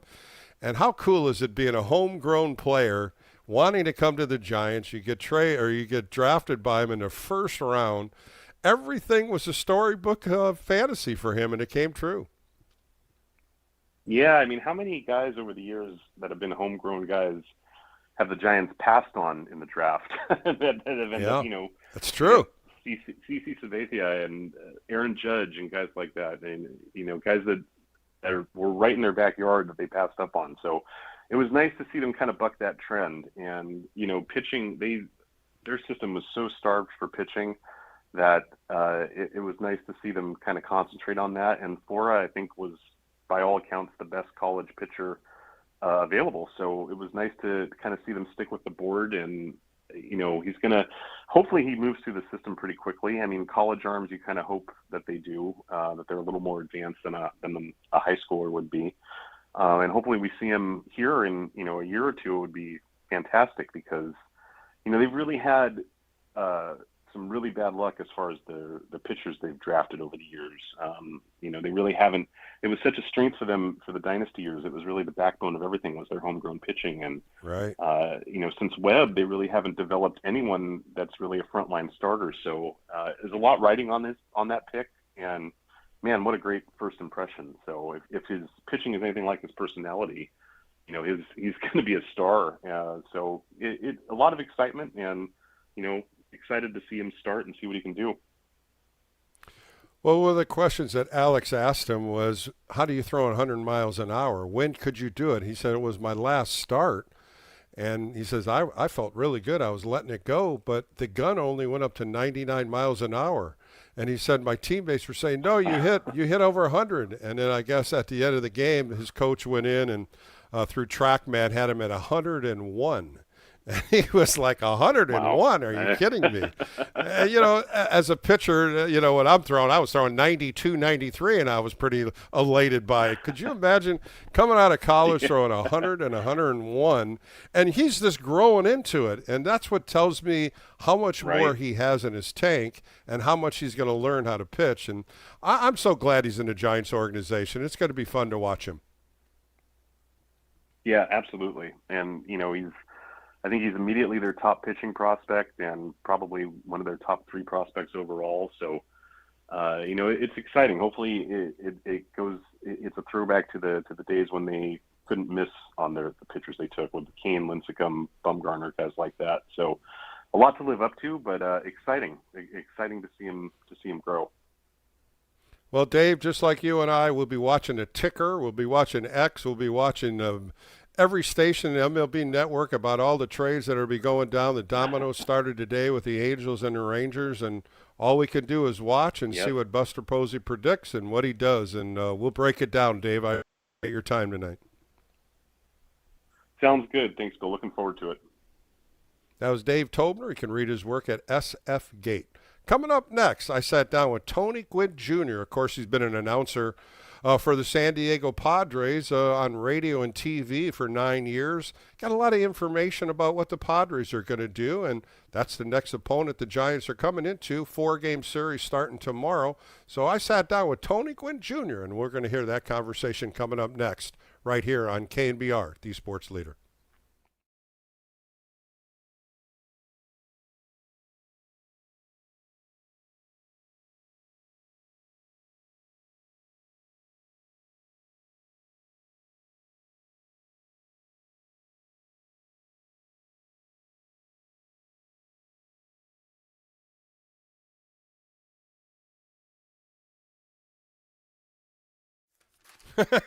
Goodbye. Goodbye. Tell me when you're ready. All right, welcome back to Sports Phone KNBR with Bill Lasky as we close out a Wednesday. The Giants start a 4-game series in San Diego. First pitch tomorrow at 6:40 right here on KNBR. J.P. Sears, a left-hander. He's 3-3 with a 3.8 earned run average. Will be pitching for the San Diego Padres. And the Giants are going to put Robbie Ray back out there. He's 9-6 with a 3.16 earned run average. I'll be doing the post-game show Friday and extra inning post-game show Saturday and Sunday to break down all the big news coming forward as the Giants prepare for that August 3rd trade deadline. I want to thank Ralph for producing the show, and thank you, Giants fans. Great conversations about a lot of things going on with the San Francisco Giants. More coming up right here on KNBR, the Sports Leader.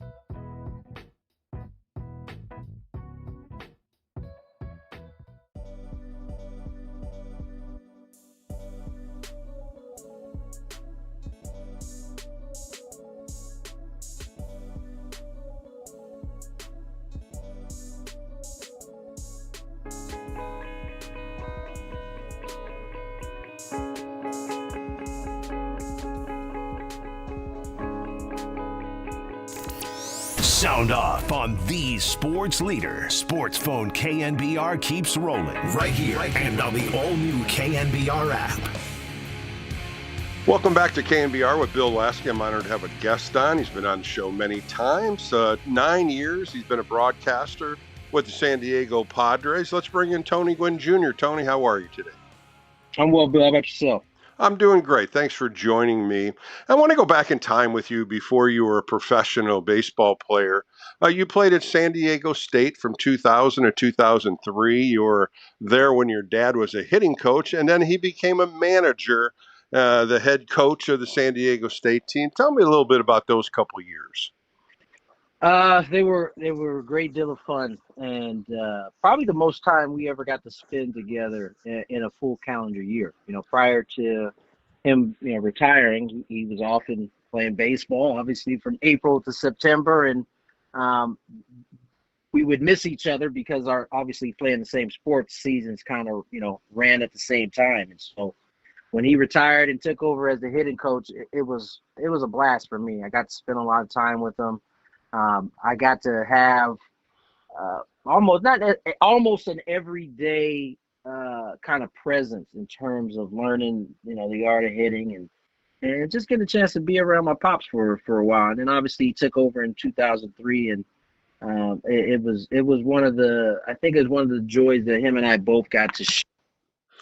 Well, Tony, your dad did very well there. 12 seasons at San Diego State and 363 wins, 363 losses. I guess you couldn't get one more win for him, but at the same time, he did great in the conference with 179 wins. What was his philosophy as a head coach? It's interesting. I think he initially went in as a head coach wanting to, treat guys like men and allow them to kind of, almost like a professional feel. But I think what he found out after year one was that not every, kid in college is capable of handling that kind of responsibility. And so I think what he learned over the next couple of years was how to kind of be more hands-on, kind of take the reins a little bit more than I think he initially thought. And then he started to experience a lot of success. I think, recruiting was never really an issue for him. Obviously, a lot of hitters wanted to come through there. The Giants are getting to see one right now, and Casey Schmidt and him having a great year. But these are the type of these are the lessons he learned early on as a coach that I think allowed him to have some success down the road. That voice you hear in KNBR is Tony Gwynn Jr. Of course, a fantastic career. Your dad had 16 all-star teams. And, of course, this past weekend, the Hall of Fame and 3 new inductees. Did you end up watching the ceremony? Did you have any kind of contact with any of it? I didn't. We were playing actually while the ceremony was taking place yesterday, so I didn't get a chance. But, I mean, man, I got to compete against both guys.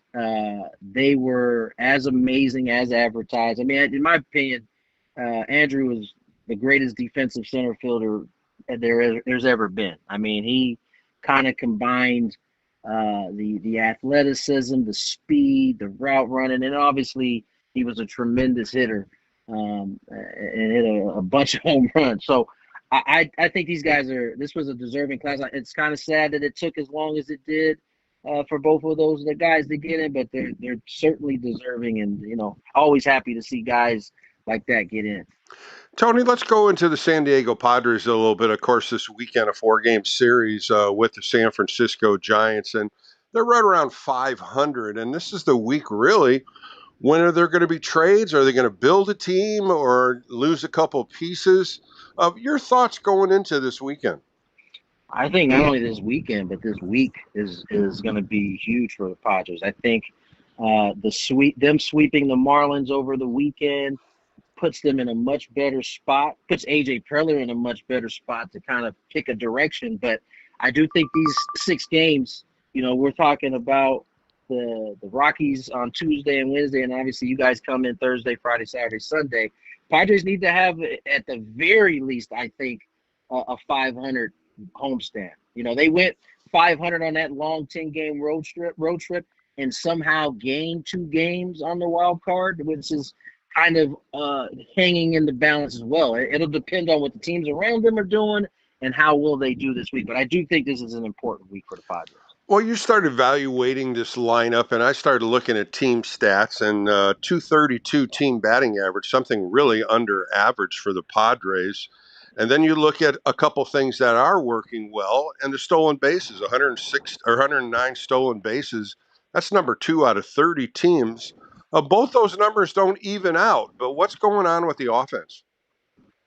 I think typically when you find an offense that has struggled to hit, if they have their type of roster, you'll see the stolen bases pick up, because you got to figure out a way to manufacture offense when you're not slugging or getting enough consistent hitting. And so how do you do that? Well, if you play the little game, you bunt a little bit more.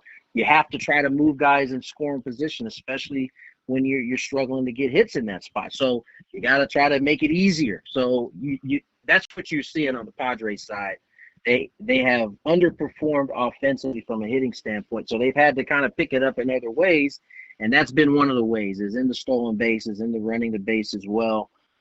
Offensively, though, they have started to pick it up. This team has started to swing the bat well, and I think that's one of the things that has allowed them to finish that 10-game road trip the way they did. Manny's starting to pick it up. Jackson Merrill's starting to pick it up. Both guys, especially Jackson, he's underperformed, I think, in a lot of ways. Manny is his power, his RBIs, he's still doing those 2 things. It's just the average is down. Both of those guys are starting to play better. And so I think it gives the Padres a little hope going into this week. You got to look at also Ty France. He's having a pretty good year, 16 home runs, 46 RBIs, 286 batting average. What have you seen out of him this year? Because he's more of a mainstay in this lineup. He is, man. Ty has been, such a treat to watch. We're talking about San Diego State. He's probably the last guy that had some hands-on instruction from my dad, before he passed. And so I get a joy out of watching him play well. He had to come into this year. He had to earn his way onto this ball club. It was not a guarantee. And he did that. And then when the season started, it wasn't a guarantee he was going to get a lot of ABs. They had a bunch of guys shuffling in and out of the lineup, but he has been really the mainstay in the lineup and has been the most consistent, and he's having a tremendous year. And that's, what makes this week even more intriguing, right? The Padres play well. They're going to go out and probably buy and make some move. But if they do poorly, Ty France is a piece that certainly some teams will want to have as they go into this playoff stretch. And so, again, there's so much to kind of iron out as we go into this week. It is, and you got to wonder if that's going to happen, if they are going to sell a couple pieces. And, of course, the bullpen's got the 2 dynamic arms. But I want to get into Fernando Tatis Jr. Really took a while before he hit a home run. And you're talking about stolen bases, 25 stolen bases. He finally got 8 home runs, 47 RBIs. His batting average is starting to come up. And we know it. And these are the veteran players. Once July comes around, the All-Star break, the second half, foot to the pedal, right? And each one of these guys are hitting better. What have you seen out of Tatis lately?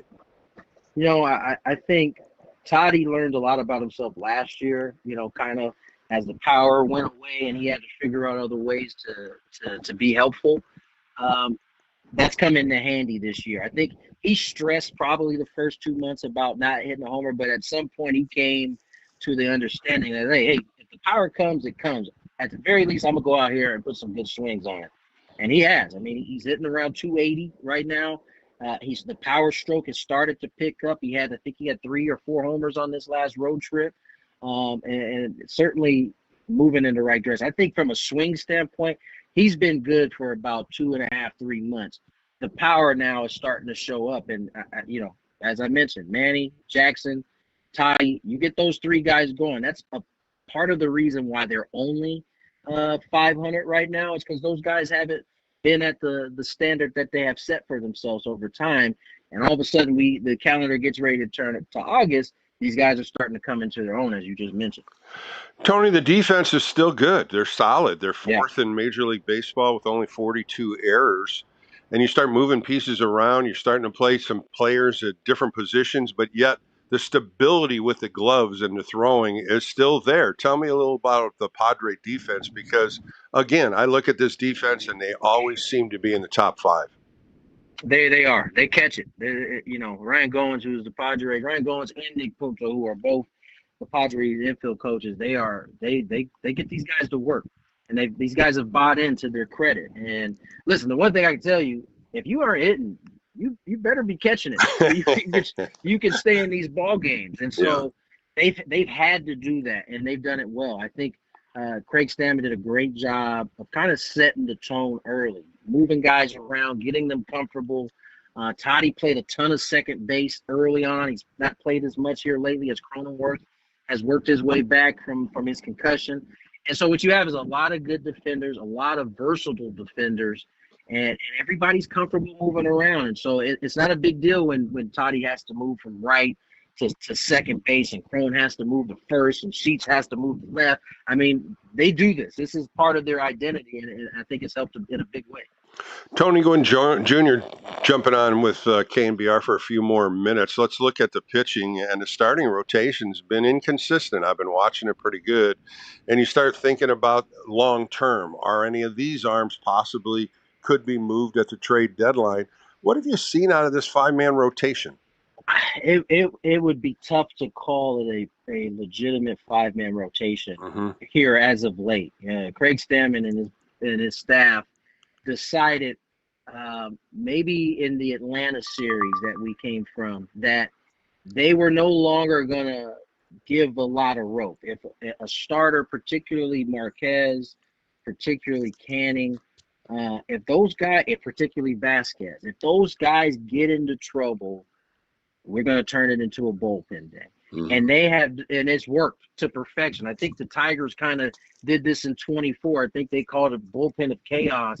Padres have kind of taken on the same frame with those particular starters. Now, they are getting length out of Michael King and Walker Buehler, who was tremendous in yesterday's ball game. And they're hopefully getting some reinforcements. Joe Musgrove has started his rehab. Nick Pivetta, they both have already started to throw some simulated innings. So certainly those pieces could be coming. But if there's a spot that needs to be addressed at the deadline for the Padres, I don't think you can find a person out here that wouldn't say it's a starting rotation. Well, Tony, once you get the lead, you get into that 7th, 8th, 9th inning, you got a lefty-righty combination down there. Of course, Mason Miller, 27 saves, 27 attempts. Then you got to look at Adrian Morejon, a lefty that's really pitched well when you're looking at his numbers, 8-2 with a 3.2. You look at Mason Miller, just unbelievable numbers, a 2-1 record, 27 saves, 0.82 earned run average. I know Padre fans would be very disappointed if you lost one or both of them in that trade deadline. But, man, when you get a lead, you're going to look down that bullpen. One of these two guys are going to come at you. Yeah, and that'll be all tied into this week as well. Those will be two pieces that I'm sure if it goes left, AJ will have to possibly move. But it's so funny how the teams is connected in so many ways, right? Starting pitching has been hurt. It's struggled. Going into the season, the strength of this ball club was their bullpen.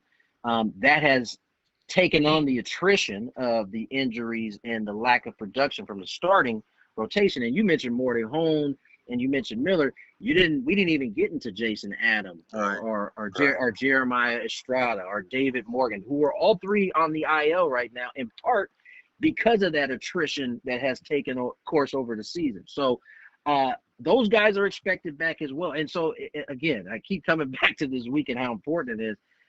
All of these pieces are probably in play if it goes left. But if it doesn't, if it just stays at 500, these pieces will be a huge help in helping the Padres kind of climb out of the hole that they're in. So, again, this whole week is money time for the Padres. Tony, as we finish up here, Craig Stammen, his first year as a manager, of course, he was in the front office for several years. How's he been doing? Is the communication still open in this clubhouse? For sure. I think that's his strong suit is his communication. I think he's had to, as a former reliever himself, I think he's had to fight himself at times, knowing how much a pitcher wants to finish an inning knowing how much he wants them to pull through. I think he's had to fight himself at times on going to get guys. And I think him and Ruben work so well together. Ruben Niebla, the Padres pitching coach, they work so well together. I just think he's been a victim of the offense not performing at the level that they have. Because the reality is all coaches are only as good as their players perform. And I think that's always been the case. But I think in his first year, listen, I played for 2 first-year managers in Ryan Sandberg and Don Mattingly. And these are Hall of Famers in a lot of people's eyes. Ryan's certainly enshrined in the Hall of Fame. They all struggled in year one. You know, they all had their bumps and bruises. And those are from 2 of the greats. So Craig's no different. He's had some of his bumps and bruises, but he's learned a lot. I think he handles the media, at an expert level. And you know, I think he's been good for the job. Well, Tony, thanks for catching up with me today, and we'll find out as this week progresses with the Giants coming into town for 4 games. It should be an interesting week for the Padres, and we're definitely going to find out what's going to happen on August 3rd. No doubt. Thank you, Bill. That was Tony Gwynn Jr. on KNBR. More coming up right here on The Sports Leader.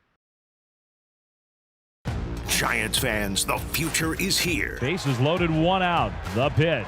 He hits a little bloop into right. It's going to get down. Ramos went back to third, and the throw comes home late. Ramos scores, and the Giants win it.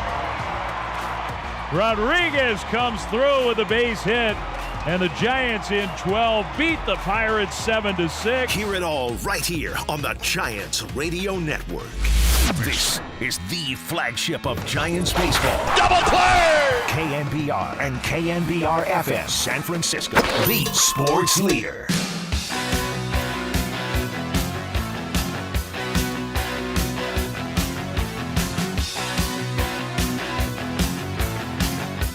All right, welcome back to Sports Phone KNBR with Bill Lasky as we close out a Wednesday. The Giants start a 4-game series in San Diego. First pitch tomorrow at 6:40 right here on KNBR. J.P. Sears, a left-hander. He's 3-3 with a 3.8 earned run average. Will be pitching for the San Diego Padres. And the Giants are going to put Robbie Ray back out there. He's 9-6 with a 3.16 earned run average. I'll be doing the post-game show Friday and extra inning post-game show Saturday and Sunday to break down all the big news coming forward as the Giants prepare for that August 3rd trade deadline. I want to thank Ralph for producing the show, and thank you, Giants fans. Great conversations about a lot of things going on with the San Francisco Giants. More coming up right here on KNBR, the Sports Leader. You want a piece of my heart?